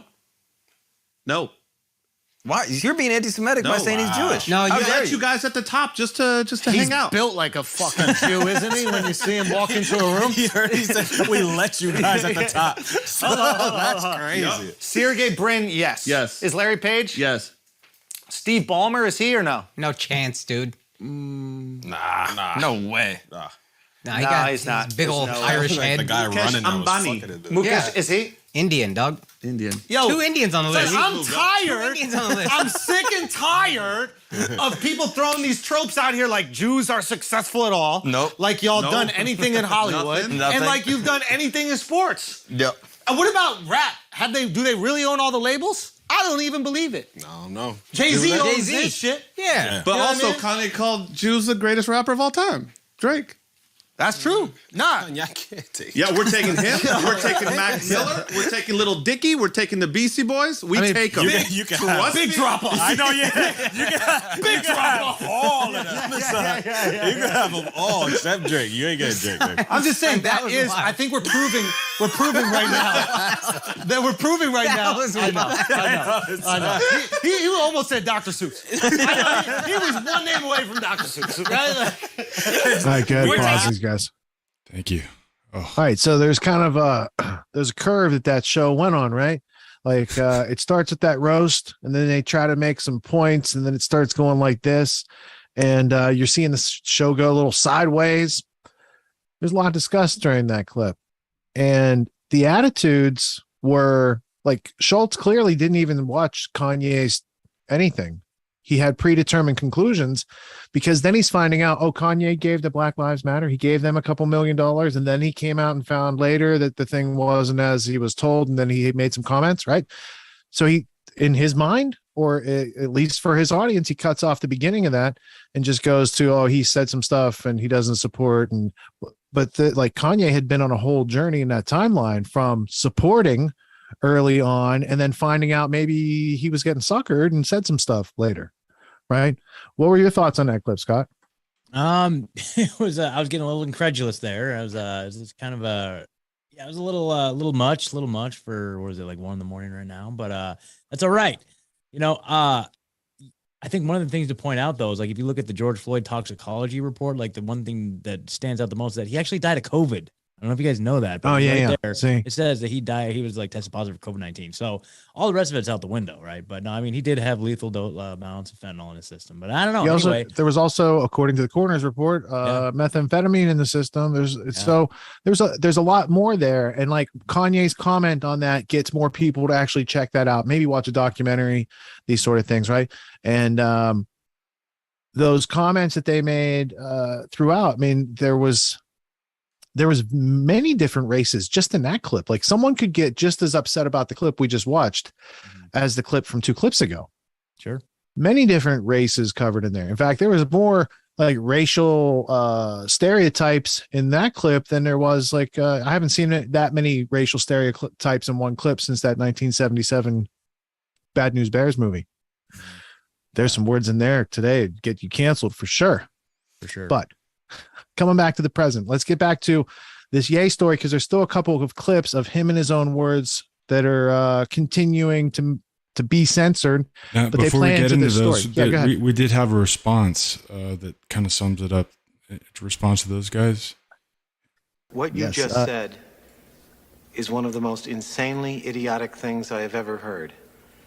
At no point in your rambling, incoherent response were you even close to anything that could be considered a rational thought. Everyone in this room is now dumber for having listened to it. I award you no points, and may God have mercy on your soul. Yeah, no points, Flagrant, for that. Ethan was going to get that, but I think these guys took the cake. We forget to issue that admonishment, and these guys do. They made a bigger situation out of it than Ethan was even making out of it. So we do have these other couple Ye clips, and I won't make fun of his name anymore because he basically called me out on that. But he did say happy birthday. Did you guys catch that? Ye said happy birthday here in the podcast, and Ye, happy birthday. Whenever your birthday is, I'll mark it down, I guess. Happy birthday. Well, he was Rich. talking to you, Richard. Come on now. Happy birthday. Yeah, that's now seems a good time to Bust it share a out. little something. Oh, what you got? From everyone at GTW and all of us in the GTW chat. Happy birthday, Rich. And thank you, everybody. John Taylor Gatto raising a pint of Guinness to you. Yep, there you go. How appropriate. I'll have to I might have a picture, or we might have something of Gatto with Guinness. We used to take him Guinness after he had his stroke. We'd go to New York all the time, and I'd give him haircuts, and he'd tell us stories, and we would take him Guinness because we'd say, "Hey, John, can we bring you anything?" He'd say, "Bring me a pork chop in a bottle," and that's how Guinness used to be advertised back in the day. It was almost like a food substitute in their marketing. And just one Guinness in a conversation with John, and then take the ride home, and just appreciate hanging out with somebody of such experience and articulation of his experience. Wonderful dude. All right. He passed away 2 years ago this coming week. I think he passed on the 27th. So watch the Ultimate History Lesson and keep his memory alive while you guys are at it. While you're wondering about Ye, figure out how to make tomorrow into a freedom lifestyle instead of the slavery that's going on out there right now. All right, let's cut back to the other clips we have on Ye as far as the source material, and then the first commentary on that's going to the other side of the fence is going to come from that first clip from Anomaly in the YouTube playlist. Got it. I've got that clip of Kanye in front of the warehouse, which I'm guessing I messed up the timeline, but we can play that. He said it first. I'm not sure. Even if it's in the past, it's good archive footage for juxtaposition. So we have to find the source date of this clip for the timeline. But what he's saying very much kind of fits in with what we just heard from the Drinking Buddies podcast. All right. I think I think Anomaly posted this too. So we'll talk about him here in a minute. I know he comments on it, but I don't know if he posted it. And the Anomaly clip I'm looking for is the one right before the Ben versus Ye clip. You got it. All right, cool. I got my songs. I could go off and just go to, Hawaii and live a nice life. That means that God has called me to sacrifice all of that in order to bring the truth. That's what I'm saying. They don't cut my check.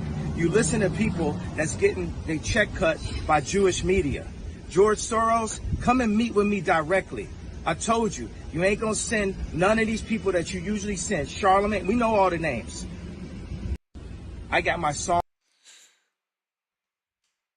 All right. Let me pull that other one up.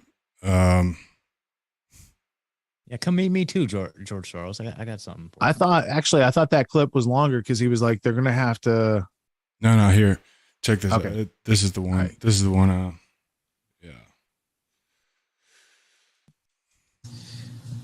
For the Jewish people, what I'm doing is I'm me tooing the Jewish culture.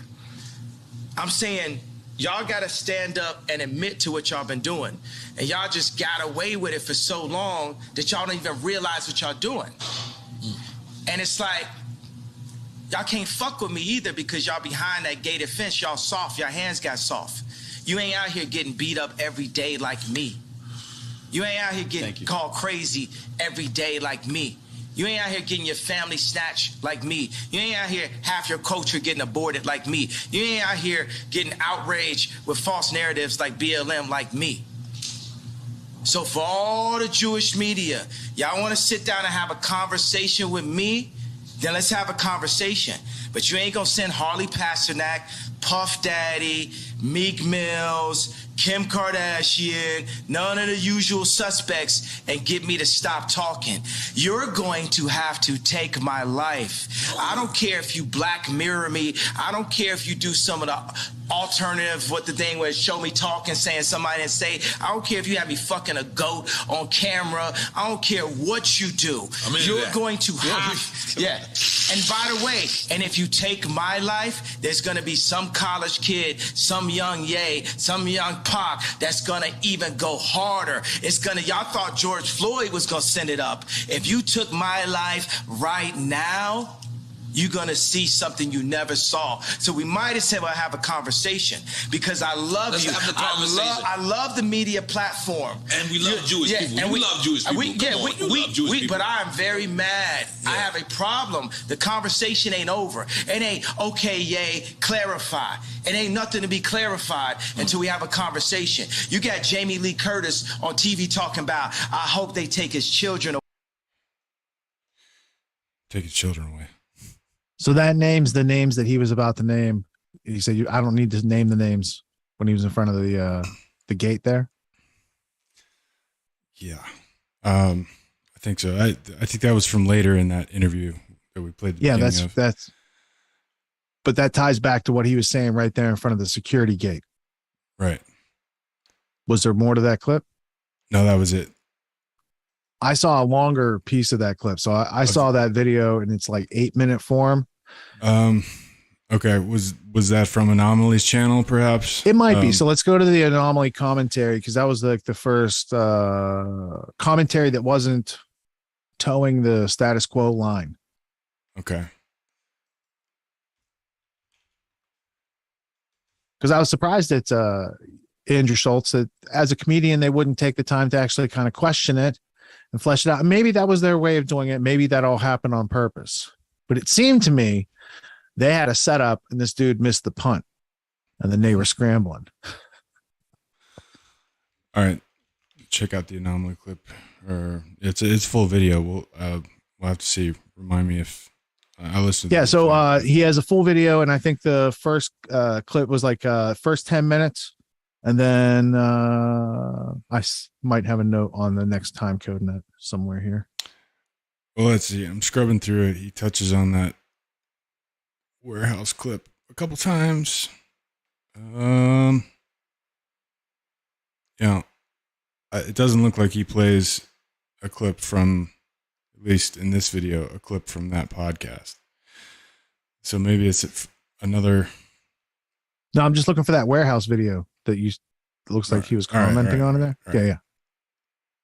I think it's just a security gate now that I'm looking at it more closely. I found another guy who posted it up. There we go. I'm skipping over when he played the Schultz again. Good. He also commented on Andrew Schultz. So yeah, watch Anomaly's whole video for more. Sure. See how we covered that? Here we go. He embarrassed himself being a snowflake, safe space, crying victim. I don't know what he's doing, but we'll talk about that and play his clips and react to that in a second. But I do want to talk about this Daily Mail interview. All credit to Daily Mail. This is their video. They posted on their website, so I'm just taking clips for fair use. I really want to respond because as people like Andrew Schultz and others are saying he's crazy, he's insane, he's hateful, he's horrible, I just want people to hear for themselves, and I'm obviously going to tell you my opinion, but I just hate book burning. I hate this idea that Donald Trump says something, the media says what he said, and then you're supposed to believe what the media says even though you can't see it for yourself. They're doing the same thing to Kanye West. I don't care if you like him. I don't care if you like Trump. I don't care if you dislike Trump for different reasons than me, but you deserve, as a U.S. or non-U.S., maybe you're in a different country, you deserve to hear the person for yourself and have the intellectual capability to decide what it is. And that's what I want people to do. And that's why I keep covering this topic over and over, because I hate to see him get book burned for this without actual discussion about what he really said. So here's him. I have a bunch of clips from the Daily Mail interview, and we'll discuss them every 20, 30 seconds. Let's watch. I love rappers. Rappers are artists. But when media calls me a rapper, specifically to not bring up the fact that I'm worth $11 billion, that I'm the richest black man of all time, that I'm a billionaire, that I'm a tycoon, that I'm a visionary. And if I say that, if I say those three things, then they'll say I'm a narcissist, right? But they push you down so much that you got to fight just to say who you are. See, I used to defend Trump when he would talk about himself a lot. I understand people thought, well, he shouldn't say this, he shouldn't say that. But when the media is lying about you all the time, sometimes you want to declare who you are for historical reasons. I'm not that. I'm not crazy. I'm not racist. I'm this. I'm a billionaire. You know, it sounds very cocky to a lot of people. I mean, Kanye is very confident, so is Donald Trump. But when the media is trying to dehumanize you in front of the whole world and say you're crazy, insane, or terrible, sometimes you just state what you are. Like, Donald Trump is a very successful man. Kanye West is a very successful music artist, designer, you know, creator. So he's like, you know, you bash me down and then I say who I am and then you call me out for it. I do see the parallels between him and Trump, who constantly had to assert what really happened at their rallies or events so other people couldn't just talk over them and define their narrative. Let's keep listening. You know, what I got from the documentary, from the Candace Owens documentary, was I felt like it was a setup. I felt that in the documentary, if you look at it, he told his roommates they want a tall guy like me. They want a tall guy like me. Well, who is they? I'm gonna pose it as a question, as opposed to, you know, giving you some kind of theory that I can't pinpoint. See, this is interesting because he's getting sued by George Floyd's baby mama, just like, Alex Jones got sued by the parents at Sandy Hook. And it sounds like Kanye is trying to push some sort of theory about George Floyd, saying they came and said, you know, who are they? So he's asking questions about the George Floyd death. It's not the same as the Sandy Hook thing. I'm not saying it is, but it's the same. It seems like it's the same precedent that they're doing to Alex Jones. Well, these people are dead. You're questioning the narrative. Now we're going to shut you up and sue you for $1 billion. Regardless of what you think about it, I'm starting to really see the Alex Jones parallels. He's questioning the death of George Floyd, or at least the media narrative of it, and now they're giving him the Alex Jones treatment. It's very interesting stuff. And before we play another clip, do you get why it's important to not just say he's anti-Semitic or he's a terrible person? And I mean, he's dropping more gems than most Republicans will ever drop in their life. And these same Republicans are trying to just cover up history and book burn them and act like it's all hateful, don't look there. No, you should look there because, you know, for every one thing you might disagree with that he says, there's going to be 20 things that you probably do agree with. And if you don't, I don't care. You still don't have the right to burn him out of existence and smear his name without at least allowing your audience to see what he really said. Now, this interview is longer than I have all the clips for, but I did take my favorite parts of it. Here, let's keep going. And this idea, these martyrs that we have, it's 14 kids that's dying in Chicago every single day. And they have this Jewish media, black media, trauma culture, trauma economy, the stuff that Charlemagne the God works for, the stuff that Rosenberg works for, the stuff that academics, the guys that academics, you got to understand, all these people that y'all listening to out here, I'm going to tell y'all, they getting their checks cut. He said Jewish media and black media. He called out Rosenberg, who's Jewish. He called out academics, who's black. And he called out Charlemagne, who's black. If people say white media, nobody cares. If people say black media, nobody cares. When you say Jewish media, all of a sudden people start caring. But I get what he's talking about. He's trying to say these people are bought and sold. It's just he's not as politically correct as everybody else. It's kind of like when Donald Trump was tweeting all this stuff. Everybody said, oh my gosh. But here's what I was saying from 2016 to 2019. Is it true, though? Is what he's saying true? You might think it's hateful because you hate the truth. You might think it's hateful because you have a different threshold of what I'm interested in. I like raw comedy. I like raw truth. Just like I don't want a comedian to be censored, I don't believe in censoring comedy. I don't believe in censoring speeches. Why should we allow free speech in comedy but not allow billionaires and hip-hop artists to speak their mind about the media? This is where we draw the line. See, I don't draw lines like this, but what Kanye is tapping into right there is he's saying Jewish media and black media, and he's saying this trauma culture. That's what it is. These two groups, no offense, now it's like the LGBT group as well. There's other tribes that are doing this, but in black and Jewish culture, it's fueled off of victim and trauma mentality. We were oppressed 200 years ago, so you can't question me. We were oppressed 70 years ago. You can't question me. You can't question my history, but I could question yours. You can't say this to me, but I could say it to you. It's all hypocrisy. It's all double standards. And Kanye's totally right. It's victim mentality, victim consciousness, and trauma-based culture. That's what he's talking about. Is everybody in on it? No, absolutely not. I'm not saying that. I'm just saying to speak about it, is that what we're going to do? Push it down, act like it doesn't exist, and say what he said is hateful?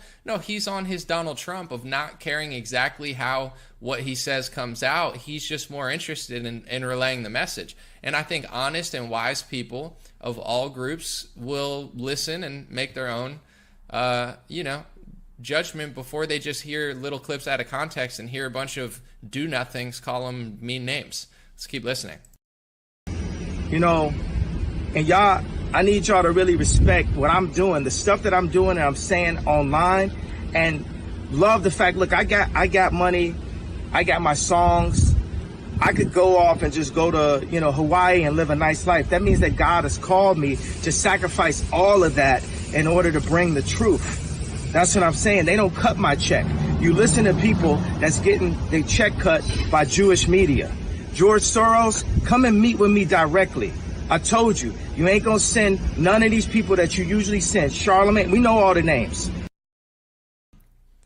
So he calls out George Soros and says, meet with me directly, and even suggests that Charlemagne is being paid off by Soros or somebody else. I don't know. He doesn't make it clear. Here's the point that I'm going to get to. Out of everything I just showed you, right, that 2 minutes of clips chopped up, is the main point that you took is Kanye's crazy and Kanye's hateful and he's so dumb and he's so terrible, we shouldn't listen to him and he needs to go away? Is that the point you took? Of course not. Are we so sensitive now that if I tell the truth about, like Kanye did about people dying in Chicago, that it's racist if I don't use the right terminology? Is that what we are now, snowflakes? We're not. But here's what people need to understand. There are certain groups out there, there are certain cultures out there, there are certain people out there who preach equality, but the last thing they want is equality. The LGBT community, not all of them, but the mainstream liberal ones in Hollywood, they preach equality, but they don't want equality. If you give them equality, it's like throwing water at a witch. They screech, they scream. They don't want equal treatment. They want LGBT supremacy. They don't want to be joked about, but you could be joked about. They don't want to be criticized, but you could be criticized. So although the mainstream liberal gay movement preaches equality, their arch enemy is equality because they would shudder at the equal treatment that everyone else gets. And I'm sorry if this offends people, but that's very prevalent in the Jewish world like it is the black world. Everybody wants equality, but not really. They don't want their history questioned. They don't want their ethnicity questioned. They don't want to be grouped as a Jew, but then a lot of these same people constantly group themselves as a Jew to get certain goodies and victim cards. But, it's like, I don't care if you're white, but you're like, I'm not white. I don't care what you are, but if you're white when the going's good and you're like, I'm white, yeah, I'm so proud, I'm a proud Jew, I'm a proud black, yeah. But then when there's any sort of scrutiny or criticism of the tribe that you claim to be a part of, then you pop off and say, oh no, it's not. It's kind of phony. You know what I'm saying? If you're a Giants fan, you got to be a Giants fan when they win or lose, or else you're not really a fan. And this is a whole nother discussion I'm not going to get into because I'm not a genealogist, but there's some people who think being Jewish means following the religion. Others think it's an ethnic group. A lot of left-wingers are atheist. A lot of right-wingers are Orthodox, but some aren't. So that's a whole inter-Jew discussion that I'm not really willing to have not because I'm afraid to, but because I'm not a Jew ethnically or religiously, so I don't really care about the argument. That's for an Orthodox and a secular person to have. But the point that I'm getting is everybody left-wing. A lot of people are having to face the harsh reality of they make their whole life about saying, I'm not sensitive, words don't bother me, I don't need a safe space, but all of a sudden they do need a safe space, and then that needs to be deleted, and they want their victim card. I mean, I don't want to get too deep into this until later, but in Germany, and this is on a free speech tip, Noam Chomsky, who happens to be Jewish, he used to say that in America you shouldn't be charged for questioning World War II off a free speech issue. And a lot of Jewish people used to get mad at him saying, does that mean you're a denier? Does that mean that's hate speech? You agree with them? And Noam Chomsky used to say famously, and I used to love him for this, I'm not saying I agree with that. Of course I don't. But I agree with their right to say it and not go to prison. In Germany, questioning World War II puts you in jail. There is a Jewish woman in prison in Germany right now for questioning the narrative around World War II. And if you were to disagree with the charging of that, they would call you a denier, or they would call it hate speech, or you an anti-Semite for simply standing up to the principles of free speech. And the hypocrisy around this is astounding. I understand that it's a horrible event. You can question my history, but I can't question yours. These are the double standards that people have gotten away with for so long, and they'll continue to get away with, because if you ever realize that they're treating you differently, they'll freak out at you and suggest that you're a hateful person. In America, when Donald Trump was building a wall, or trying to, and there were kids in cages that most of them, if not all of them, were built during the Obama administration, and they weren't built to oppress, immigrants. They were built because we don't have enough space at the border, and we're running out of space. We don't even have enough space for our own people. But the point I'm getting to is you had Holocaust survivors that were writing op-eds in the media that were saying that this was like the Holocaust. So does that make me an anti-Semite to question the fact that at the border, that's not a Holocaust? I mean, on one hand, you tell me that this event was so evil, so miserable, so terrible, I can't question it at all, or else I'm a hateful person. Sure, I'm not going to question it then. Sure, yeah, okay, I'll bow down to you. Your history is unquestionable, but mine's not. Okay, you go ahead and pause it. But at the border, now that video goes on for what, another hour, LD? And it's on Anomaly, spelled with a 0 instead of an O, Anomaly's YouTube page. I actually want to go to the next clip in that series, Ye versus Ben Shapiro, because specifically, I'll give you the time codes. The first 20 minutes, there's a strong argument laid out there, and it explains like another layer of this free speech censorship dynamic that kind of feeds into itself. It's like seeing a hurricane form. So I want to get in here and study what's going on, because I think bigger things are coming from what they're doing in the past week. So especially I want to get the clip at 28 minutes in this next one where Sheldon Adelson, there's a good soundbite there, because these precedents of, shut him up. We got a lot of money invested in here. Isn't that a Bill Hicks joke? Shut him up. That's what they're doing at Kanye right now. That's what they're doing to Ye. They're doing it to a lot of people. Because if what he's saying is wrong, they could just easily disprove it and show that his facts are wrong. But if there's something to what he's saying and they don't want people to know, it's Streisand effect. And as we know, they get out of control with that, just trying to cover up and cover up and cover up and censor. And it just gets bigger, and everything kind of slips through the fingers. So that people understand this dynamic. So there's the Ethan Klein part, but they already had a reference into the Alex Jones precedent being used on Kanye for George Floyd. And then there's a couple more clips. And I think what we're starting to see is an uneven playing field where censorship takes out part of the discussion. So all you're left with is what remains behind, but that might not be the actual and factual. That might be a serious problem in world dynamics that we're seeing like elsewhere in the world today. Economics, politics, all these sorts of cultural precipitations down on our individual lives.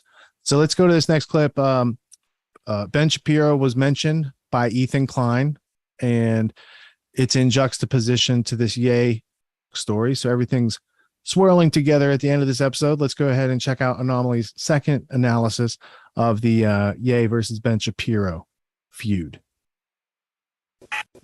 Jewish friends, thousands of Jewish followers. I love the Jewish people. I love the people of Israel. God didn't make mistakes when he made human beings. I don't see one race as inherently better than another one or more special than another one. I believe all of God's children have the ability to be good or evil based on, what they feed into. So I love everybody.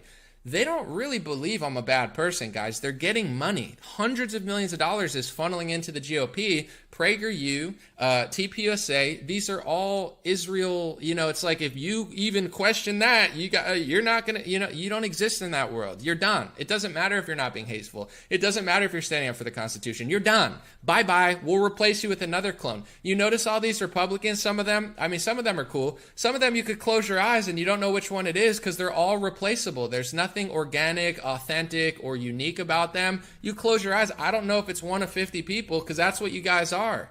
You're just cookie cutters. They just prop you there to be a placeholder. But I just showed you Sheldon Adelson is the biggest donor when he was alive a couple years ago, and now it's his wife in the GOP. She's, I'm sure, still working, but who knows? God bless her too. Here's what he believes. It's important because he says in this clip that I'm about to show you that he served in the American military. And he says, unfortunately. Do you know any military members in the United States that say, unfortunately, I served? My kids served in the Israeli military, and like my kids are going to keep serving there. He pretty much says, like, I wish I served in the Israeli military over the American military, showing that he has loyalty to that country. Let's watch the clip for yourself on how he seems disappointed he served the United States of America over Israel. Interesting. I am not Israeli. The uniform that I wore in the military, unfortunately, was not an Israeli uniform. It was an American uniform, although my wife was in the IDF. And one of my daughters was in the IDF, and my our two little boys, one of whom will be bar mitzvah tomorrow. Hopefully he'll come back.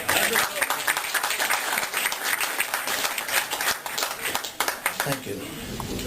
Hopefully he'll come back. His hobby is shooting, and he'll come back and be a sniper for the IDF. Is it hate speech to recognize that the biggest GOP donor said, unfortunately, I served in the U.S. military, all my kids are serving in the Israeli military, and that's great. Is that hate speech to say that he's giving $172 million in the election cycle in 2020? So here's where it gets interesting, folks. Ron DeSantis, right? Perhaps the greatest Republican right now. Signs a bill that takes aim at Yeah, the DeSantis bill is concerning. Okay, so now why is that relevant? Because it is a claim made in relation to that DeSantis bill that if somebody has dual citizenship and you say they might have loyalty to the other place where they have citizenship, that is in the case of Israel as that state, it would be anti-Semitism. That's the DeSantis claim. So now, because we picked up that little tidbit of fact, let's go back to the beginning of that video and let's see the unfolding of what Ben Shapiro had to say about the mean words from Ye. There's no question about it. I mean, what he said is pure, rote anti-Semitism, whether he is talking about DEFCON 3 to Jewish people, whether he's talking about blacks are the real Jews. I mean, this is all anti-Semitism, as I will say once again for the 1,000th time, are in fact anti-Semitic. And am I friendly with Tucker Carlson? I mean, Tucker cut a segment from his interview with Kanye, in which Kanye said a bunch of anti-Semitic stuff. Listen, am I friends with Joe Rogan? Joe Rogan had on Roger Waters the other day. Roger Waters is a ridiculous anti-Semitic jerk. I mean, like, and Kanye have just as much of a right to a political opinion as anybody else in this country, and they have the right to wear whatever slogan they please on their clothing. Stop trying to control minorities. They have freedom of thought just like the rest of us. A few moments later. I'm making a video about Candace tomorrow. I'm going to pop off because the anti-Semitism is not okay, and I will not stand for it. Stop defending these people who would never defend you. These people don't have love in their hearts. They only run on hate, and I don't want leaders or representatives who just preach hate nonstop.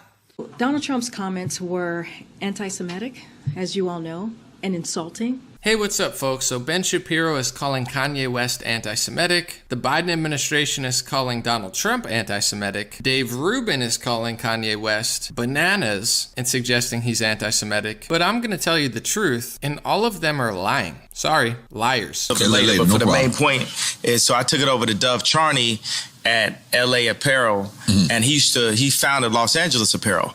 So then we made the White Lives Matter tees, and then when I put up the tweet, the DEFCON tweet, now he ain't releasing the tee because he's Jewish. And I'm like, see, this is my exact point that I'm making. Like, Jewish people have owned the black voice, whether it's through us wearing a Ralph Lauren shirt, or it's all of us being signed to a record label, or having a Jewish manager, or being signed to a Jewish basketball team, or doing a movie on a Jewish platform like Disney. And we understand it's like, I respect what the Jewish people have done, and how they brought their people together. What I loved about it, I love Dove just as a human being. And this is the guy from Adidas? Dove is from American Apparel. Okay. But put out my White Lives Matter tee. The White Lives Matter tee don't say nothing. It don't say DEF CON or nothing on it, right?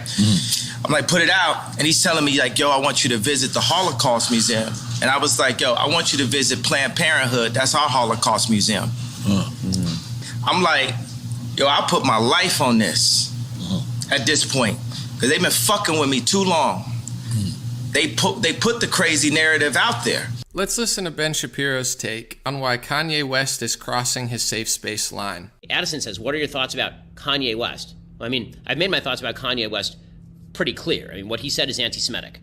There's no question about it. I mean, what he said is pure, rote anti-Semitism, whether he is talking about Death Con 3 to Jewish people, whether he's talking about blacks are the real Jews. I mean, this is all anti-Semitism. I do not think it is possible to defend that as not anti-Semitism, which brings somebody else I see is asking about Candace's defense of Kanye's anti-Semitic remarks. So let me just say this. Candace and I disagree about a wide variety of topics. One of the features, not the bugs, of Daily Wire Plus is the fact that we openly disagree about all of this stuff. I share my opinions about what I think Candace is saying. She shares her opinions about what she thinks that I'm saying. We battle it out. It's one of the things that you get at Daily Wire Plus is the fact that there is a wide variety of opinions. Listen, on a personal level, I get Candace defending her friend. She's very close with Kanye West. I get it. I don't think that her defense of Kanye is correct or convincing. I think that the real answer to the Kanye West of it is Kanye is a bipolar human being. I mean, he's made this very clear. I talked about this on the show. And bipolar people tend to say extraordinarily bizarre things and ugly things. And again, that doesn't excuse the bizarreness or the ugliness of the actual remarks, which, as I will say once again for the 1,000th time, are in fact anti-Semitic.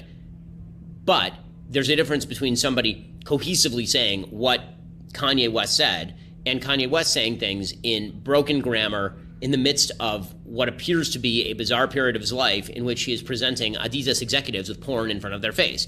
And I'm not going to treat that the same as Ilhan Omar saying openly anti-Semitic stuff as an elected congressperson in the United States of America. So when it comes to Candace, I mean, look, am I still friends with, of course I'm friendly with Candace. Am I friendly with Tucker Carlson? I mean, Tucker cut a segment from his interview with Kanye in which Kanye said a bunch of anti-Semitic stuff. Listen, am I friends with Joe Rogan? Joe Rogan had on Roger Waters the other day. Roger Waters is a ridiculous anti-Semitic jerk. I mean, like, wide varieties of disagreement happen in this space. Bottom line is, when it comes to Kanye's remarks, undoubtedly anti-Semitic remarks. When it comes to Candace's defense of those remarks, I think Candace is dead wrong on what she said. While respecting her relationship with Kanye, she knows Kanye better than I do. She knows his motivation. Okay, whatever.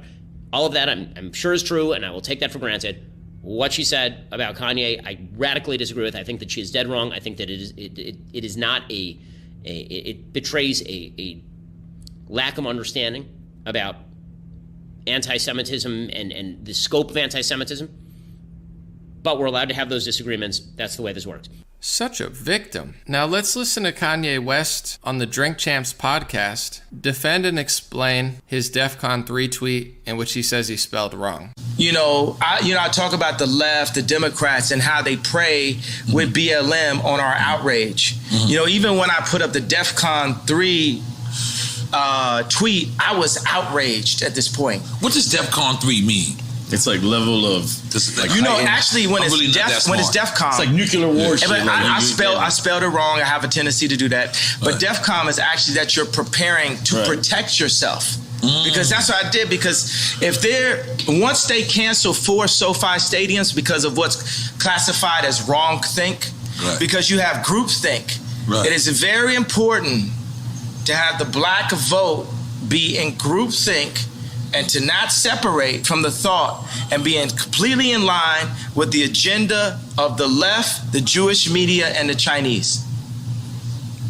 Now, I listened to almost that whole podcast. It's over 3 hours. And personally, I would consider it the most important podcast of the entire decade. That's right, I said it. Why? I'm going to tell you with no hate in my heart why Kanye West shattered the matrix and what people in both parties don't want you to acknowledge, which is double standards, hypocrisy, speech laws being passed in America against the First Amendment, and the reality of why it is important to have tough conversations and not censor them out of the mainstream. We're going live now. The Dream Rare Podcast, welcome to the show. The way to get the news at the desk or on the road. Let's go. God is great and success in our control. The world is crazy, but we get better from obstacles. It's the Dream Rare Podcast, welcome to the show. The way to get the news at the desk or on the road. Let's go. God is great and success in our control. The world is crazy, but we get better from obstacles. Yeah. Hey, what's going on, everybody? God bless you. Thank you so much for being here, and welcome to a live episode of the Dream Rare Podcast. We're going to cover Kanye West Drink Champs podcast, the reaction from a lot of right-wing and left-wing media. Ben Shapiro is calling him anti-Semitic. Dave Rubin is calling him bigoted and bananas. Even Zuby is calling him hateful and anti-Semitic. I like Zuby more than I like Dave Rubin and Shapiro. So God bless you, my brother, but you're wrong about that. And crying victim and racism is similar to what the left does. But I want to show you just a perfect example real quick of this chick. I checked out her Instagram. Looks like a lovely lady. She's a TPUSA ambassador, a PragerU ambassador, and she very quickly went from we need to let minorities speak and think for themselves to, oh my God, that minority is speaking and thinking for themselves outside of the GOP echo chamber, and we need to shut them up ASAP. It's pretty hilarious. Let's watch. Anyway, let's just watch it one more time. This is great. And Kanye have just as much of a right to a political opinion as anybody else in this country, and they have the right to wear whatever slogan they please on their clothing. Stop trying to control minorities. They have freedom of thought just like the rest of us. A few moments later. Listen, I'm making a video about Candace tomorrow. I'm going to pop off because the anti-Semitism is not okay, and I will not stand for it. Stop defending these people who would never defend you. These people don't have love in their hearts. They only run on hate, and I don't want leaders or representatives who just preach hate nonstop. You get it? You know, when a black man puts on a Trump hat, they say, oh, that black man is racist. That black man is a traitor or an Uncle Tom. That black man is a bad person, right? And then the right comes to your defense and says, oh my God, thank you so much. I appreciate you. Oh, you're not racist. That's what the left's saying. And then when a black man, instead of just talking about white liberals, talks about Jewish liberals and Jewish media, just like when you talk about black culture and black America, he starts talking about Jewish America in a similar way that people talk about white people, etc.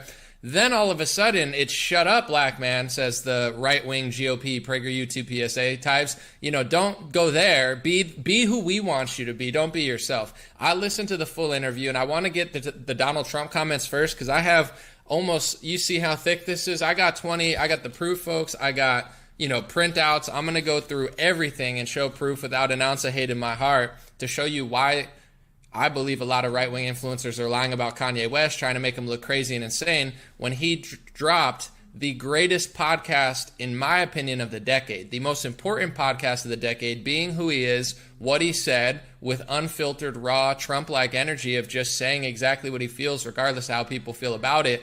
So important. Before we get into it real quick, because I think it'll be more digestible to people who don't want to hear this, here is the left-wing Karine Jean-Pierre of the Biden administration calling Donald Trump anti-Semitic. So remember, what comes around goes around. If you call people racist and anti-Semitic and it's hate speech, it's going to come back to you because that's what an intellectual featherweight does. I'm just going to explain this to people. I don't have hate in my heart, but you notice I don't use the words racist, sexist, xenophobic, climate denier, anti-Semite. That's what an intellectual featherweight does, because if you can't explain why something's wrong, you just default and try to shut it up. That's what Dave Rubin's doing. Shut up, Kanye. Shut up, Kanye. That's mean. I don't want to hear it, says Ben Shapiro. Of course you don't want to hear Ben Shapiro, because there's certain truths that you don't want really to be out there, Ben, and I've seen you work for years, and I'm going to tell the truth about everything today. But you know, this is the word that you use when you don't want to really break down why something is right or wrong. So let's just watch the left using it against Donald Trump, like of course they will. When you open a Pandora's box,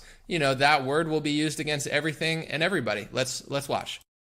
Donald Trump's comments were anti-Semitic, as you all know, and insulting, both to Jews and to our Israeli allies. But let's be clear, for years now, Donald Trump has aligned with extremist and anti-Semitic figures. And it should be called out, to your point, Darlene, just like we called out our Democratic friends and colleagues last week, and we will condemn and call this out as well. So we need to root out anti-Semitism everywhere. It rears its ugly head. We need to call this out. Right. Donald Trump with a Jewish son-in-law that he basically let run his administration, with a Jewish daughter now with Jewish kids, and, you know, the most pro-Jewish, pro-Israel president we've ever seen. Yeah, he's a big anti-Semite, right? Donald Trump, who couldn't possibly be more pro-Israel. Like, if he was any more pro-Israel, he'd be the leader of Israel and not America. I mean, he pretty much is. And that's what he kind of said. I'm not just being rude. That's what he said. I'm going to read his comment that they're saying is anti-Semitic. Of course, we know Donald Trump is not anti-Semitic, right? Should I read it in my normal voice or my Trump voice? I'm going to do it in my Trump voice, not to mock Donald Trump, but because it just doesn't feel right if I don't read it in a Trumpier voice. So Donald Trump said on Truth Social, "No president has done more for Israel than I have. Somewhat surprisingly, however, our wonderful evangelicals are far more appreciative of this than people of the Jewish faith, especially those living in the U.S. Those living in Israel, though, different story. Highest approval rating in the world. Could easily be the prime minister. U.S. Jews have got to get their act together and appreciate what they have in Israel before it's too late." So that's what Donald Trump said. I mean, is it something I would say personally? No, I don't talk like that. But I'm not mad at what he said, and I'm not going to call him an anti-Semite. This is why I don't use these words, because everything is racist, everything's sexist, everything's anti-vaxxer, climate denier, everything's anti-Semitic, right? You can't talk about Jews. It's like, it's not anti-Semitic, but the reasons they're calling it anti-Semitic is because he suggests that, you know, U.S. Jews should care about Israel, and a lot of U.S. Jews don't care about Israel, and some would consider it anti-Semitism to say that Jews should care about Israel, because there's all sorts of anti-Semitism rules and laws that say, you know, Jews in America are more loyal to America than Israel. To suggest otherwise is anti-Semitism. So it's this whole messy thing where he's conflating Israel with U.S. Jews, and he's even saying they're of the Jewish faith. And to be honest, a lot of left-wing Jews who don't care about Israel are actually not even Jewish religiously. They're more Jewish racially, and they're, you know, mostly agnostic and atheist. So I'm not going to say it's the smartest thing I've ever read, but I don't care, and he's allowed to say that with his First Amendment. And if Donald Trump feels that way, you know, God bless him trying to get that message out there. The worst thing you could do when someone does something like that is call them an anti-Semite, because basically what that does is, like, if you say, if I'm going to pass a BLM speech law and it says you can't criticize George Floyd or that's racist, you can't criticize this or it's racist, and you say, hey, I oppose that speech law, and then I say, oh, why? Because you're a racist? Because you want to say that? You get what I'm saying? This is what they do to anti-Semitism. When I stand up against anti-Semitic speech laws and Israeli loyalty laws that the GOP is trying to pass and has passed, I'm going to prove that in a second. Or if I want Kanye West to be able to speak the raw, unfiltered truth, you know, they'll say he's crazy or I'm a bad person or I'm so hateful. I'm not hateful. Some of the greatest people in my life are Jewish. Some of the people that I love and appreciate the most as friends, I would never look down at them because of their ethnicity and or religion or lack thereof, depending which friend I'm talking about. I don't generalize, but I do also realize certain patterns, and I do understand social dynamics of what's going on. So I'm going to speak the raw truth about it.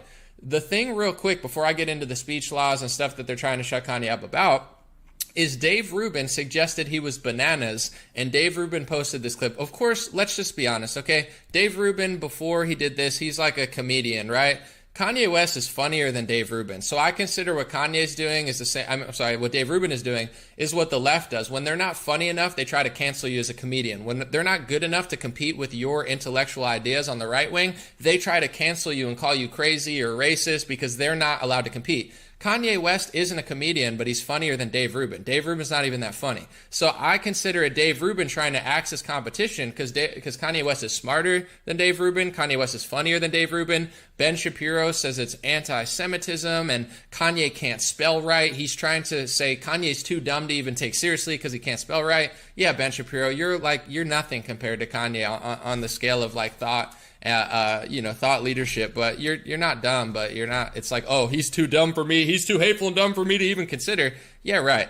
But what Dave Rubin was trying to shut up was Kanye talking about how when black people do something, he said a lot of black people will get blamed for what one black person does, but when a Jewish person does something, they isolate and say, it's not all of us, it's not all of us. But then when they accumulate wealth, they share it with a lot of the Jewish community. That tends to happen. Not all the time, of course, but I'm not black, so I can't relate to what Kanye's saying, and I think there's a different racial dynamic, but I'm going to talk about my ethnic group, which is I'm Italian, Polish, Czechoslovakian, a bit Puerto Rican, but I don't consider myself white, not because I'm not white European, but because I think just like the term black, you're black, and then we tell you what it means.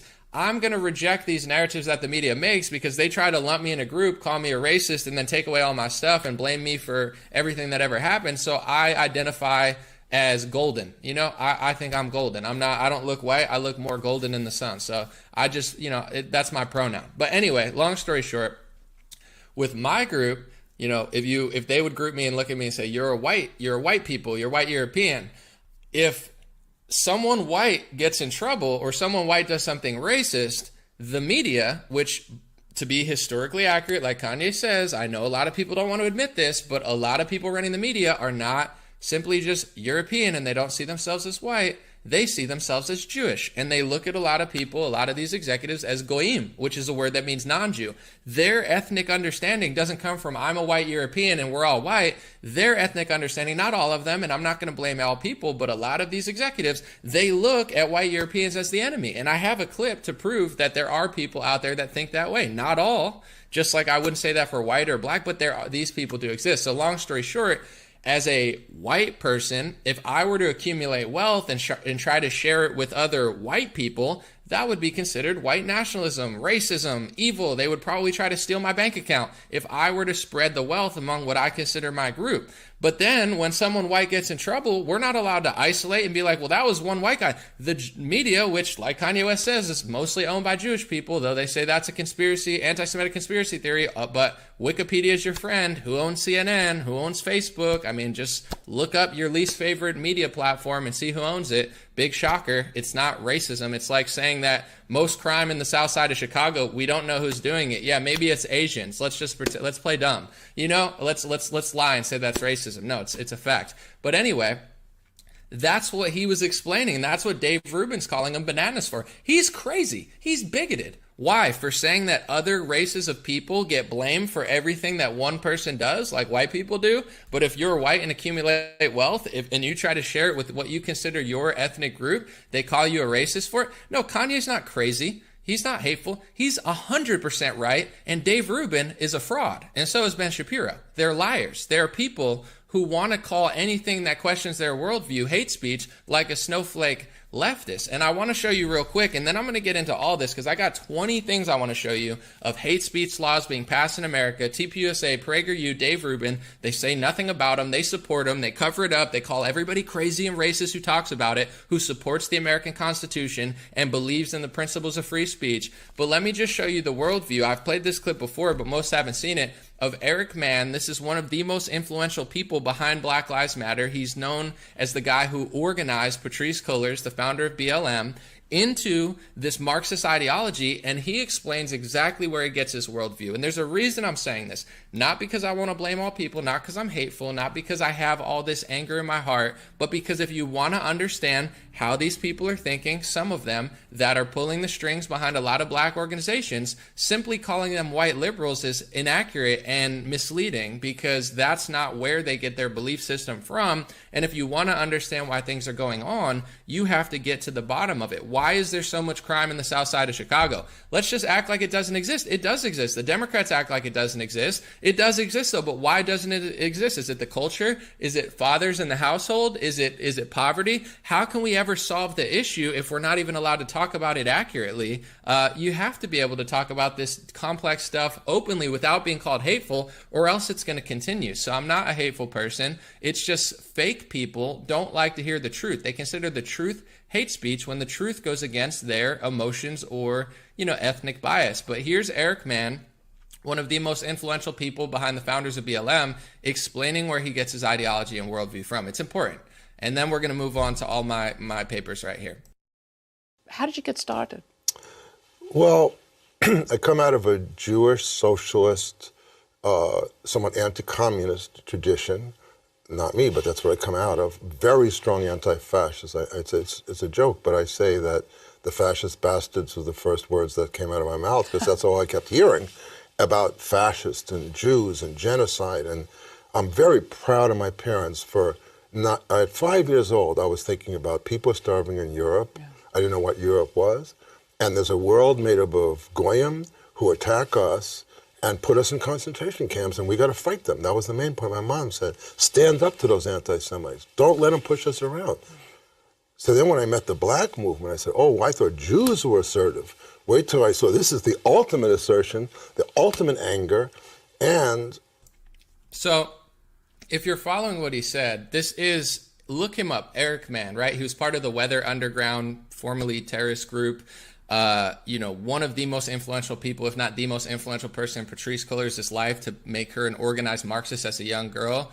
And he's explaining where he gets his worldview from. Let's be clear. Let's be very clear.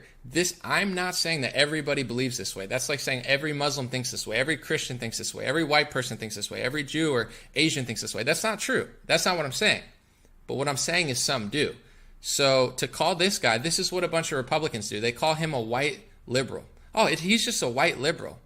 He was raised by a Jewish socialist household who told him that the Goyim are attacking him. Goyim means non-Jew. It means that's the worldview he was raised on.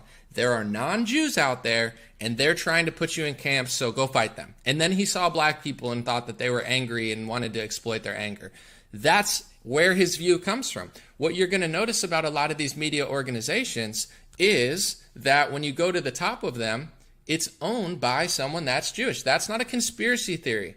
It's not a conspiracy theory that CNN was or is owned by Jeff Zucker, who's Jewish. It's not a conspiracy theory to go do your research and figure out who is sitting at the parent corporation who owns the corporation. And when you understand that a lot of these people, not all of them, I'm not trying to generalize, but a lot of these people feel similar to Eric Mann, you'll understand where a lot of this double standards comes from. We can spread our wealth amongst ourselves and hire our own, but you can't.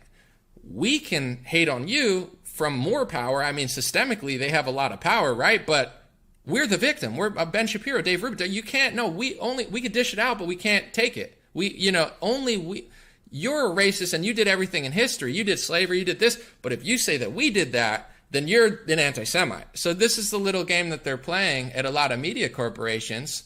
And Kanye West, no offense, has figured this out. Is he saying it in the most graceful, digestible way to a lot of people? Absolutely not. But here's what I want people to do before I start my presentation.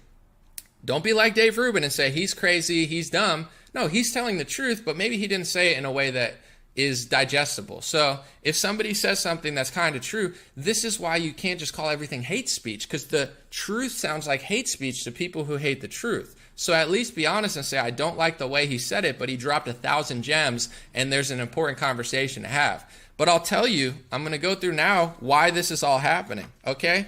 I like Ron DeSantis. He's perhaps one of my favorite Republicans, but I'm just pointing this out. And for a moment, I really enjoyed Donald Trump and his raw truth. But this is Ron DeSantis, okay? With DeSantis poised to sign an anti-Semitism bill in Israel, free speech advocacy group asked for veto. So a lot of people don't know this, but Ron DeSantis passed an Israeli loyalty speech bill in Florida. So did Donald Trump. Donald Trump signed an executive order on anti-Semitism that critics say attacks free speech. What is an anti-Semitism bill? What does that mean? Because I don't like hate. I don't want Jewish people to be hurt. But how does making people stop saying something stop people from getting hurt? That's the antithesis of the First Amendment.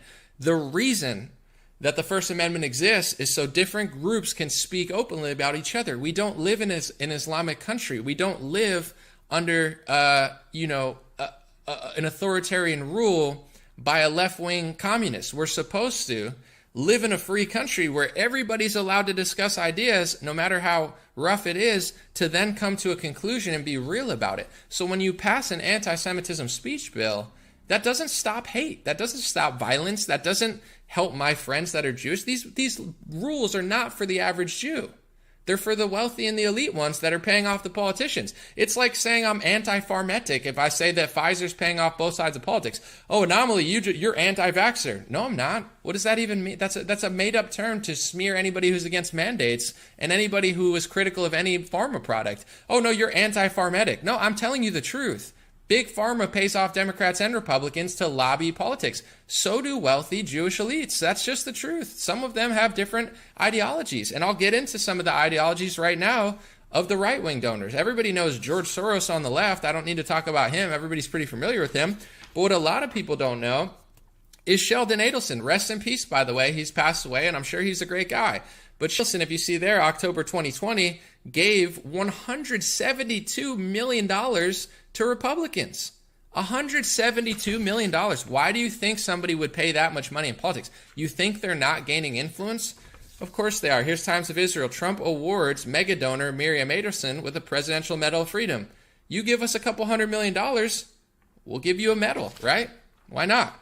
So now it's important. Let's be honest with ourselves. Sheldon Adelson, what does he believe? He's paying hundreds of millions of dollars to the GOP, right? This is why a lot of these, influencers that you guys like, they won't speak up because they don't want their checks to stop coming in. They don't actually think I'm hateful. They don't actually think I'm anti-Semitic or racist or bigoted. They know I'm not. I have dozens of Jewish friends, thousands of Jewish followers. I love the Jewish people. I love the people of Israel. God didn't make mistakes when he made human beings. I don't see one race This is where we picked it up the inherently first time. better than another one or more special than another one. I believe all of God's children have. You can let it wrap. All right. So he presents a bunch of exhibits in the evidence for his argument. And that goes on for how long, LD? Another hour and a half. And that, so previous video. He brought many exhibits for his argument. He brought many more exhibits for his argument than I saw Ben Shapiro bring for his argument. And it's up to the audience to check out that evidence and weigh it for themselves. I was trying to look up a word, but we'll go to Scott and let's get your hot take on what you just heard. Are your ears burning because of so much anti-Semitism rolling across the airwaves? Or did you think maybe that was a balanced, somewhat objective analysis of what seemed to be a very emotional situation that people had going on out there?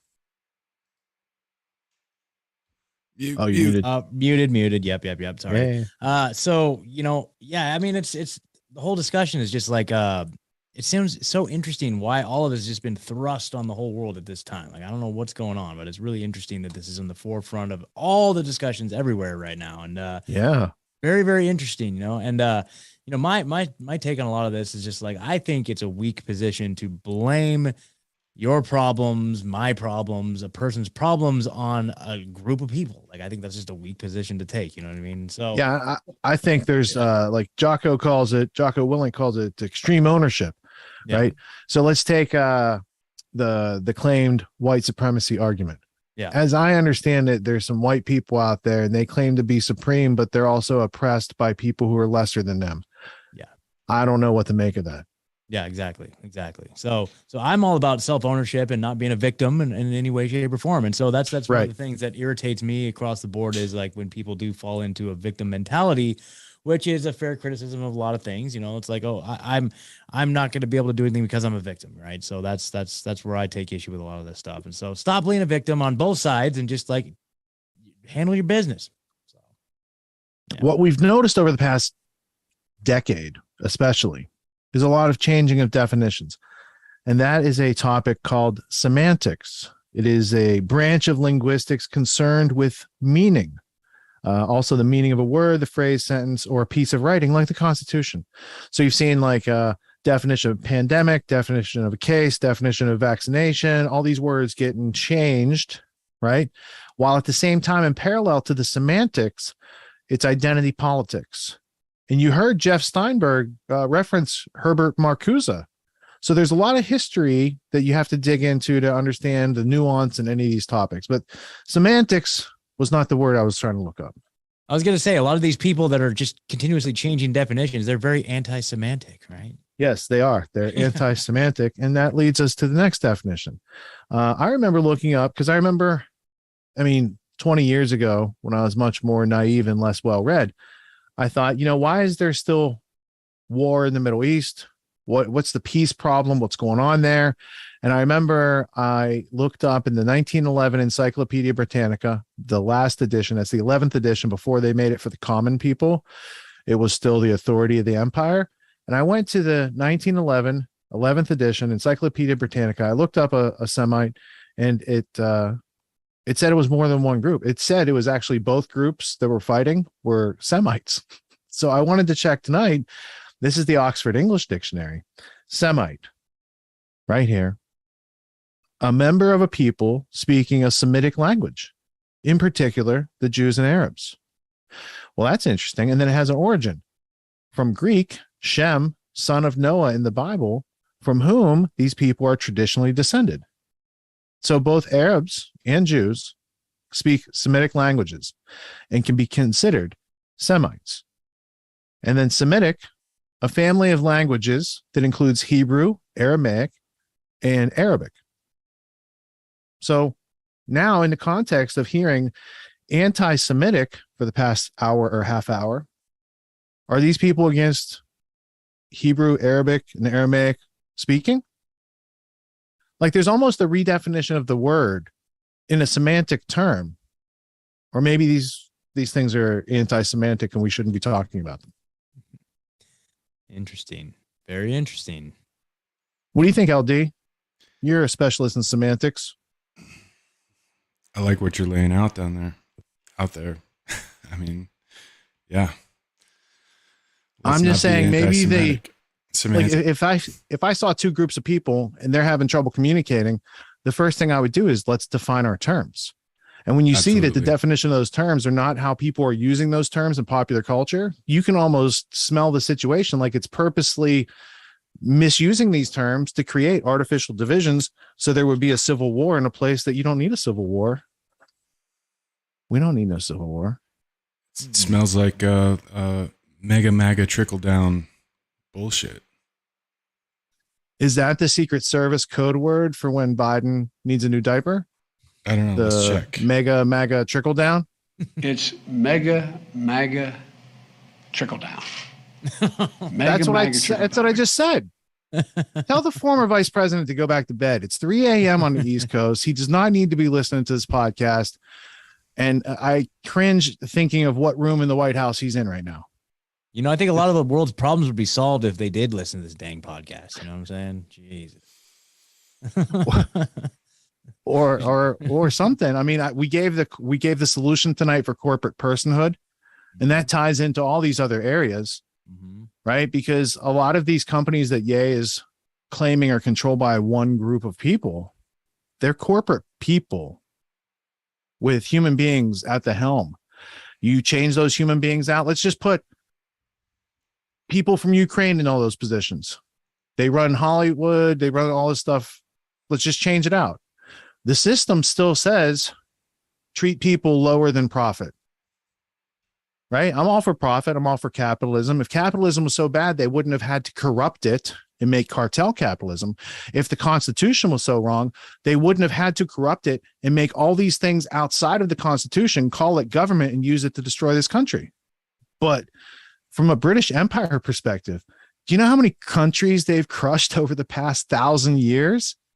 They have a university a university is like a living thing. This place, Oxford, is like a living thing. It's 1,000 years old. It has a memory that goes back 1,000 years. Do you know how many, presidents they've undermined in that time? How many kings they've crushed around the world? How much booty they stole from the Mughal Empire? And there's a lot more to the picture than you could ever get from watching Walter Cronkite or mainstream. Like if you went through mainstream media and you read Foreign Affairs and Wall Street Journal, New York Times, Washington Post, et cetera, et cetera, et cetera, et cetera, you still wouldn't have a clue what's going on because you don't know yourself with your own five senses. Yeah. It's I mean, and so, they don't teach us where to look for these things. There's no way to like extract that information unless you're really tuned in or you get to know somebody, you get into a research community or something like that. Like just that information alone has been so well hidden, but in a way it's not hidden because it's their writings, their publications. They put it out in this brash way, knowing that we can't access that information regularly. So we have to be in charge of our own education, in charge of our learning, and go and investigate these things for ourselves, And again, just this show just serves a great service to humanity by getting this information out there and showing you where to look and showing you how to analyze these things and like the things that you and Tony talk about, like in Tony's logic course. Like I didn't even know like there was like an actual formulaic approach to logic in general. I didn't know that was like a course of study. I didn't know that was a thing until I came across. You didn't get that in school? No, they didn't teach me any of that in school. And so it's like I had to relearn how to learn. And this, you know, you guys have been a big part of that. I didn't get it. I didn't get it either in school. And so Tony's recent courses, the logic and the critical thinking course, we did those 10 years ago, but we did them for a first time, learning them for ourselves. And we had a study group in the Tragedy and Hope community. And I couldn't believe, like, I had a college education and then I had to go out, and because of my extracurricular experiences, I had stuff to communicate. And I was like, what is the format by which you can communicate truth to people such they, you know, because they already they believe something that's not true. And so trying to show them something that's true, it's a lot harder dynamic. And I'm like, there must be some like rhetorical method, you know, you put the why first and then the what and then the how, some arrangement somebody had figured out, you know, one of these great thinkers, Cicero or, you know, Aristotle, somebody figured that out, right? And then to find out there is literally a method that you can use to learn anything. And then you can apply that. And then you can get the rhetorical rules that go with that. But knowing the 5 W's plus how is like, we know the 5 W's plus how: who, what, where, when, why, and how. And those used to be 6 things that were answered in any type of journalism or article or anything you're supposed to take knowledge from. You needed those 6 points. Otherwise, you don't have the context of the story. You don't know what happened. You can't go verify the thing because you might not know the name, the date, the place, etc. Right? In the rules of logic and critical thinking, those 5 W's plus how are so much more illustrative of reality, because each one of those questions falls back to the law of identification. It's the primary rule in logic, and therefore those questions are: what is the identification of the time? What is the identification of the place? What is the identification of the person? What is the identification of the reason? What is the identification of the method? Identification. The primary thing about semantics when they change these definitions is they are altering the identification of our reality on such a primal level. I mean, it's like them going in and changing the coding in a program. And that's a callback to like 6 hours ago on this show. Yeah, so there's, go ahead. I was just going to say, it's like not only the changing of the definitions, but then going in and policing and patrolling like what then we're allowed to say, right? And then but that's just like a form of mind control. By if you prevent people from saying certain things, you can control how they think, and you can just on and on and on control how they behave. You know, you can formulate, you just shape things in the way you want to shape them just by policing and controlling language simply, you know. But the cool thing is nature seems to have like mitigation built into it. For instance, when they start trying to do this stuff with the changing of the names and the semantic changes, up pops a random obscure professor from University of Toronto named Jordan Peterson. And he says, you can't make that illegal. It's too late for me to do the Jordan Peterson impression, but it's kind of like Kermit the Frog. You can't make that illegal. Something like that, right? And now he rises to prominence for saying something obvious, like freedom of speech. Even though it's Canada under the Queen, you don't have freedom of speech. It's a concept of human rights, that your soul's connected to your ability to speak freely. And when the laws are girded too tight, the liberty becomes a syncope and passes out. Syncope passes out. So people push back against that because they know the dangers of taking away free speech. I did not call for Andrew Schultz to be banned because of what he said tonight. I don't think he should be censored. I think he should have all the free platform to say all the stupid shit he wants to, so we can know where to rank him on the whole tree of great comedians of all time. You're down here, dude, because that was cheap shots and you didn't do your research. I thought your special was funny a couple weeks ago. We played it, but now I lost respect because you don't do your homework. And that might be a one-time thing, but I think it's tied to peer pressure and where the money comes from. Yeah. We don't have ties like that on this show. Yeah, when in between Andrew Schultz, he's too busy out there stealing jokes. That's what I heard. Yeah, so I don't know. And his little toady Akash just laughs along with him. Doesn't really challenge him too much, none. So speaking of Canada and featherweights, the featherweights, that's what that show should be called. Speaking of Canada and jokes, I just wanted to throw in something if you'll humor me just for a few minutes. Off, eh? Yeah. So I don't know if you're aware, but there's a meme country in Canada. And do you remember a couple months back when Canada enacted the Emergencies Act? Yes. Do you know what that was about? No. Well, I'd like to help illuminate what that was about. Is it like a Schoolhouse Rock? You're gonna teach me? Well, I'm gonna let somebody else walk us through it here, but I think it's pretty fascinating. And thank God we're not in Canada. But you know, it might get that bad here. We'll see. But yeah, this is a video from Clyde Do Something. The first few minutes we'll lay this out for you. Right on. Ladies and gents, welcome back. If I told you of a fictional country that spanned from Alaska to Florida, ignoring the coasts, and just went on a diagonal line and had a president that was actually a goat figurine, you would probably think I was crazy. But if you were a parliamentarian, you would declare a state of emergency. Well, of course, I'm referring to an individual in Canada named Jeremy Mackenzie, the founder of a fictional, fun joke of a country, Diagolon, which infamously became the reason. Now, my primary reference for Canada is Strange Brew, which features the two Mackenzie brothers. So I don't know if the person who's doing this parliamentary bill has like a sense of humor or what. But if you put a baby mouse in a jar and you feed it till it gets big, you can get free beer from Elsinore, which also has a sanitarium. All right, let's keep rolling. Strange for the Emergencies Act is under hot water now in Saskatchewan this morning. Reporting is Real Andy Lee show here on Twitter saying the Saskatchewan this is from August. RCMP this have issued from the end of August arrest warrant for Diagolon founder Jeremy Mackenzie. Crown prosecutors are reviewing the case and will decide if the warrant will be extended to other provinces.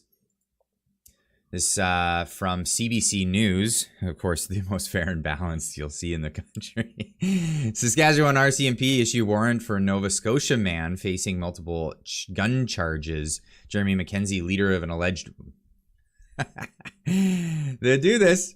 White supremacist group already faces 13 gun charges in Nova Scotia. Now, why don't we get into a little bit of the history, and then we'll get back to the article of who Jeremy Mackenzie is.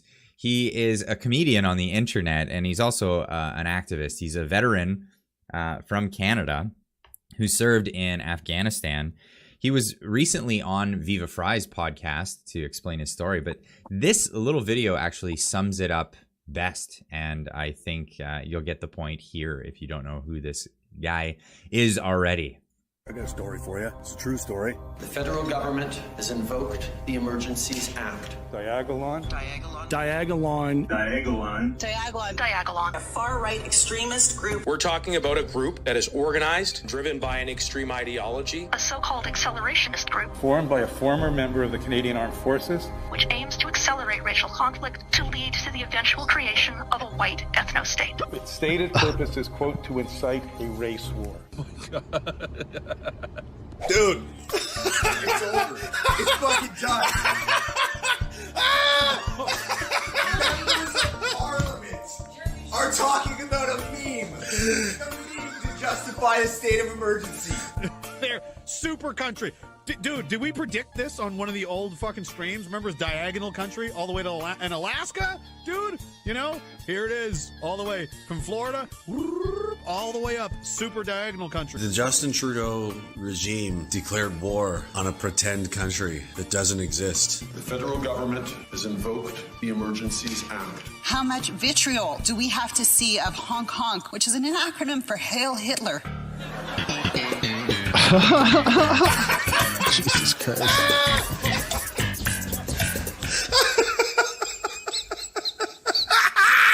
You need people like me. So you can point and say, that's a bad guy. That's okay. I'll be a bad guy for you. I made this on my phone as a pretend flag for a pretend country that doesn't exist. Its vice president is a goat figurine named Philip who has an extremely hard time with narcotics. Diagolon was found. So I'm going to leave this in the description down below so you can share. All right. Get the idea. He trolled them. And it just goes to show, like, if there was real danger out there, they wouldn't have time to go after Diagolon memes. right? I mean, all those times they were scaring us about Al Qaeda and ISIS and all this stuff, they never touched any of the Davos G8, 7, you know, all those types of things. You know, everything goes off without a hitch. It only happens at these convenient times when they have political agendas. I'm not saying it's all constructed or any of that type of stuff. I'm a big fan of coincidence theory. I got stacks of them, like kids have Pikachu cards and stuff. I got stacks of coincidences everywhere. I'm not saying they connect into anything. I do want to say, after we just had to be subjected to the parliament believing in Diagolon memes, here's the most useful thing I can do for you at 3:34 in the morning. Once upon a time, they had a circle and they're trying to figure out, how do you get the size of this? They know how to do things like rectangle, stuff like this. I don't know if it was Aristotle, one of those smart dudes. They said, like, make it like a pizza pie, or like Trivial Pursuit in the future. And they said, oh, we know what you're talking about. And then he said, rearrange these pieces and you get like this parallelogram, and you got the curves here. And then you could just drop this triangle here, use Pythagorean theorem, and then you could find the size in the circle within an approximation. And then over years and years and years, they were able to make the pie pieces smaller and get to closer approximations. And then they discovered somebody else had already figured out pi. And then later the Italians invented pizza pie, all based on there. That's more real than Diagolon. Take it to the bank. Yeah, there you go. Cash that in. That's it. That sounds realistic. Totally. Well, you know, they're all about their emergency statuses. I mean, especially now that like the COVID shots are put on the childhood vaccine schedule, the emergency use authorized shots by that matter. So now we just need this indefinite emergency forever, and then it'll be totally fine, right? I've always been confused about like the Pfizer shot, for example, has to be kept at like minus 80 degrees, like super cold. Right now, if at any point during its production to it gets to your arm, it's not kept that cold, it has spoiled, it's not effective. How do they track that? How do they know that? How do you know what's going into your body has actually been maintained properly and is going to be effective? Is it just trial and error? They found out later. Luck of the draw. You know, kind of. Whatever. Yeah. Spin the Pfizer roulette wheel. Yeah, Russian roulette, man. Pfizer roulette. That's loaded up with syringes. LD, what other big stories that we have on a show card that we need to get into this time capsule of an episode so we can let Scott hit the sack? We talked about Alex Jones. We talked about a bit about COVID. I mean, there was some new Boston virus video. Dr. John Campbell, you'd thrown in the playlist, and Tim Cass covering that. Boston lab creates new COVID strain with 80% kill rate and 5 times infection rate. Wow, that's impressive. Let's play 8 minutes of Tim's coverage of that, because I don't want to go to Coleman. He's too long-winded, but Tim does a fair coverage of that. And that way we get it into the time capsule that there's some crazy fuckers here right now after 2 years of pandemic. They're making it. They're like, let's take the thing that spreads real hot and let's take the thing that and kills people and let's put them together so it would kill people and spread really fast. 80% kill rate. I think the first one was 100% kill rate, but they're like, let's try it again. That's too much. They got to leave some people, or I don't know what their thinking is. Again, it's like 12 monkeys. That dual use research, always coming up with brilliant stuff. That's what the Nazis called it. Every time they want to say dual use or it's not gain of function or we're testing, getting real time data. That's what the Nazis said. Right? Isn't that what Unit 431 over in Japan was doing when they were freezing dudes' arms in liquid nitrogen and hitting it with the hammer to smash the arm into smithereens? We're just getting real time data. Mm-hmm. Maybe some greater good in there, sort of, maybe. There's a certain apartheid situation going on in this world. They might be getting some real time data over there. Mm-hmm. Yeah. Totally. So what do you got, Al? Yeah, I got it. Here we go. I feel like with a story like this, you could either laugh or cry. Oh, God. This is from the Daily Mail. Lord. Helps to This is both. playing with fire. It could spark a lab-generated pandemic. How about that? Experts slam Boston lab, where scientists have created a new deadly COVID strain with an 80% kill rate. Why? Great. Why are they making this? So here's what they did. Actually simple. So the Omicron strain mutated over a long period of time. COVID goes out. COVID kills a lot of people. The Alpha strain was very deadly. Over time, it was getting more infectious, but weaker. That's how viruses tend to go. The Omicron strain was very infectious, but not as deadly. That makes sense. If something's too deadly, people die before they can spread the disease. So these researchers took the spike protein from Omicron and put it on the Alpha strain, which is more deadly, creating an extremely infectious and deadly virus, which killed 8 in 10 of the rodents infected. Oh my God. Why? Wow. Why did they make this? That's a little Christmas present. Yeah. Why was Peter Daszak of EcoHealth Alliance doing similar projects back before, of course, the larger COVID pandemic that happened, when he was exactly looking at bats and coronaviruses in the Wuhan Level 3 Institute of Virology that, of course, had poor security protocols, according to many even State Department protocols and documents that came out there. Why did they do this? And the question is, they're doing this on even bigger levels than we could even imagine. And the argument here, the basic argument that they're making is we need to do this in order so we find a solution for it in the future. Number one, a lot of scientists argue that the probability of something like this happening naturally is virtually almost impossible. But two, why are you trying to make this current strain that much worse when you couldn't even figure out the original strain? Right. There is no solution. There is no medical solution towards the original strain. So why are you studying? Why are you wasting so much time looking at some hypothetical when you can't even figure out the original problem? So that's something that needs to be understood here, as well as the fact that, again, Peter Daszak is continuing to do the same experiments in other countries. We know about this because it's Boston University, but what about the studies in Laos? What about the studies in Myanmar? What about the studies going on right now in Vietnam that we don't know anything about? That EcoHealth Alliance, by the way, was subpoenaed, was told by the U.S. government, hey, you got to send us your notes about what you guys were doing with the coronavirus in Wuhan.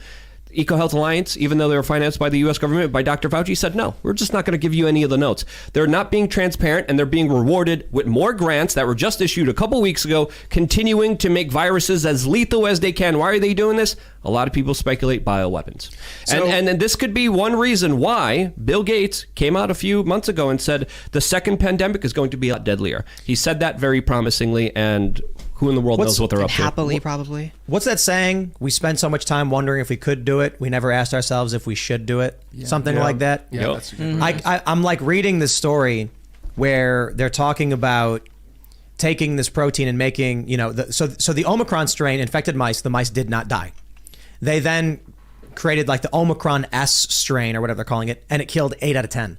And they were like, oh, look, we did it. We made something that can kill mice. It's like, I look at that and I'm like, yeah, you could have injected them with bleach. That would have killed them too. Right. Obviously, this, like, you make a deadly virus, it will kill them. I don't trust them.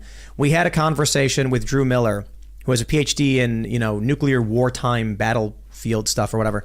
And he was talking about how we have no biolabs in the United States. Like, the United States does not operate bioweapons labs.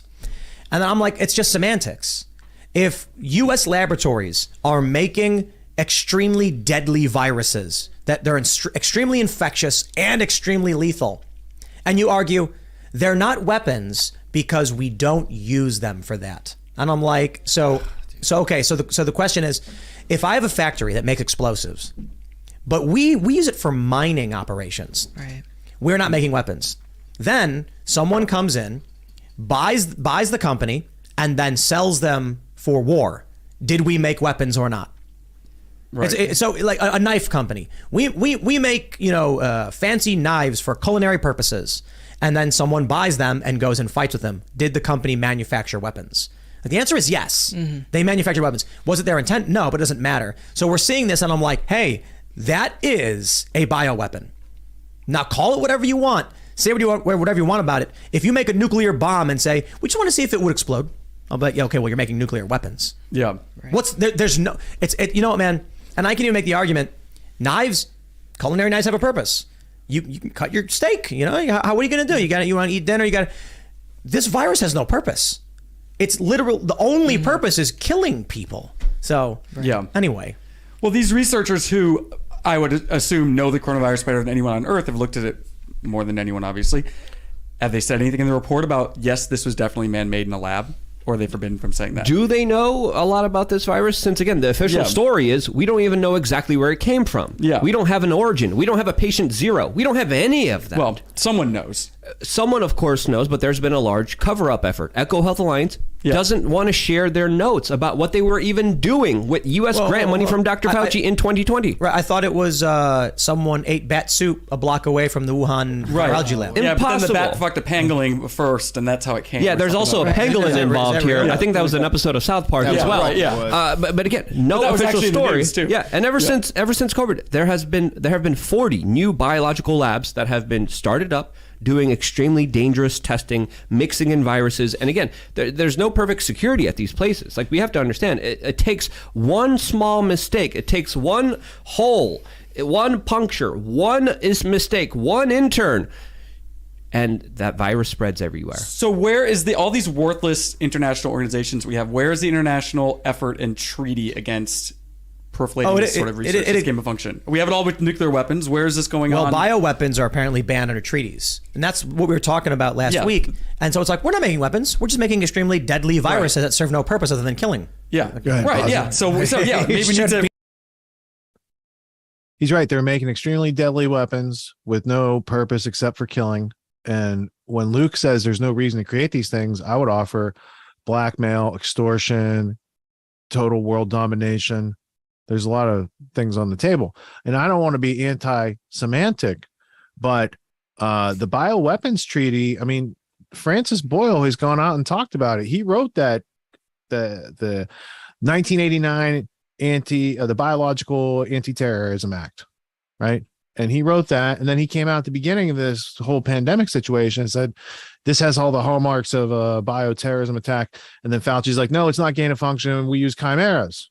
What's a chimera? Oh, it's when we do gain of function and splice these two things together and make it more potent, but we call it chimeras now. Or he called it the S3, or they came up with some new acronym. Again, a change in semantics all along the way. Every time Rand Paul tried to nail him down, oh, Mr. Paul, you don't know what you're talking about. We got the PPP, we got the P3C, and it's gain of function, bro. Gain of function. You know what? The Nazis tried the same thing. They said all sorts of Nazi terms, we call it this. And the people were like, no, you'll be hung at the gallows because we know you killed people. And you didn't give them informed consent, and you experimented on them. Have we learned nothing in the past 80 years? No, apparently not. Apparently not. And since when did they, wasn't there the whole controversy with Chapel Hill where they actually had to no longer do these types of experimentation in the United States? Well, it's Ralph Barrick you're talking to. He's the creator of the no-seum technique, so they can do the gain of function and not leave a signature. There you go. Stuff like and that. And then he's working with the Bat Lady and EcoHealth. And all the things that Radowski just said in the Timcast, we said in the first 10 episodes of this podcast 2 years ago. All that stuff is not news. And it's a shame that more people don't understand that. I'm glad Luke's out there reiterating what's going on, because EcoHealth is still getting grants. And Alex Berenson from the New York Times, who got censored by Twitter because the White House said censor this guy, he just discovered, he's like, oh, EcoHealth is still getting money. It's like, bro, we've been posting for years. EcoHealth at the beginning of the pandemic had contracts out to 2024. So now they got it out to 2025. Big surprise, but it's still going on. Nobody's shutting it down. There's no UN, there's no Greenpeace, there's no Amnesty, there's none of those organizations are trying to stop what's actually going on. And it's podcasts like this and a few others that have actually been calling it out and trying to help people to get to a point where they can make an informed decision about who's ruling their government right now. It ain't Joe Biden. Looks more like Fauci, Francis Collins, Bill Gates, and everyone above them who had top-down orders to precipitate this situation as a global pandemic in the first fucking place. Mm-hmm. And you can't have a state of emergency involving a global pandemic and be developing a virus with an 80% kill rate at the same time. Like you can have one or the other. Can't have both. But what do I know? We're just guys who have a podcast with 1,000% more people than CNN and Plus. Exactly. I'll take that any day.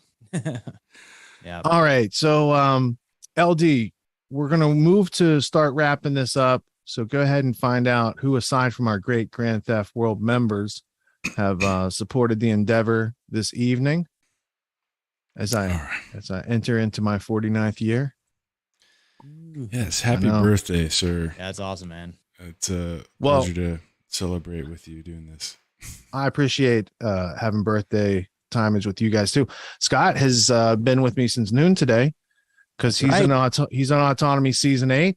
He's been getting the lectures. He's been doing the Q&A. So he went through like a 3-hour Q&A this afternoon. Then he's back for some podcasts tonight. Yeah, LD did too. So now, LD already knew what my work day was like, but now you do too, Scott. And you're like, oh, it's very impressive. Yeah, it's pretty intense. It's awesome. Inspiring too. So there you go. Yeah, it's good growth, good opportunity for you. Thank you for sitting in second chair tonight. Man. I'm glad to give Tony a night off so he can have some rest and relaxation and be away from the hustle and bustle of all this seemingly negative news. But I think the negative part is not understanding or seeing what's going on, and only given you can't deal with what's going on if they're not letting you look at reality. So part of this show is preserving those parts of reality that they very much find inconvenient to their narrative, that they're lying to people as they go forward. So the more of this stuff we can preserve and time capsule it, and people in the future can say, hey, people in the past were realizing this too, right? And hopefully by the time they inherit this information, there's a lot less corruption in the world. And maybe they have trouble believing that we went through a time where everything was so ludicrous and corrupt, and this podcast can help illustrate that too. But for everyday people just going through life real time, if you watch Grand Theft World an hour a day, you got a better idea of what happened last week than you could ever get happening from this week from watching the news. Yeah, so it's better 100%. To be, it's better to be 1 week behind in your news, but understand it clearly, than to be subject to all the disinformation and chaotic, conflicting organization of information without having a way to resolve those contradictions during a week. Yeah, and one of the problems with being here with you guys tonight is that I listen to headphones and listen to podcasts while I'm on the job, and so usually at least one of my full days at work is used up by listening to Grand Theft World. But now I got to find something else to listen to one of these days this week. Well, we got plenty more where this comes from. There's just there's more coming. No, I'm just saying, this week I already know what happens in this episode. So there you go. Spoiler alert. You can look for the Liberty Radio show coming out tomorrow. I had the pleasure of joining James for an interview this week, and that was a lot of fun. Shout out to James. Thanks for the invite. It's awesome. James Jordan is just one of the many down in Mexico, so say hey to all the Mexico people. They're still awake. Yeah. All right, so LD, who do we have to thank for tonight's festivities? Let me load up this list. And if you haven't been to grandtheftworld.com, go there now. Check it out. Join the community. You can choose your level of support and get access to the Discord, get access to a vast library of Richard's work on our own platform, and get access to the Zoom call, which is a Zoom webinar. It's one of the preferred ways of viewing the live show these days. So we hope to see you in there. It's a great community and lots of great people contributing and doing their own thing and just helping support each other. Will you scroll down the front page? Because we always people think grandtheftworld.com is just the podcast, but we actually have daily news. It's auto fed in there. So you see a whole bunch of latest stories. And we also have books. We got a new book section up there. Oh yeah. So if you want to see recommended reading for the month, I know I just thought of this as you were scrolling around the page. It's full of books. It's at the top in the menu. Oh, good. Yeah, if you're looking for it, it's in the top menu. Books. Sweet. Book of the month. Look at that. Looks like something we heard about last week and the week before. You got some clips there. Ooh, a bunch of other books to read. Lots of books with Union Jacks on the cover. That's pretty cool. I could think of a couple more we could put on there. Make it a theme. All right, fantastic. Yeah, there's a lot of perks to the Grand Theft World community. There's various levels you could subscribe to. There's a lot of behind the scenes content. The town hall in and of itself is it's like a podcast you could participate in. So it's a spirited conversation. It usually goes on for 4 or 5 hours on every other Tuesday of the month. And that's where members get to interact with each other in addition to all the other facilities and benefits that come with that membership. So yeah, if you haven't already and you want to support the show, go ahead, check it out. And then as well, Rebunked, where's your website at, Scott? Well, thank you. Yeah, it's rebunked.news is the website. You can find all the links to the show there, probably. Yeah. So and you do it. And how often do you do a show? It's not really set. I do like I've been averaging like 2 or 3 a week usually. It's like whenever, like sometimes there'll be weeks where I just get like 5. You know what I mean? And some weeks I'll do like 1. You know what I mean? It just depends on who I get, what I'm booking. What's going on, but I try to stay pretty active. So yeah, go ahead and subscribe. And I just had David Icke on. That was fantastic. That was super cool. Yeah, it's been quite the journey. So awesome. Yeah. And thank you for the hookup over on Band.video. Do you want to drop that story? Oh, yeah. So, okay. yeah. So, yeah. So I went down to Austin for the InfoWars Summerfest, right? And I was hanging out with a couple folks. Matt Baker from San Diego. I'm sure you guys would recognize him. He's the dreadlock guy that was like screaming at the San Diego City Council meeting. The guy was like, into the microphone. This is like 2020. Anyway, like him and I have been getting to know each other. Like I've had him on my show a couple of times, and I call him like, Matt, we're going to Austin, dude, because I know he's a big InfoWars fan. He's like, no, man, I can't. I'm like, dude, I don't care. No excuses. We're going to Austin. He's like, all right. So we ended up meeting there. We like split a hotel room and a rental car. So we were like, balling down there. And I got to be like the designated driver the whole time. So I was driving around and like we were partying with Frank Cavanaugh, who's the former bass player of the band Filter. You might remember them from like the 90s. And Rob Dew from InfoWars was kicking with us a little bit. He gave us like a full access, like late night tour of the InfoWars studio. That was pretty awesome. And then the next day we ended up going to Rob Dew invited us over to his house. And we were like he gave us a tour of the property, went swimming in his pool. And while I was there, I was just like, Rob, man, like all these content creators you guys have on your platform, like you gotta get Grand Theft World on there. Like I'm not even joking, man. And so like that's how I chose to use my time with him. Like while we were chilling there at the house, I was just like, man, you gotta get these guys on. He's like, all right, yeah. Put Richard in touch. So I give Richard my email. I'm like, all right, there you go. So that was that, and it was cool, man. Then the next day we went back down to the studio while they were recording, and Matt Baker and Frank got to go on the Harrison show in the morning there, and I was just kind of hanging back watching. And they were just saying like, don't expect to meet Alex. Like, just don't even like really expect meeting him. Like, he usually just comes in, goes right to his office, does what he needs to do. So, and if you do run into him, just kind of give him space. Like, don't like, go up to him or anything. And I was in the green room sitting there, and I hear in the hallway Matt Baker. He's like, Alex, you got time for a hug? And I peek around the corner. I'm like, oh, there he is. And like, gave Matt Baker a big hug, and he saw me stand there, and he just came up, shook my hand, and we're just like, all right, nice to meet you. And he didn't end up coming to the picnic. We were saying like, oh man, we missed you at the picnic. He's like, yeah, I've been working 7 days a week. They're trying to take us off the air, but ain't gonna let him. We're like, all right, Alex. And he's like, all right. And turned around and went back to his office. And that was that. So, but it was cool, man. It was a really, really cool, overwhelming experience. It was really when cool. You say green room, do you mean when you come in the doors, that conference room around to the right with the whiteboard? Well, so this was like if you're coming in the back, right. There's like the back through the back parking lot. You go to the left. There's like the room that they had set up for like guests to sit in and wait until they got called on to there. So, all right, because they were still building out the Alex studio with the whole video wall. They were just finishing that when I was there in like 2013, and so they had us. My green room was this conference room with the whiteboard, and at one point I did this presentation for the dudes, and then Alex walked in, and then he had me redo it. He's like, "We got to film that," And but when I first heard him, I was in that break coffee room, and I was making a cup of coffee, and I heard him down the hallway, and it was like hearing a dragon, like you're in the cave and you're in the lair, and and I heard it, and I was like, "Oh shit!" And yeah, he's a really nice guy, and I really liked everyone who worked down there. I felt that the people working there were good, genuine. Like I was trying to, because everyone's like, "Oh, he's controlled by the Rockefellers. He's controlled opposition." I looked for any evidence the whole time I was there, and all I saw was like, "Oh, this looks like a legit startup."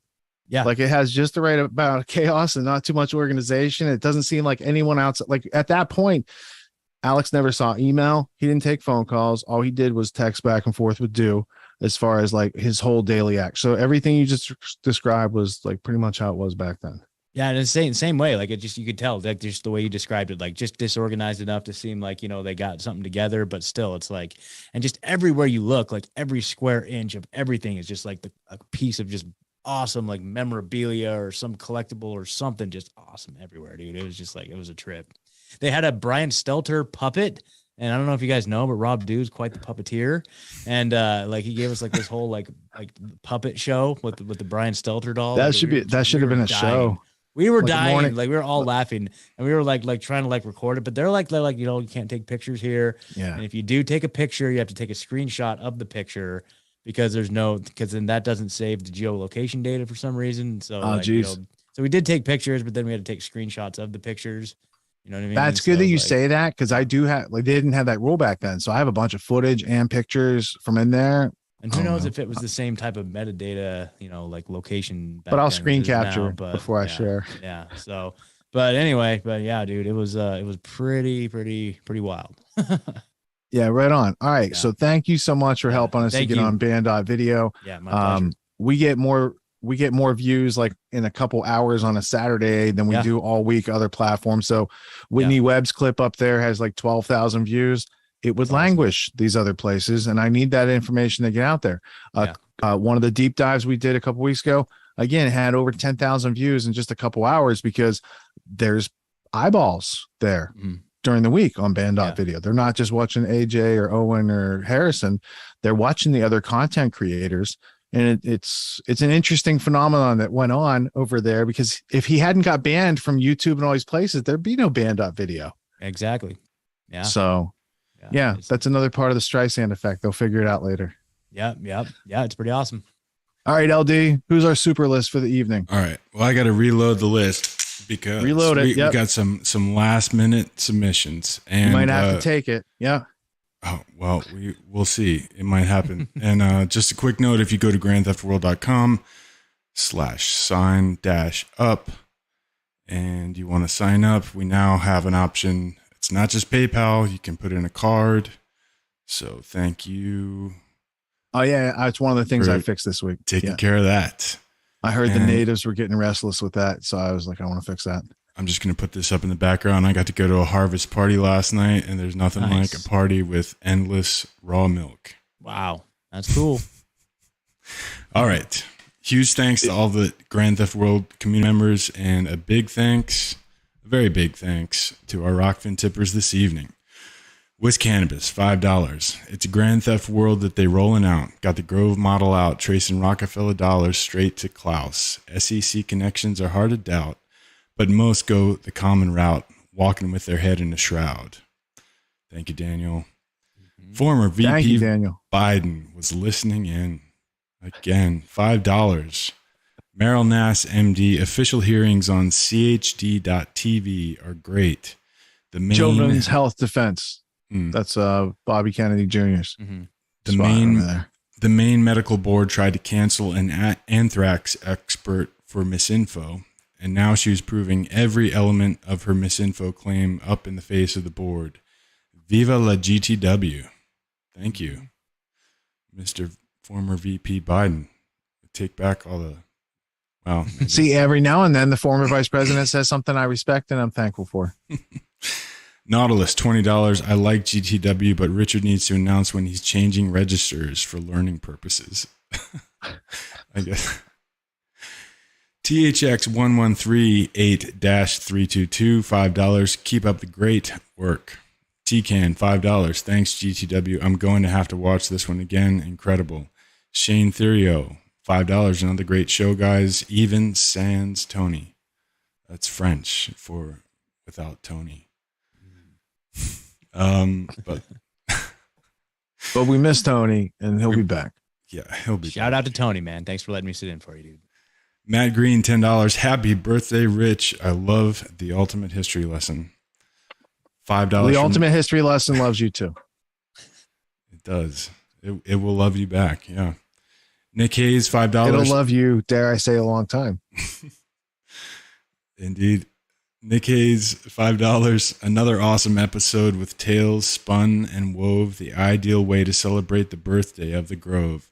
Leading the way with excellence, upbeat and entertaining forensic assessment of evidence to keep the knowledge reigning. Richard's crew on Grand Theft World, preserving cognitive freedom. Let's grab the torch and do our bit and buy some books and read them. Whoa. And shit. Nice. All right. Hell Yeah. yeah. See, autonomy graduates are just showing off in super chat, writing poetry to one up each other. It's like an Eminem rap battle with modern day liberty poetry. And we should make it like into its own segment. Keep rolling with it. What else you got? All right. AREM, $50. Oh, wait. Yeah, no, AREM, $50. Thank you so much. Dallas Avad, $5. You don't even have to think about it, dude. Just take it. Oh man. Oh, you got to play him some You don't sound have to clips think for about that. it, dude. Take it. Excellent. It's like no agenda around here. It's starting to turn into something kind of like that, and we've got some crossover. We have some no agenda people in the autonomy community. Yeah. Thank you all for your courage very much. Thank you for your courage, ITM. And we have no agenda, but we are in control. Mm-hmm. Gerardo Tappan, $100. Happy birthday, Richard Grove. Hello to Justin in the RV. You're going to meet all your goals. Thanks for not being an a-hole. Stay swole. You have a good soul. Continue using your parhesia. I wish a great year to you and Lisa. Very nice. Thanks, Jerry. Wow. And last one, Zach, $2. Maximum offense message to those who are offended. He threw in a bunch of emojis. Yes, you. Yes, you are. I have 2 words for you. Where I am. Thanks, GW. Great plan to hold executions of the unholy psychopath corporations. I know many who would join. It's them and or the Fed that needs to be removed for any hope. That's Lord of Algonquin. Thank you, Zach. And a happy birthday from Dallas Avad. He says, Richard, thanks for all you are. Well, thank you all for being here while I was being all I am, or something to that effect. It's a pleasure and a privilege. Yeah, well, I mean, Richard, thank you so much for having me on. LD, you just did a great job, man, as always. This is definitely one of the highlights of my little podcasting career. So really appreciate you guys having me on, and yeah, really cool. Well, here's to you moving on up, Scotty. There you go. Thank you, guys. Thank you for sitting in. LD, thank you for holding it down tonight. And Yes, it lets Tony know that we can be semi-autonomous when he wants to take vacation and do stuff like that, so he doesn't feel tied down. And that's a win-win for everybody. And check out Benny Wills's Parhesia course. Check out Tony Meyer's Logic course, his Critical Thinking course. You can do that over at the Autonomy Agora. I think it's marketplace.autonomyagora.com. That's right. It's not a big deal. You'll catch it next time if you missed the URL. LD's got it on screen. Now, we didn't plan this, but do we have something to play us out? That's the next way. I was planning the egress from the show, and I was like, we don't have something to play us out. We do. I think it's going to tie it right back to the show title. And I love callbacks. Quality. One of the things I want to say too. We didn't get to it. But it was you guys posted it, and I wasn't even aware of this. And it was the what the heck is that? It's the Alex Jones interview. He went on that show. What was that guy? That guy Trip. was what is it? Pin Trip. Pin Trip. Okay, so it's on YouTube. Pin Trip. I watched that today, dude. I was dying, dude. It's so hilarious. All right, and, so Alex's wife is on there, and she's awesome. Show me your guns. Show me your guns. Yeah, exactly, Yeah. dude. The whole thing is just like It's hilarious. And then the funniest thing is, so we can play the first part of that to play us out. So I watched that interview and I was like, who's this guy? How did he get this interview? Yeah. You find out that Alex's wife is a fan of his. I'm like, then my question is, why is she a fan of yours? And then he kept playing these clips. And I'm like, I've seen these clips, but I don't know why you're playing these clips. And then I'm like, oh, this is the guy who makes those clips. Now, here's the brilliant thing about these clips. He is an artist that it's like people can't recognize the art because it's like he takes things with a solid background, basically. And then you can interchange what people actually said to make them say different things. And he does it to show the power of editing and what these news companies do for a living. He does it for entertainment, for shits and giggles. Now, if it was, you haven't seen this before because in movies, there's a different background all the time. So you would know visually that this is all cut together and chopped. But when there's a Joe Rogan podcast and he can say, oh, I want Alex's surprised look. I want Alex's, arrogant look. And then in Joe looking like this. And then he can write a script and then find those shots and then cut them together. He also has like the transcription and he finds these pieces. He's like, if I cut this piece with this piece. So it's art. It's on a new level. It's pretty funny. But from a cinematography perspective, he was overexposed, and the shutter rate on that camera shows the flicker of the light behind him. They could have adjusted that. Otherwise, really good questions. Alex provided great comments. So let's play however much of it you want to, LD, but let's go ahead. Thank you all for tuning in and not dropping out. Here's an Alex Jones interview where he's the bad man to play us out.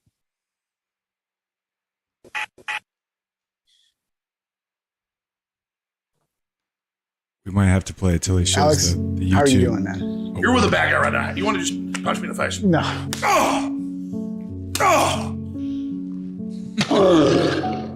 Alex Jones is the bad guy. Why didn't you give a quadrillion? Why didn't you give a quadrillion? Why? Because you hate the families and the children. That's a good point. That jury hated those families and cheated them. Why did you not give them trillions? Honey, do you like Tulsi Gabbards? Oh, of course. So Tulsi, my wife's hot. She wants to have a threesome with you. Maybe show them your gun. Let's get some high ratings here. Yeah, that's some. Later, come up the end. She's taking it off, folks. She's got more guns. No, sir, than she's that. taking it off. We're going X-rated at the end. It's gonna boost your ratings. Really good here. Go ahead and show them your guns. Look at that. Yeah, See? that's it. I got to start doing yoga. All right, go ahead and pause it for a second. Alex, I got to provide some context. What that guy did was take what Alex says later in the show, cuts it up to be a little bit funnier and spicier than it is later because it's more drawn out. So that's actually a microcosm of his editing style that I didn't know until I watched the whole thing and then looked him up and watched some of his other stuff. But with that wisdom and experience I can offer to you, the layman on this topic, that was a little sample of what he does. And now it's up to LD how much of that we want to play. It is pretty good, but I will also offer this. It was published 2 days prior to the $2.75 trillion Bloomberg article.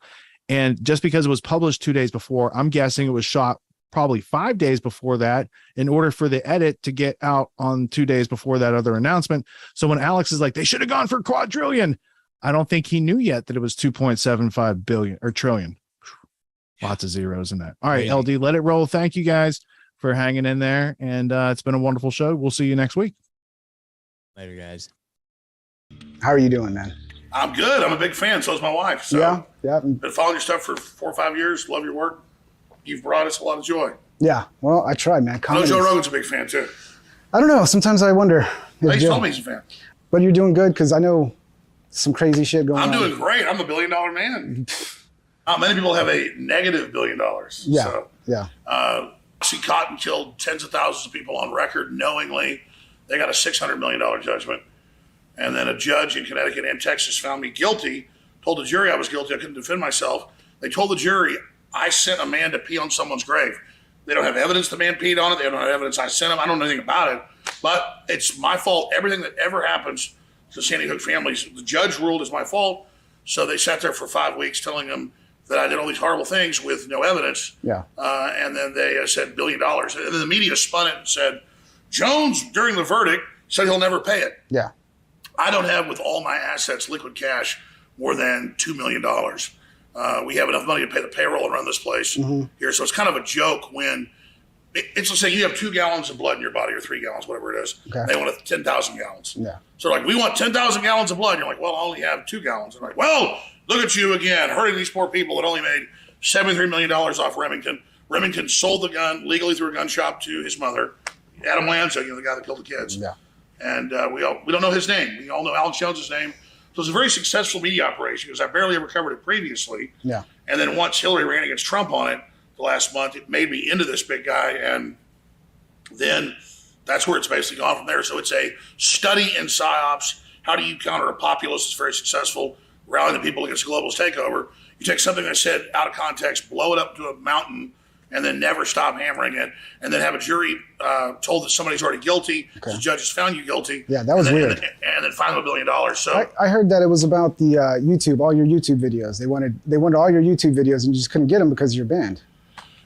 Well, that was part of it. Early on, they began the process in Connecticut and in Texas of threatening to default us. The judge did, it was 2 different judges, because YouTube had taken us down. Yeah. And purged everything. That was our main archive. And so they subpoenaed, so we want all your YouTube videos. We said, well, we store them here. Plus, they'd already gotten the ones they wanted anyways. And judge said, if you can't find them, I may default you. And then there was a big controversy that was all over the news. When Twitter froze our account before they banned it, then they sanctioned me saying, you've deleted your tweets. But Twitter had banned us. So that was, what are you going to do about that? Well, technically, we didn't give them discovery. Yeah. Which isn't true. We gave them more discovery than anybody's ever done in a defamation case. During their prosecution, where I couldn't defend myself, hearing and damages in Texas and Connecticut already found guilty. You see all my emails, all my text messages, cherry picked, all of it, but we didn't give them anything.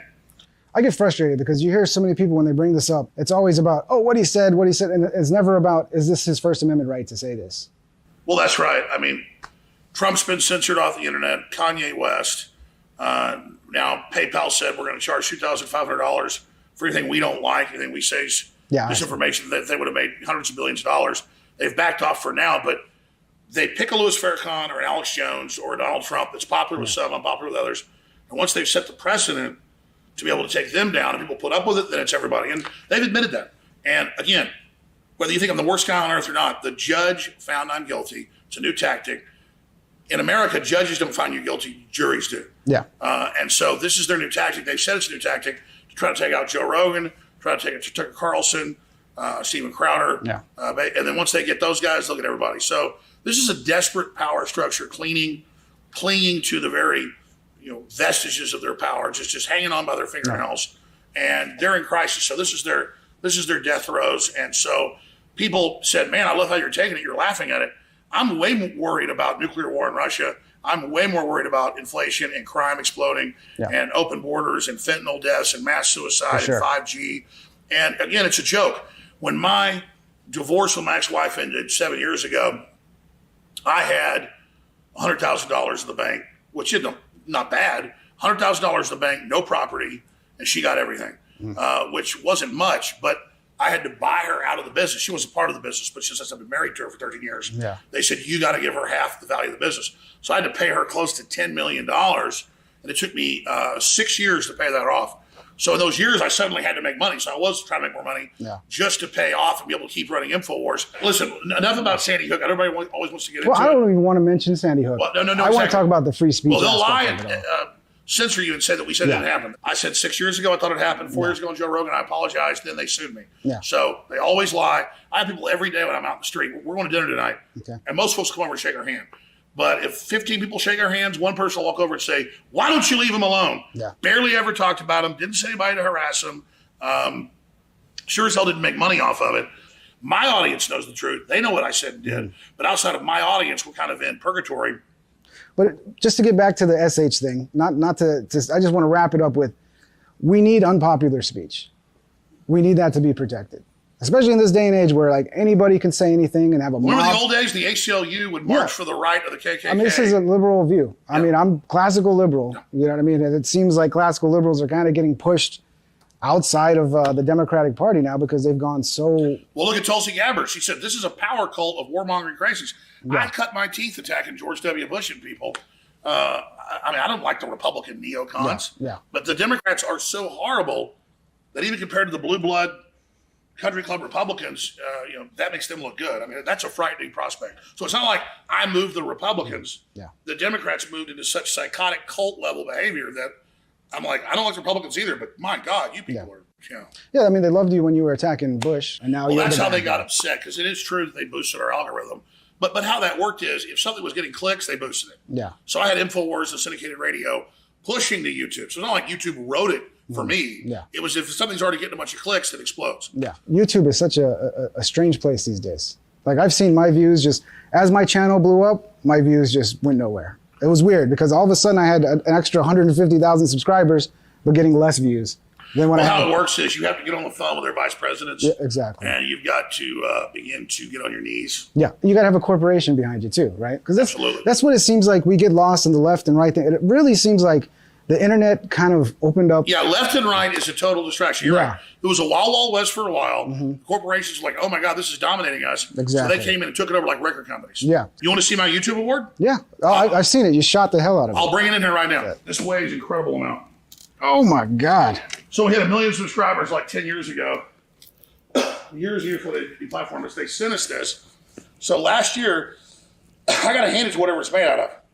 We took it out to a local shooting range, and we started shooting it with .308 and with 30-06 high-powered rounds, and they were bouncing off better than high-quality body armor. So we had to start shooting it with .338 Lapua rounds, which is right below a 50 caliber Barrett to shoot through it. So whatever they made this out of, it's like Superman's skin or something. So you could put it in under your shirt and you basically a little bit of body armor. Yeah. So, but you know, we turned it into a work of art here. That's beautiful, man. So they're pretty damn invincible. I mean, that is my kind of art. But yeah, mine wasn't near as big as that. Mine's just a little tiny thing. Mine sucks. Yours isn't as big as that? No, mine. Oh. How big is it? It's tiny. It's tiny. Tiny little thing. But mine, I guess, because you got the 1 million and I got the 100,000. That's right. I mean, we're not comparing dick sizes. It's a dick joke. I mean, come hey, on, we like your funny jokes. We're gonna give you some clips. Your new studio is like an alien spaceship. Like aliens figured this out or something. But hold please. But hold please. You're drunk. Yeah. Joe, what I want to do is talk to you right now. I want to just say, I love you. Look. I need you. Let me break down. Are you okay? Let me just tell you. Oh, Jesus. I'm biologically a girl. No, is that true? Yep. Come on. Yep. Well, how do we know? Joe, I swear to God, I want to have sex with you. I think you should settle down. There's nothing I want to do more than that. Let's not go down that road. So sexy. This is when it gets good. These are the times that try men's souls. Over the course of our nation's history, the people of America have rallied bravely whenever the rights of men have been threatened. Today, a new crisis has arisen. The massively retarded NPC Armageddon, or the mRNA, has been pushed as a burdensome vax on the population under the guise of COOF transmission reduction. Citizens, hear me out. This could happen to you.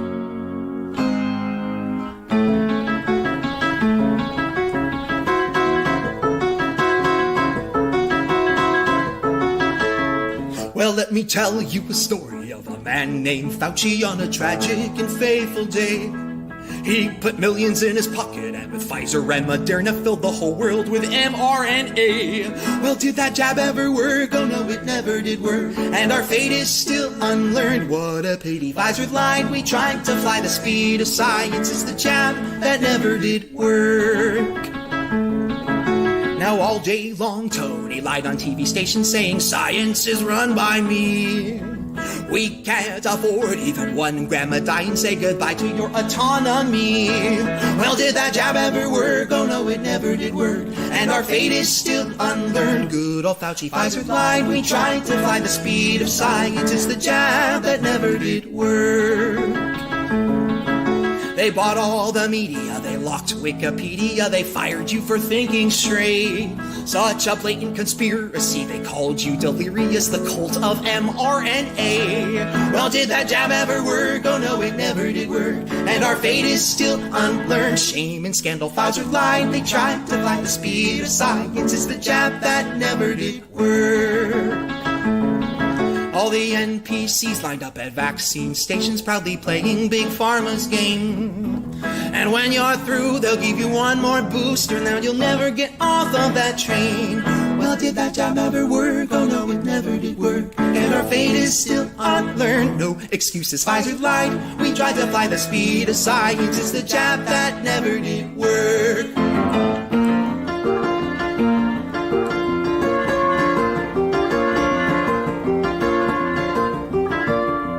Tony Fauci will go down as pure abomination with the pussies who pushed it too. Don't forget who was complacent, calling rape immunization. No more refunds, your taxes due. Well, did that jab ever work? Oh no, it never did work. And our fate is still unlearned. It's psychotic, Pfizer lied. We tried to fly the speed of science. It's the jab that never did work. Oh, you denizens of Earth, don't you think it's a scandal how they gambled your lives away?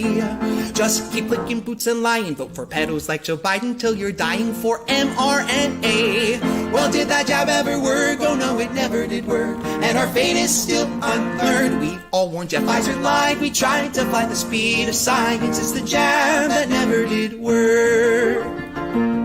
It's getting tough to ignore. There's more people dying. Stop denying there's something wrong. And when at last this house of cards collapses, take my hand and let's sing this song. Well, did that jab ever work? Oh no, it never did work, and our fate is still unlearned. Plain germ theory, Pfizer lied. We tried to fly the speed of science. It's the jab that never did work. Oh, well, did that jab ever work? Oh no, it never did work, and our fate is still unlearned. Pfizer lied. We tried to fly the speed of science. It's the jab that never did, jab that never did. It's the jab that never did work. The speed of science. Conspiracy is the story of history. It's the story of plunderers taking care of people who produce. They claim to take care of them through government, which doesn't give you anything, it doesn't take away first. So it's not creating something out of nothing. It's very real what they're doing. They're taking your rights or taking some people's rights and adding more to someone else's rights. If you haven't heard about our Grand Theft World community membership, here are a few of the things you've been missing. A mobile app where you can access replays of the Grand Theft World podcast and show notes. Access to the Grand Theft World community on Discord, where we crowdsource news and resources, and you can contribute to the show. The opportunity to participate in the Grand Theft World bi-weekly town hall. Exclusive content from Richard Grove, including behind-the-scenes footage and future access to unpublished material. 93 episodes of the Peace Revolution podcast, and the Grand Theft World newsletter delivered straight to your inbox each week. If you want to stay ahead of the great game, visit us at grandtheftworld.com, click or tap the button in the top right-hand corner, and join a vibrant community of researchers blazing a new path to truth. We'll see you there.